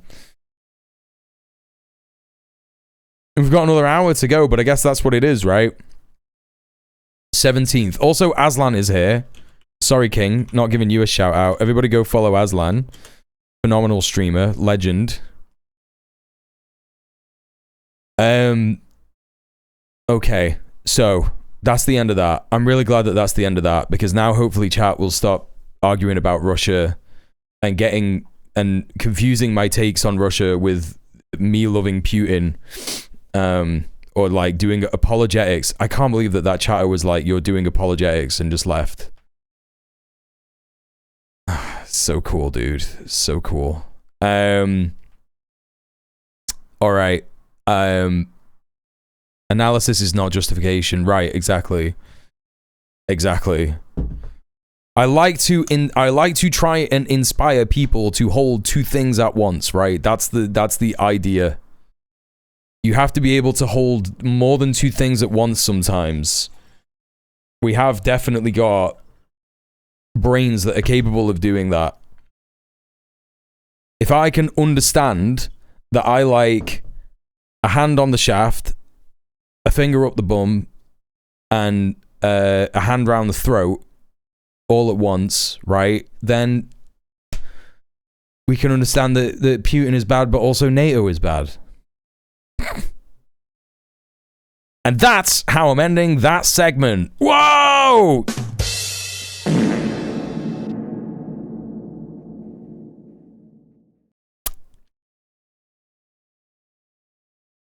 Okay, moving on.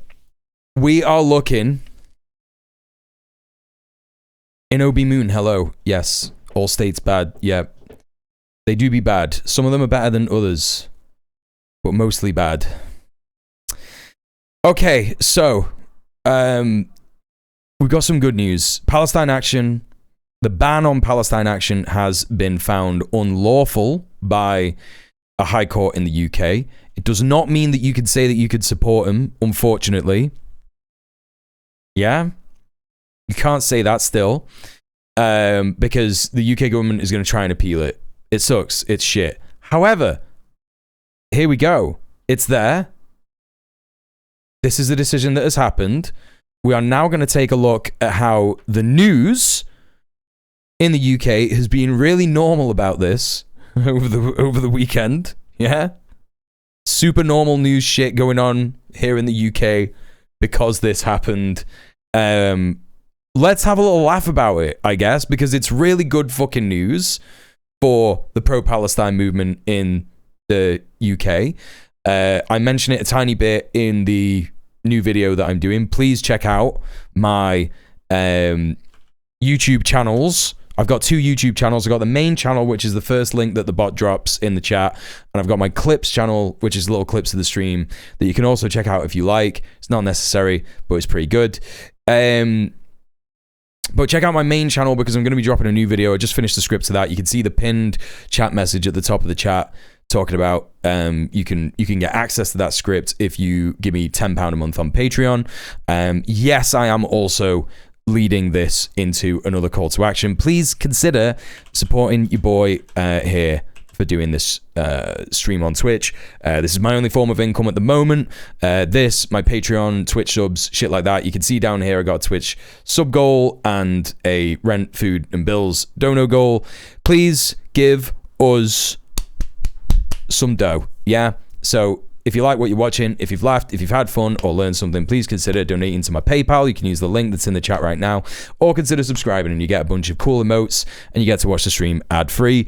If you don't have an ad blocker, but if you've got an ad blocker, I would consider you, I would never advise you to get an ad blocker. I can't control what you do. I can't control what my chat does. I run ads on the stream. Please consider sending me a $5 as if you have subscribed, yeah? As if you have subscribed. So please consider doing that. Anyway, what am I doing now? We're having a look at this. We're moving on. This is BBC. Palestine Action wins High Court challenge against government ban. Let's see what they're saying. The UK government's ban on a Palestinian campaign group under terrorism legislation has... That's crazy that's how they're... That's how they started it, right? That's how they started it. A Palestinian campaign group is crazy. Because they are trying to frame it as a campaign group in Palestine. And then they chucked the word terrorism in there. Let's just relook. Let's pull that right the fuck back up. Like, let's have a look at that wording. Let's fucking go. The UK government's ban on a Palestinian campaign group under terrorism legislation has been found unlawful in a dramatic ruling by the High Court in London. Dramatic ruling. A judge said the ban on Palestine Action resulted in a very significant interference with the right to freedom of speech. Yes. Thousands of people have been arrested in recent months for holding signs with the group's name. Yep. The ban on Palestine Action remains in place, however, ahead of a further hearing and appeal by the government. And the Metropolitan Police has said in the last few minutes it will focus on gathering evidence of potential offences where support for Palestine Action is expressed, rather than making arrests at the... So the crazy thing about what the Met Police have said about this is my take on this, yeah? This is my take on what the Met Police have said, where they've said, we're going to gather evidence about people who might express support for the group, but we're not going to arrest anybody. We're not going to make any arrests, right? Now, what that is the underfunded cops, the defunded by the Tories cops in the UK saying, thank God we don't have to arrest any more nanas. And I'm being serious. I know that cops are fucking evil, pieces of shit. They're all bastards, every single one of them.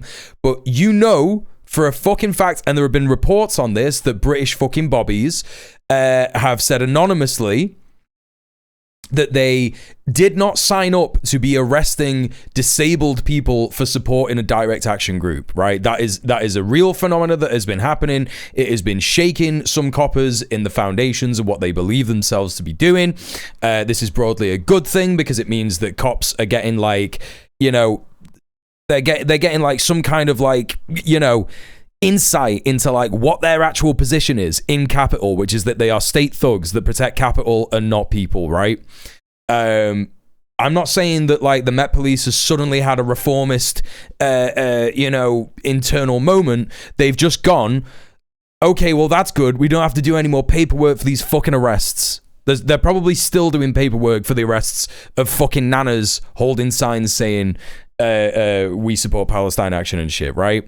So that seems to me why that's why I think they've said this, because they could have easily just said, yeah, we're going to keep arresting people who hold the signs. We're going to keep arresting people who express support. They could have easily said that. The meta based, you heard Mule say it. No, I would never say such a thing. Time.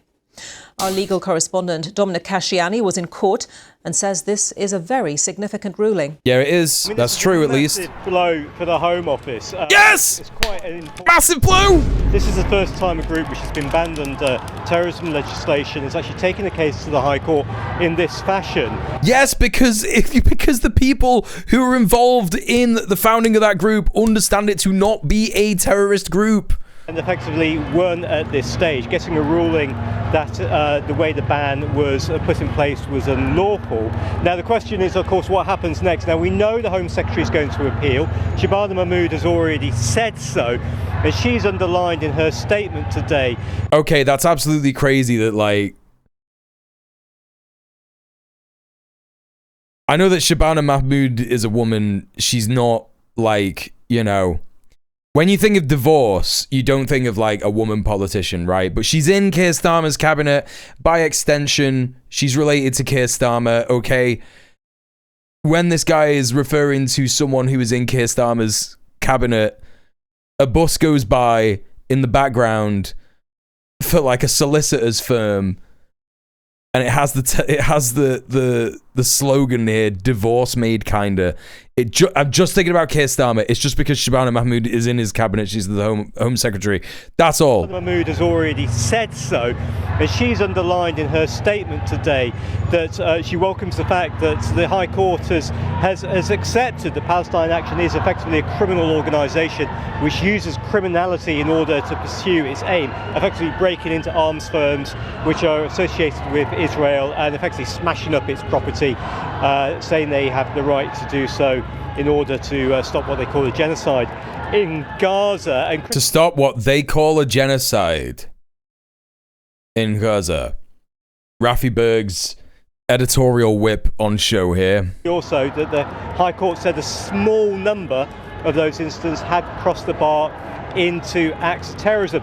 But the key thing in this case was that the High Court said on one level, the scale and the scale of activity by Palestine Action was pretty limited in terms of the terrorism allegation side of this, and therefore what had happened prior to the ban had not reached effectively the intensity and scale needed to justify a ban of terrorism legislation. Right. So this is the bullshit way in which the media is trying to twist this round and round and round.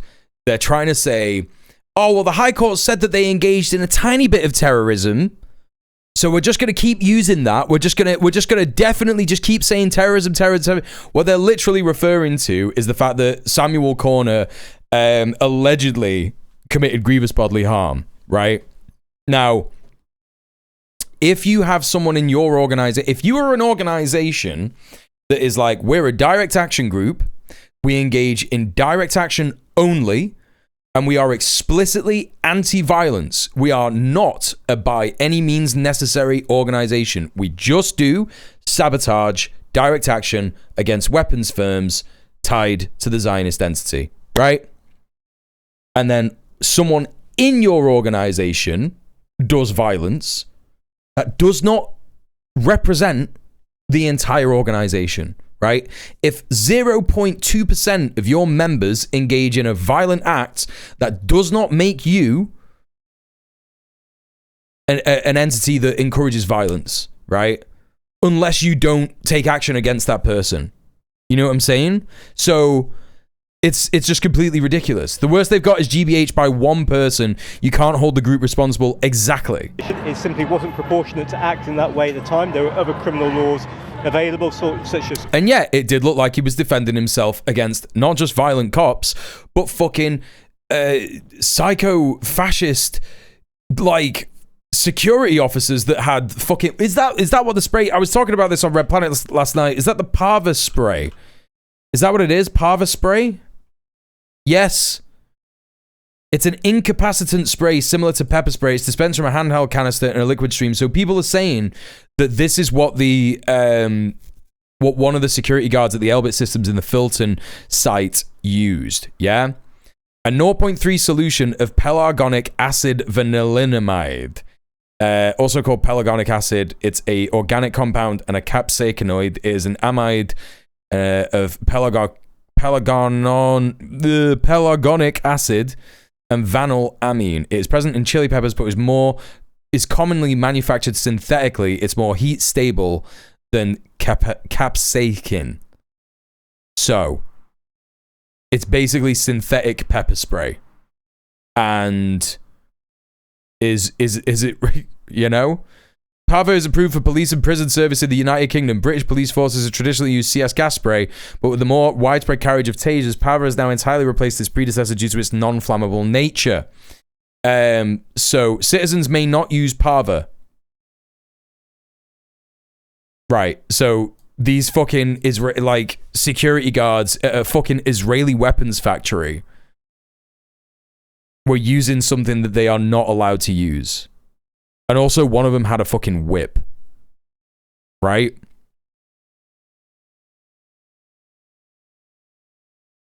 Hey, Vibrator, terrorism, anything the state doesn't like or wants to vilify. Well, exactly. That's what's being put on display here, right? Absolute madness. There are various treatments to combat the effects of nonivamide. One popular method includes administering a 1-to-1 solution of magnesium hydroxide and water to the eyes. Doctors also recommend not using oils or creams on the skin, not wear contact lenses. This feels like a proper advanced incapacitant. Significantly more potent than CS gas. Liquid stream has a spray pattern and a maximum effective range. Affects the eyes, causing closure and severe pain.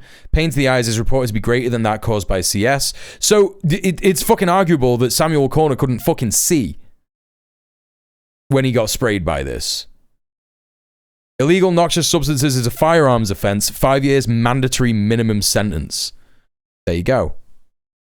It'll fuse your contact lens to your eyeball. What the fuck? What the fucking fuck? Yeah, so, there you go. There have been occasions when Parvo and CS have failed to work, especially when the subject is under the influence of alcohol or other drugs. That's crazy. You just have to get dead shedded and it won't do anything. Anyway. So there you go. That's what one of the fucking guards was using.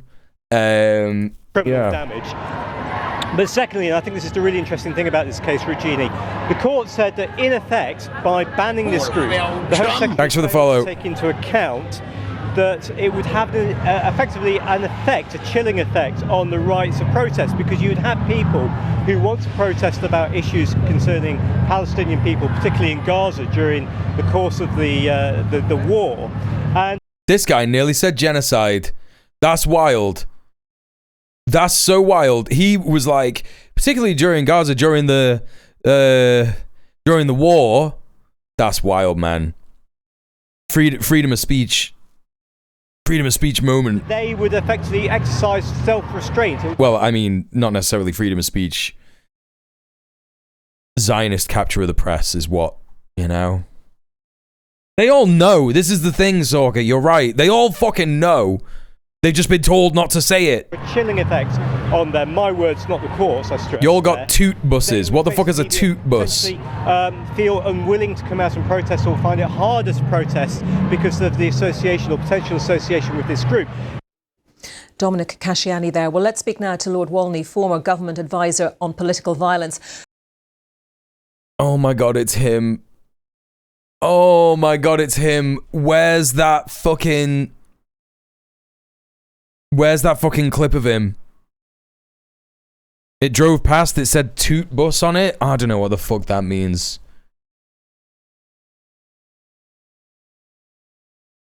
I don't know what that means.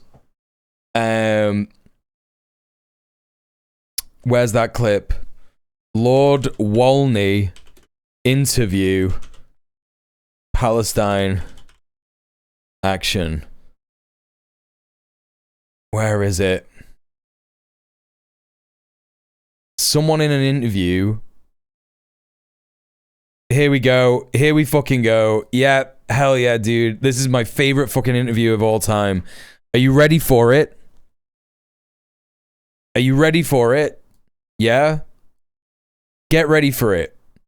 He's the generic Morrowind Imperial guy, yeah. I think that's the joke that we had the last time he was on. Get ready, chat. There's a moment in this interview. Where he gets caught out by Isabel Young and he responds in a way that is similar to that of Alan Partridge being caught out in an interview. Let's have a little listen. These, I spoke to a 70-something-year-old grandma at these protests, literally holding up a sign and getting arrested. Do you think they're a terrorist? If they meet and they are doing this to overwhelm the criminal justice system very deliberately. But they're also exposing what they see as the ridiculousness of the prescription. Half of the people that I saw at the protests were over 60. I mean, they're not what people think of when they think of terrorists. No, sure, but so are they terrorists? Well, the criminal justice. This is so good, by the way. This is one of the most perfect questioning of power interviews that I've seen from a journalist in some time. The way that he's stumbling over his words, the way that he's just like desperately like appealing to the process. Well, if they meet the definition of terrorism, right? But the best bit is coming now. The system will have to deal with them, But you're saying they are terrorists. No, I'm saying that if you. But you're not answering the question. Are they? Do you see them as terrorists? if you. Well, you're the one pushing this prescription. So surely you think that they are terrorists. If you break the law, then you face having a criminal record. A terrorist. You face having a criminal record as a terrorist, and they know that, and that's why they are doing it. Are you the right person to have been advising the UK government on this? I mean, you were the head of Labour Friends of Israel. Yeah. There it is.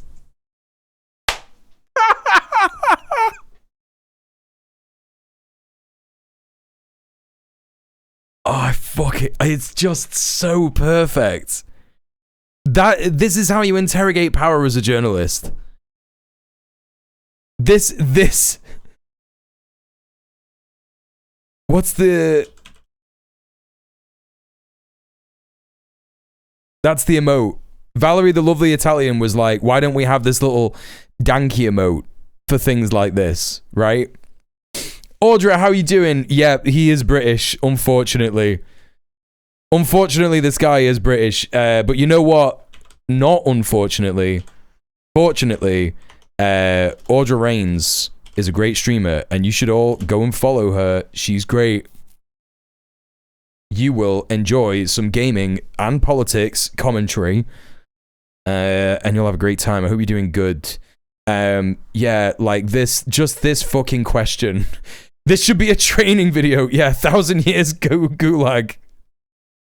It's just great. It's just the way that she says it. She's literally just like, are you the right person who should be putting this forward? You used to be the head of Labour Friends of Israel, a fucking lobbying group for Israel. And he's just like, yep. His voice breaks and he's like, yep. And they know that, and that's why they are doing it. Are you the right person to have been advising the UK government on this? I mean, you were the head of Labour Friends of Israel. Yeah. You've taken several all-expenses trips paid to Israel. And so you can understand, why people would question your motivations. I could understand why they would want to, because they don't want to account for their own actions. But it's such an insane response. It's such an insane response. It's like, yeah, people want to, look at the things that I've done that are spooky and scary and, they seem a bit dodgy and corrupt, but have they thought about the fact that they're being evil terrorists? Like, it's like, what do you mean, bro? People will make up their own minds on me. My interest in that is so crazy. No, he didn't know where he was going when he started that sentence. You're right. Hey, Shobi, what about their inaccountability? Yeah, forget about my inaccountability. What about their inaccountability? Yeah, don't think about conflict of interest. Just don't think about it. Relations are out in the open. That's why you're able to talk about it. We ought to be able to say it's not okay to break the law and to terrorize working people. It's not okay to break the law and terrorize people. Who are we terrorizing, bro? You're terrorizing nanas. Absolutely ridiculous. It's just so mad. God damn it. So that's who this is, by the way. That's who this is.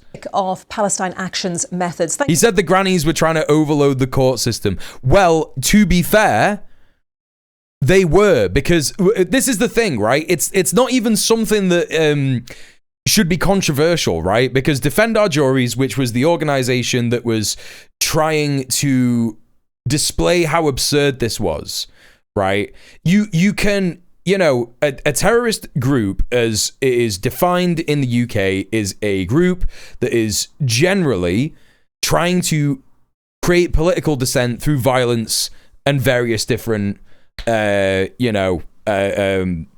spectacle and shit like that, right? And broadly speaking, that group should not have a massive amount of support amongst the populace of a country, right? Like, for example, you would never find enough people in the UK to hold a sign saying that they support ISIS. You just wouldn't find enough people. So it's completely fine for the government to prescribe ISIS as a terrorist organization because they're not a popular, organization in the UK. They do meet the definition of terrorism in terms of what they've done, and that's it. And it's a manageable thing for the state to be able to look at, right? It's a manageable, reasonable ask of the current court system and shit like that. What you have with Palestine Action is a group that is still broadly supported despite the fact that this is a prescribed organization. So it's like, hey, this group that you're saying is terrorists, they actually have a bunch of support. 20,000 fucking nanas support this group.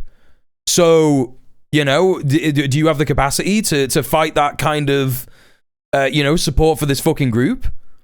And so it's like, it makes total sense that Defend Our Juries would be like, yeah, okay, well, what we'll do is we'll try and overload the court system because we have to display how absurd this is. We have to display so that everybody can see absolutely how absurd it is. The older that you are, shit like that, it makes way more sense because obviously if it's just a bunch of young people, everyone will say, this is sixth form politics. No one really supports this group. It's so ridiculous. Look at all these young terrorists. And it's like, no, if there's like a bunch of nanas, if there's a bunch of, it shouldn't be that easy to overwhelm exactly complaining. That's the thing. It just shouldn't. Guy who wanks off to Palestinian babies being crushed under concrete is very concerned about being lawful. Exactly. That's the thing, right? This guy loves Israeli lobby money. Hey, Ninja Khan, how's it going? Welcome in. Very much, Lord Wolney, for joining us on the programme. Looking at what gangs of roving nans. High Court, they said that the prescription of Palestine Action was disproportionate. Do you accept that? The 20,000 nanas are running wild in the streets of London knitting and asking everyone if they've seen the new Radio Times interview with Judi Dench. Have you considered how scary nanas can be, though? 20,000 cheek kisses, all the perfume. No! I don't have an alert for that. I don't have a sound alert for that. I was going to do the Vine boom, but it's not really appropriate. No, I don't, and I'm glad that the Home Secretary has immediately signalled that she will appeal this. Of course you are, because you love Israeli lobby money. You're a disgusting ghoul. You're a husk. You're a piece of shit. You're a fucking absolutely ideologically captured servant. Because it is, of course, obviously true that roving grannies and slapping fannies. That Palestine Action has used violence less frequently than other prescribed groups. Although there have been. How frequently? How frequently has a member of Palestine Action used violence, Lord Wolney? Would it be once? Are you going to tell the BBC that it happened one time in their 4 or 5 year history? That it happened once? And why did it happen? Oh, is that because a security guard used illegal parva spray, blinding someone, and he thought that his fucking, and one of his friends was getting fucking tasered? A number of deeply alarming violent incidents, but where I think the a number of deeply alarming violent incidents. Explain what they are. This judgment has overlooked is that economic damage. And you see, the thing is that he probably won't comment on what he believes those violent instances to be, because he knows he would probably be in contempt of court if he mentioned that, because there is still a trial to be had, possibly, about Samuel Corner's grievous bodily harm charge. Is squarely within. So they are like obsessed with this small number of violent acts that Palestine Action have signed off on and they agree on. If you asked Huda Amori about a member of Palestine Action committing a violent act, she would say, yes, we would probably discipline and maybe remove that member. If we were still a group. We're not an operating group anymore, but if we were, we would probably discipline that member and say, you can't be doing violence, right? It's just absurd. It's absurd. It's just beyond a joke. Definition of terrorism in this country. It is not perhaps as well understood by the public, but it is. Yes, the proles don't understand the law. That's the thing. The jury, you see, this is why you got to get rid of juries, man. You got to get rid of juries because they just don't know what they're doing. They don't understand the law. They don't understand that we designed the law so that we could do whatever the fuck we want with it. They don't understand that they shouldn't be looking literally at the definitions of the law and going, well, that's kind of not really in the definition, so I'm not going to prosecute this person. They should just be prosecuting people because we tell them to. It is you see? Which to designate an organisation as a terrorist organisation, and I'm trying to digest and must admit I find it rather perverse, the ruling, the judgment that relates to this idea that this will have a chilling effect on freedom of speech, because it. I bet you find all kinds of things perverse, don't you, dude? I bet you find all kinds of things perverse, except for unlimited baby murder. You love unlimited baby murder, but saying that a direct action group, prescribing a direct action group would have a chilling effect on protest in the UK, that's perverse. You know? Check his PC. I think for most people it's really quite clear that you can say what you like in terms of a cause, and you can. No, he can't. No, he can't. The police said that they will be investigating people and potentially arresting people for saying globalize the intifada. A scary brown word that is scary because brown people say it. This happened after the prescription of Palestine Action. Come on, man. Come on, man. Stand up for Palestinian rights or whatever, but you're not looking down. Whatever. You can stand up for Palestinian rights. You just can't get in the way of the murder machine that we are directly involved with. You just can't do it. It's entitled to break the law and commit criminal sabotage or violence. Right, what about international law though, dude? Is the UK allowed to break international law by assisting and participating in a genocide? I think most people understand that distinction. Is the law not nuanced enough then, in your opinion? Well, what I am... Why does the BBC reporter not understand what he's saying? Is the law not nuanced enough? It's like she doesn't understand what he's saying. That's so weird. I am pressing the government to... It's because he isn't making sense, to be fair to her. It's because he's not saying anything that's understandable or reasonable. Now, as a result of this, to accept an amendment that I've proposed to the police, the crime and policing bill, which is currently going through the House of Lords, which would, I think, have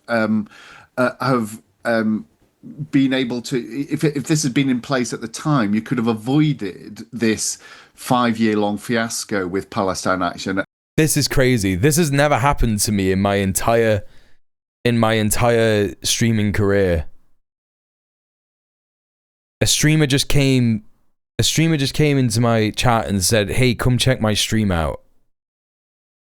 Okay. This has actually never happened to me.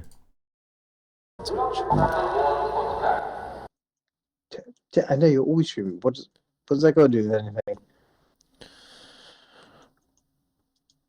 Shut up. Yeah, the answer's nothing. You lose, I win. Oh no, cancel. Traders, clinic. You said how many defibs you bring in? 2. Cool stream, guy.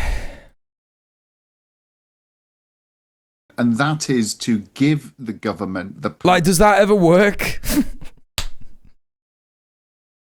Like, does that ever work? Do you know what I mean? My man was like, come and check out my stream, and it was just so bad. He wasn't saying anything. It's just his buddies on Discord being like, yeah, just chatting rubbish. I don't know, man. Like, be a bit more like, let's raid him later. No, that just feels cruel. I was the only viewer. No, don't be mean. Don't be mean. He's just a baby streamer. He's just a baby boy. 4 followers is new as fuck. Yeah, apparently created his account in 30th of July next year. Last year even. I don't know if you're still here. I don't know if this guy is still here, but like, bro, doing this, like going around to like, bro, have you not seen my content? Do you not know what I'm doing? Like, I guess he's just looked at like, who's got like some viewers, and he's gone, I'll just go and like spam a link to my chat in people's streams with, you know, with more viewers than me. And it's like, what do you think is going to happen? Like, people are going to just, like, go to your... It just doesn't work like this, man. You got to build community. Everyone in here is talking about fucking politics and protesting and shit like that. No one wants to watch Ark Raiders. To ban an organisation which is dedicated to criminal sabotage, as Palestine Action clearly is. And I thought that was a notable part of the ruling that... They did. But like, does it even work in gaming streams? You know, like, why is this guy not going to like the Ark Raiders top streamers and putting his link in there? Like, my stream of all streams is crazy to do this in. I just don't get it. You know what I mean? I just don't understand. Suggest that they were spamming channels. It's called being an entrepreneur. So I remember when I started streaming and I did like gaming content and stuff, and I remember if you posted a link to your stream, right, or like your YouTube video or something in like the gaming subreddit or something like that, you would just get banned from Reddit. you would just get banned from every subreddit. And it's like, that was like, when was that? I think I started like doing bits of streaming in like 2016. You just don't get the smegma grind set.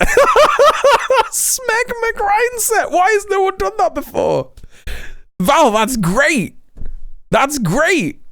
Some kind of noble tradition of civil disobedience. But you could... Also, hello to the people who came into the Twitch chat when I was just being mean to that guy. Sauron's left eyebrow, Groucho Marxist. How you doing? Welcome in. For conducting those acts without going as far as labelling them as terrorists, which I think is what has caused much of the controversy. Whoa! What are you talking about? What are you on about? Notable part of the ruling that they did not suggest that they were in some kind of noble tradition of civil disobedience. But you could ban the organisation for conducting those acts without going as far as labelling them as terrorists, which I think is what has caused much of the controversy, what has brought people out in support with these... No, people have come out to support them because they support the fucking Palestinian cause. That's what it is. That's the crucial bit that you are missing. Unlike you, Lord Walney, these people have a soul. They have a conscience. They are not fucking easily bought by Israeli lobby money. Signs that have ended up with them getting arrested. I think for most people that would seem a perfectly reasonable balance that, yes... I genuinely think my most hated UK accent is the one that turns the R into a W. He's just a posh boy. That's all it is. He's just a fucking posh boy. Generally speaking, there are some people who have a speech impediment that does this, but it does seem to be that there is a contingent of posh, extremely privileged, wealthy, private school, you know, individuals that have for some reason they just like talk like a baby, and they do say tower wise. You know, nice of the BBC to let him unbiasedly say this shit. Yeah, it's so good, right? People banning them would be as ineffective to direct action as prescribing them. That's also true. I think this guy could be an Eton man. You gotta remember, chat, he's a lord. Like he's a lord. Lord Walney, you know? I don't take this view myself, but I understand why some people argue that they have not met the terrorist threshold. But I think... Yeah, because in any Oxbridge wankers, yeah. Of course. I think a big majority... Let me just finish this point. And she just goes, yeah. People in this country would think it's not okay for an organisation to willfully... Ooh-woo, terrorism, yeah. Speaking of being easily bought, it's way past midnight here. I'm heading off to bed. Night Mule and DJ Atters. That's pretty good. I quite like that, Frazo. Thank you for being here, Frazo. See you soon. I remember a comedian at some point saying they talk like they have a mouthful of pound coins. Yeah, they do. They actually do. Openly, proudly going about smashing stuff up in the name of whatever cause. Yeah, and whatever the cause may be, whether it's Palestine Action's cause or many other causes, obviously the public will be aware that often there are demonstrations, actions where the vast majority of people are peaceful, but elements within that organisation, that... The BBC presenter is just totally going along with him. This is nothing but propaganda now. You cannot find anything but propaganda on the BBC nowadays. This is absolutely fascinating. That's why I was so fascinated by that Blue Skyer before that was like, I'm campaigning to save the BBC. We need to get the BBC funded. And I'm just like, no, I don't think they need any more money, man. I genuinely just do not think... I do not think that we need any more of that. This is too much. This is already too much. Demonstration are not being peaceful. So that's why I asked you that question about nuances within the law. I just want to get your reaction then to that Metropolitan Police statement saying it's going to focus on identifying offences and gathering evidence rather than making arrests. Do you understand that response? Is that pragmatic on the police's part, given their resources are stretched and given that the High Court hasn't reached yet, because there is an appeal, so it may change its mind, a settled position on this? Well, I think I understand the police's response, but I think they need to be clearer, and I think they need to be absolutely clear that we need to be clear, not stand back if Palestine Action or supporters or copycat groups go back to the kind of criminal sabotage campaign that has seen so many millions of pounds of damage being done and many thousands of workers being intimidated. What I think they mean is on this follow-up protest to them being prescribed, all of these people who frankly really should know better, that who have performatively broken the law with signs to make their point. He fucking hates the people with the... He hates the nanas with the signs. He hates the nanas with the... It's so crazy how effective this defend our juries stuff has been. It's actually really crazy. I'm genuinely so impressed. I disavow, and I would never encourage anyone to break the law like this. But if we're talking about demonstrating the stupidity of this prescription and demonstrating the overwhelming support for Palestine Action that still, clearly exists in the UK despite the prescription,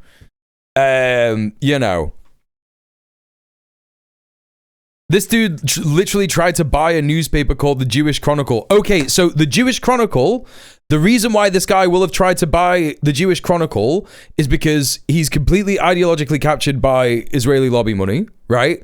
Labour Friends of Israel. He was the head of Labour Friends of Israel. You know, the Jewish Chronicle is already a Zionist newspaper and supports Israel almost overwhelmingly, right? But I think he would probably like it to be more so, which is crazy. He has a string of sexual assault allegations and has refused to cooperate. Dude doesn't even have a law degree. Why is he being treated as an authority on the law in general? Well, you see, Litty Bros, the way that it works in the UK is that if you have enough money and connections, and if your dad was one, you can become a lord. That's how that works. And what does that mean when you become a lord? Well, it means that you become a lawmaker, doesn't it? So even though you've got no experience of law and you're completely ideologically captured by foreign interest money, you could just sit in the House of Lords and go, yes, I know what I'm doing. And what the fuck is the BBC doing? They are, you know, continuing their, you know, state propaganda fucking position of just keeping this normal, keeping this a normalized position in, you know, the fucking the UK consciousness, you know? And they are stretched, and those people have been clogging up the criminal justice system and putting undue pressure on our courts, which frankly our courts cannot afford. I blame them for doing it. Haven't seen Red Planet Crew in a while. Last time I heard, Kira was on a break from the show. Kira's banned from Twitch, so she isn't on our show anymore, but she decided to step away anyway. We do the show every week on every Sunday, Rat My Corp. So yeah, you can find that. You can find our recent shows there and shit. To take a beat to understand where this goes now, because if the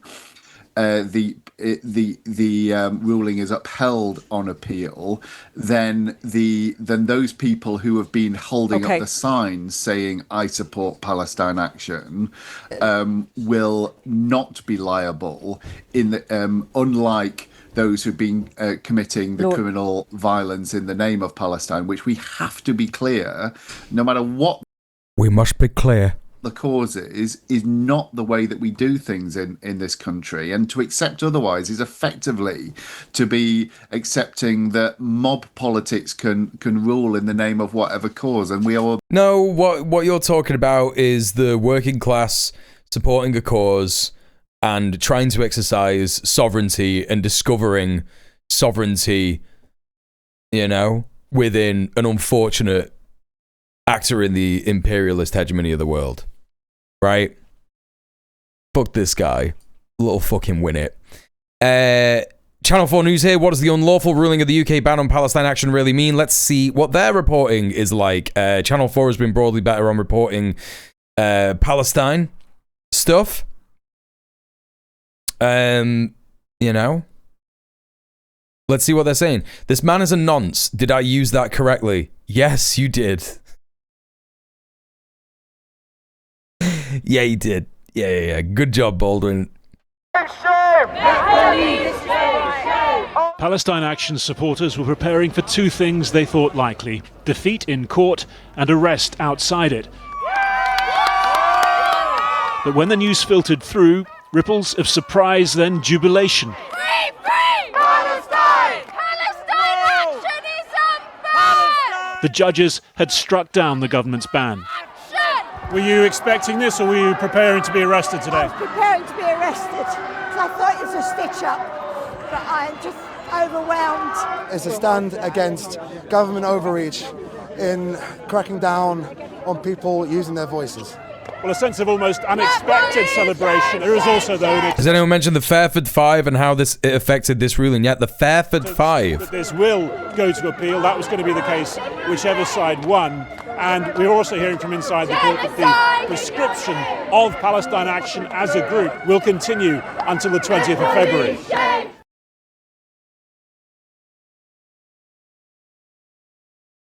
So did they refer to the Fairford Five when they were doing the challenge? Because yeah, this is about the Fairford Five. 5 British protesters, Paul Millen, Margaret Jones, Phil Pritchard, Toby Aldrich, and Josh Richard, broke into the RAF Fairford military base in 2003, disabled equipment in order to disrupt military operations at the start of the Iraq War. The group was given its name by supporters and articles. Yeah, they you know, they definitely weren't put in prison on remand. It was cited by the HC, the High Court, to help overturn the ruling. Gotcha. Which is ironic because Keir Starmer represented one of them and helped him get off. I didn't know. Oh my God, Keir Starmer, future Labour leader and Prime Minister, was on a team representing one of the appellants. Oh, this is just crazy, man. It's so crazy. That is ultimately fucking hilarious.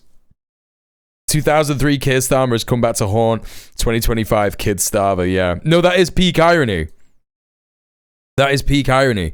Milling received a conditional discharge, a £250 fine for costs, with Jones receiving a curfew order in 2007, which lasted until the following January, for like 6 months. That's mad, dude. 2 of the defendants were acquitted in May 2007 after the jury accepted their actions were reasonable in the context of trying to prevent war crimes. There you go. Yeah. Sweet. Oh dear, Keir Starmer. Looks like your performative support of activists back in the day has come back to bite you in the arse. That's funny as hell. They basically did the exact same thing that the Filton people did. Well, actually what they did is the same thing that the Briars Norton 5 did. The Briars Norton 5 broke into an RAF base at Briars Norton, and that was the key point for the government to prescribe Palestine action. That was the key point where they turned around and they were like, yeah, we've got to prescribe them now. Yeah. And they painted the plane red. They painted the plane that was being used to spy in Gaza for Israel. They painted it red. They just sprayed some paint on it. Hey, no worries, network. See you soon. You meant that group. Yeah, well, you know, they're both doing direct action, right? They both did direct action. Judges said Palestine Action had engaged in criminality and that some of its activities amounted to terrorism. But for that, the government had the criminal law available, and that such acts hadn't reached the level, scale, and persistence to warrant protection. Didn't they arrest people with blank signs? They've arrested all kinds of people for all kinds of things. You know, like they arrested a guy that had a t-shirt on that said, I support plasticine action, and like a thing of Morph. You know what I mean? It's like a little picture of Morph, the little plasticine, you know, this guy. That guy, this is that guy. There's just all kinds of nonsense that happened. Like, you know, I was covering a bit of it back when it was in its sort of like, you know, because I started streaming in May. And that's when all this, started streaming again. I came back to streaming in May, and that's where all this shit started kicking off again. So we were looking at all kinds of stuff like this happening at the time. Just absolute fucking madness, man. Yeah. This is a vindication for the Palestinian people themselves, who called out to all of you and asked us to defend them. Yeah. We did. Asked us to break the supply chain of Israeli weapons, and we did. The Metropolitan Police said under the unusual circumstances of the prescription being ruled against but still in place, its officers would gather evidence rather than make arrests. The Home Secretary Shabana Morph hasn't disavowed Hamas, by the way. That's true. He's not condemned Hamas. Process, and that it didn't prevent peaceful protest in support of the Palestinian cause. Palestine Action came to prominence with high-profile direct action on sites like the Royal Air Force Base at Briars Norton. It's just such a good fucking... It's just such a good fucking shot. It's like, bro, they put paint on a plane. Yeah? They put paint on a plane. Hey, Skidade, how you doing? Welcome in. Yeah, just madness, man. Absolute madness. Profile direct action on sites like the Royal Air Force Base at Briars Norton. And the UK subsidiary of Israeli arms manufacturer Elbit Systems. After the group's banning in July last year, the act of publicly supporting it itself became a crime. liable to a jail sentence of up to 14 years. As well as nearly 3,000 arrests at demonstrations, there were dawn raids by police on members of affiliated groups. 23 activists remain on lengthy... Right, and those affiliated groups were not affiliated groups. The dawn raids that happened on so-called affiliated groups were just other pro-Palestine groups. Yeah? Now, I know some fucking activists that were detained in a dawn raid, taken to a fucking police station, 2 hours away from where they fucking live, held all day, and then it resulted in no fucking further action because they were just trying to find more ways to arrest and put on remand other supporters of the Palestinian cause. Like, make no mistake, the way that this is being reported on in the mainstream media is that the UK government was broadly looking at all the different nuances and details, and that Palestine Action had just gone too far and they had to do this stuff, and we had to look at these affiliated groups. Bro, they were just pro-Palestinian groups. They were people who were doing pickets outside weapons factories. They were people who were doing protests. They were people who were doing prisoner support for people who'd been detained on remand. You know, it's just completely fucking insane. Some of them having spent weeks on hunger strike. Today's ruling unlikely yet to affect the thousands of supporters with criminal cases against them as the government carries out its appeal. Well, we've seen for 2.5 years how the police have powers to prosecute activity that causes... Oh, hang on a minute. Where's this guy from? Investigations Director Campaign Against Anti-Semitism. Okay, chat. All you need to know about this guy is that he doesn't care about anti-Semitism. All he cares about is silencing Palestinian or pro-Palestinian voices all over the UK. That's all this guy cares about. That's all Campaign Against So-Called Anti-Semitism cares about. I talk about them in my new video. Check out the link at the top of the stream. It's not out yet, but in the script, I refer to these guys. They have started campaigns on doctors, plastic surgeon, for example, Hassan Abu Sitta, who basically wrote a piece for a Lebanese news outlet that was talking about why Al-Qassam brigades started Al-Aqsa flood. And it was because, you know, he rightfully stated that it is because Israel has made peaceful opposition to its occupation impossible. So they have invited violent revolution as the only alternative. That's what this guy wrote in a fucking Lebanese paper, by the way, not in a British paper. And so Campaign Against Anti-Semitism have gotten this guy in court 9 times since October the 7th, 2023. 9 times. And that is only one instance of these guys harassing one, I don't know, I can't remember if Hassan Abu Sitta is Palestinian. His name sounds fairly Levantine, so he could be Lebanese, he could be Palestinian, but like, you know, he's pro-Palestinian, he's brown, you know. These people are fucking scum. Evil piece of shit fucking scum. To prosecute activity that causes harassment towards the Jewish community. No, you've been harassing Palestinians for saying true things about Palestine and the occupation of it. Community. No. Now, in court, Dame Victoria Sharp said today that a very small number of Palestine Action's activities amounted to acts of terrorism. See, look, they're focusing on this shit. Well, you know, how many acts of terrorism are required before an organisation can be deemed a terrorist organisation? But the group's co-founder who brought today's court action rejects those accusations. It's very dangerous to weaponise anti-Semitism and to accuse groups such as Palestine Action of that, for targeting the Israeli weapons industry for political reasons, for necessary reasons, to prevent war crimes taking place. It all amounts to another blow to the authority of a government that's been reeling in recent weeks and now faces a protracted battle in the courts to prove its measure. These fucking Jobsworth fascist bastards. It's so embarrassing, man. Was not a disproportionate restriction of the right to protest. The way they're fucking well, joining me now to discuss attacking that fucking woman. KC, who is the independent reviewer of terrorism legislation and state threats legislation. So we heard this guy speak last year around the discourse around the prescription of Palestine action. He, has said some completely unhinged things about this prescription. I don't expect he's going to say anything more progressive about this today. He could surprise me. I don't know. Let's have a look. Thank you for joining us. Do you think the judges have got this wrong, and if so, why? Well, I'm not going to say that. What I will say is I can see how the government's going to appeal. And I think the main ground on which the government is going to appeal is the point that's most interesting in this, which is, should effectively the police have been left to use normal criminal law?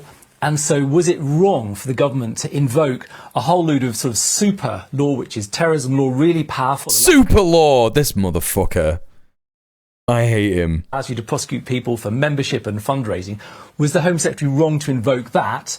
Or should they have let the police carry on using general criminal law? I think that's really the core of the judgment. And But it's just this is so insane. If they're going to appeal it based on, should we really have let the police just use these completely applicable domestic laws to prosecute these people?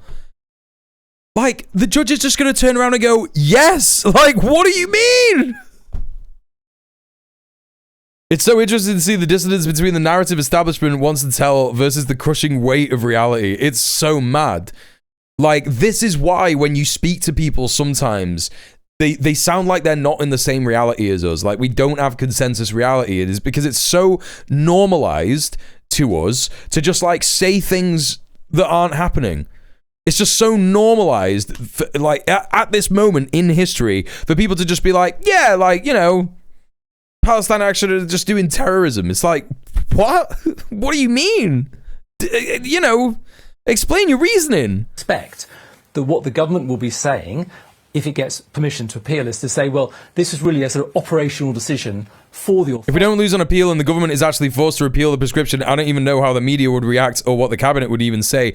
Yeah, but what would be really funny, what would be really funny is if after the Green Party win, right? You've got to remember the Green Party, an incredibly pro-Palestinian, anti-Zionist party, and we're going to watch a little bit, we're going to watch an interview with Zach Polanski, I think probably tomorrow now, about this.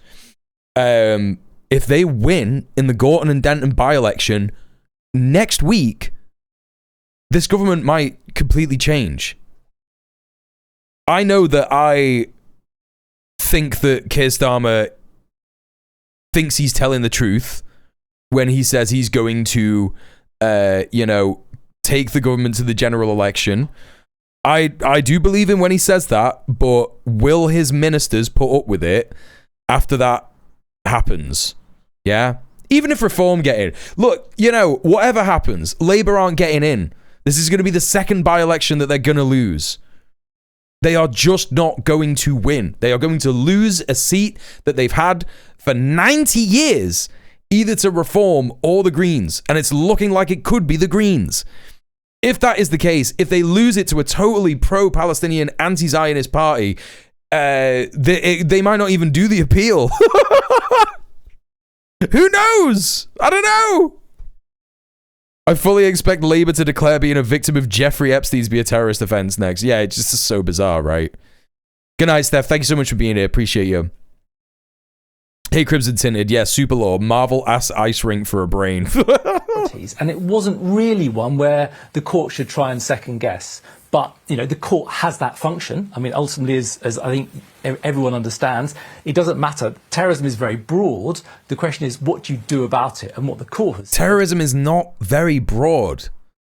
What an absolutely absurd statement to make. It's not that broad. Bearing in mind the effect of calling people terrorists and the possible effects on protesters and journalists, etc., this was the wrong move. Yeah, so why wasn't the criminal law of trespass and criminal damage and assault and all those sorts of things enough to deal with what this group were doing in their direct action? Yeah, that's great. Great question from Krishnan Guru Murthy, who consistently upsets me on all kinds of subjects, but all right, he's going, it's good. It's good so far. Well, I think what the argument would be is that terrorism law allows you to deal with an organisation, whereas normal criminal law doesn't. So obviously, if someone carries out an attack and you can catch them there, that's fine, they can be prosecuted. If you can prove... I'm looking at clothes, these tosses are boring. You get them for conspiracy. But if you take something like fundraising, I mean, let's say Palestine Action had a very big website, it was receiving a lot of funds, it said those funds may have been used to fund attacks, what the court, I think everyone accepted, amounts to terrorism. It's quite hard to prove that that money was intended to be used for particular unlawful conduct. So what terrorism legislation allows you to do is to go for the organisations rather than just waiting until something's happened or try and find evidence of conspiracy. So he's saying that they really believe that Iran was funding them. That's so crazy, man. Until something's happened or try and find evidence of conspiracy. But what wasn't the danger that the support of thousands of people and their preparedness to be arrested was undermining public confidence in the terrorism legislation, which is designed to catch very serious terrorist groups who most people agree should be banned? I did not expect Krishna Guru Murthy to be going this hard on this particular issue. That is exactly what it is. It is the government, and again, you've got to remember, chat, there is absolutely evidence to suggest that the UK government was in meetings with Israeli politicians before this prescription, and it is looking like they were being encouraged to just do whatever they have to do to shut these guys up and stop them from doing stuff. He's just saying in terrorism law, you don't have to prove anything, yeah. In my experience of the guy, Murphy here, basically yearns to be let off the leash. No, but he's done some pretty fucking, like, annoying and upsetting anti-Corbyn interviews. He's done some pretty fucking horrible questioning about Gaza and Trump and Iran and this kind of stuff. He's good on some stuff, but he's terrible on a lot of other stuff. Hey, Rolada, how's it going? English law can't deal with criminal groups. That is news to me. Well, it's not news to any Brits, you know? They don't ever arrest anyone who's done anything actually violent or anything like that. They just fucking, you know? They just, like, arrest petty criminals and black people and migrants for just being around and shit, you know?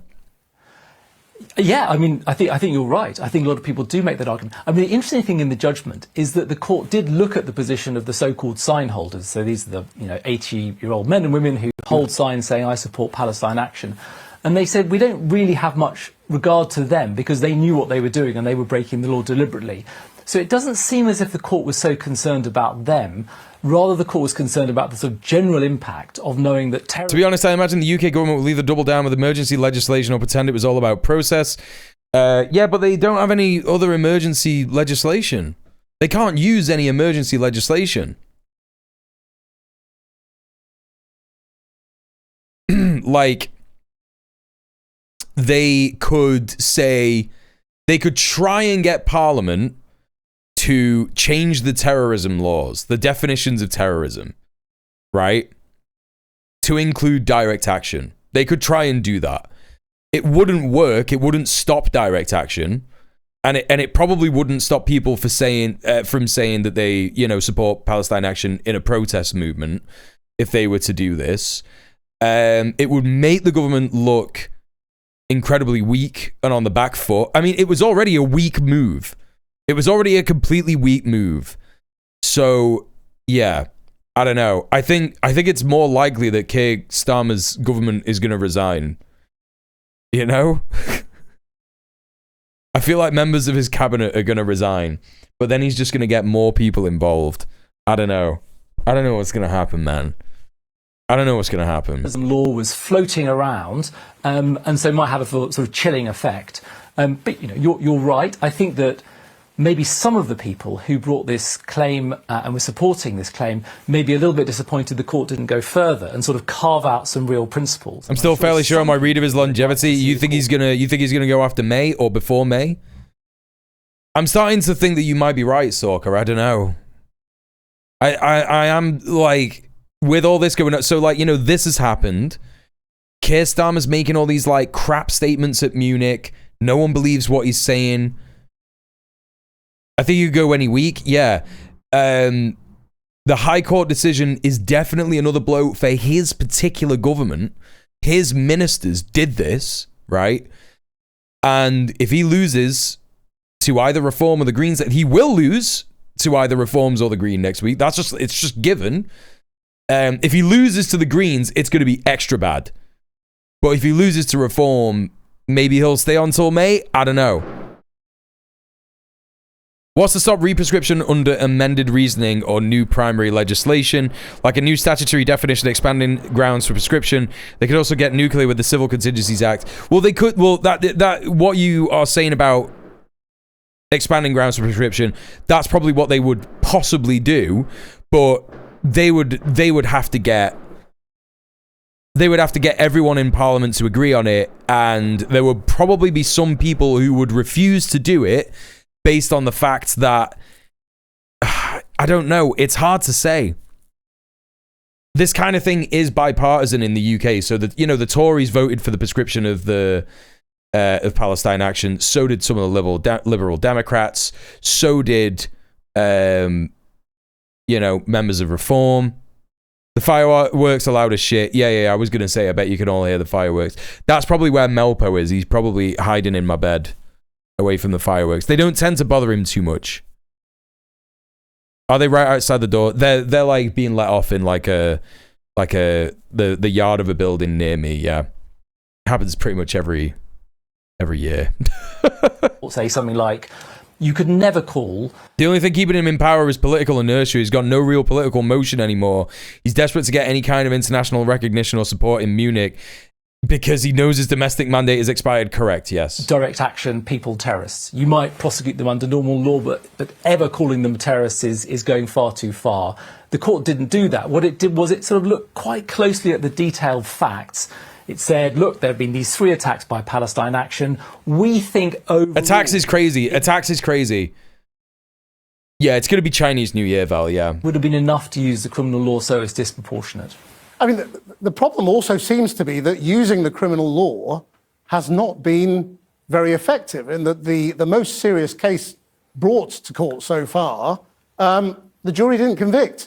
So that... Right, so, you know, should we talk about the elephant in the room? Then, should we do that? Should we talk about the elephant in the room, that maybe the government should stop selling fucking weapons to Israel, stop allowing Elbit systems to operate in this fucking country, just fucking stop doing it? Damn, dude, if it is not fucking effective, if the jury isn't fucking finding these people guilty, maybe most of the people in this fucking country don't like Israel committing a genocide. Wow, that's crazy. When are we going to address the fucking elephant in the room, man? The elephant is massive and completely overwhelming. There is a real danger of public confidence. Didn't realize how often my local skate park gets attacked, right? This group being very shaken. Yeah, I mean, what you'll probably have picked up is that there are some people who advocate that you should have something below terrorism. So there are some people who say, look, what Palestine Action was doing was very bad. Its organisation was quite sophisticated. It was training. It had fundraising, as I've already mentioned. So you had to do something because normal laws weren't working, but terrorism was too high. So there are some people who argue that you should use sort of intermediary law, which you might call... They're going to create an anti-dissident law. They're gonna create an anti-dissidence law. That's the only thing that they can do. That's what this guy is talking about. They're talking about an anti-dissident law, and that's what they're gonna try and do instead.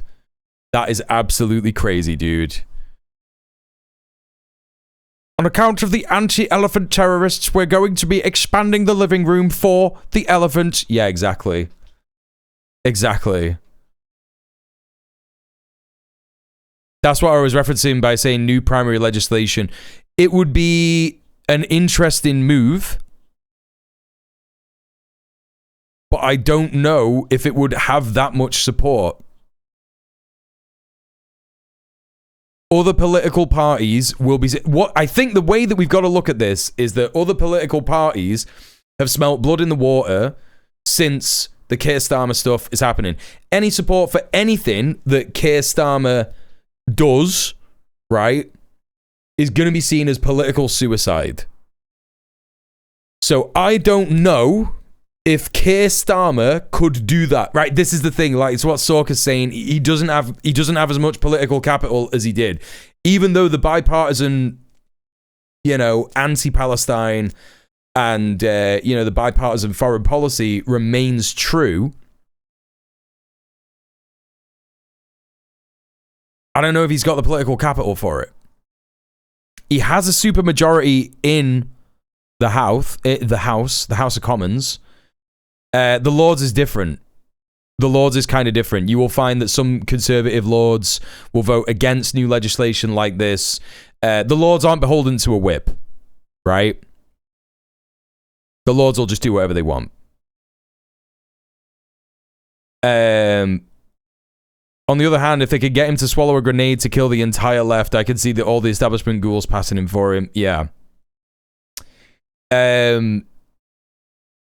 He does have a majority in the House of Commons. It depends on the House of Lords. I don't think the Commons or the Lords would want to rush through some legislation like this. I think it would be fucking stupid as fuck. It's not really a British thing to rush legislation through Parliament. You know what I mean? They were able to rush the prescription through Parliament because it's already part of a law. They just had to vote on it, present the case and vote on it.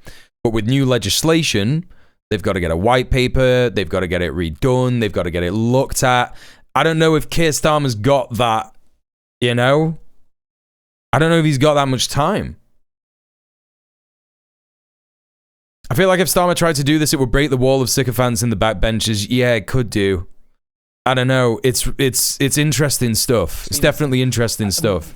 We'll have to see how it goes, I guess, you know? A bit of a slippery slope. And if you can do and it just remains true, right? It just completely remains true that people will just continue to do direct action no matter what else happens, right? And it's why we need to continue to organize. Because if we continue to organize, we can hopefully create a better political system where shit like this doesn't happen. You know, if we build worker power, you know, tenant power, worker power, very important stuff to be doing. Very fucking important stuff to be doing, mate. All right, chat. What are we gonna do? What we're gonna do? What we're gonna do? What we're gonna do? It's the end of the stream. It's the end of the stream.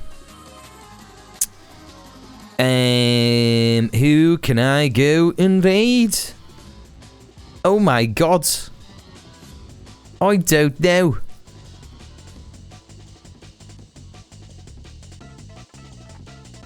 Using up the last of his political capital on something like this would be wildly short-sighted and damaging, I suppose. That's kind of what I'm saying, yeah. It's kind of what I'm saying. It's a little silly Billy, you know? It's a little silly Billy, silly idea shit. Let's just go and raid the Noisy Immigrant again. We raided him last week for the first time. He's still doing his Epstein Files deep dive. It's very, very exciting. Let's go raid him. Info for Jeffrey Epstein for October 24th. You know? Super interesting stream. Thank you for the stream. Hey, thank you so much for being here. Really appreciate all of you. Please stick around for the raid. I promise you will enjoy the Noisy Immigrants stream. It's very good. Chat. Copy and paste the raid message. Thank you so much for being here. Thank you for all the subs. Thank you for all the raids. Thank you for all the follows. Thank you for all the donos. Thank you for the bits. Thank you for the lurkers. Thank you to the VOD watchers for watching. Don't forget, I have got a new video coming out. Check out my Patreon. Check out my YouTube channels where the new video will be eventually. Check out my socials. A bunch of stuff you can look at. I'll be back tomorrow, 6 p.m. or 7 p.m. because I'm kind of like writing and filming and doing shit like that this week as well. 6 p.m., 7 p.m. UK time. More news, more politics, more memes, all that kind of business. You like it, you enjoy it, don't you? So I'll see you there. I'll see you there. So let's to each other. Bye. Mwah.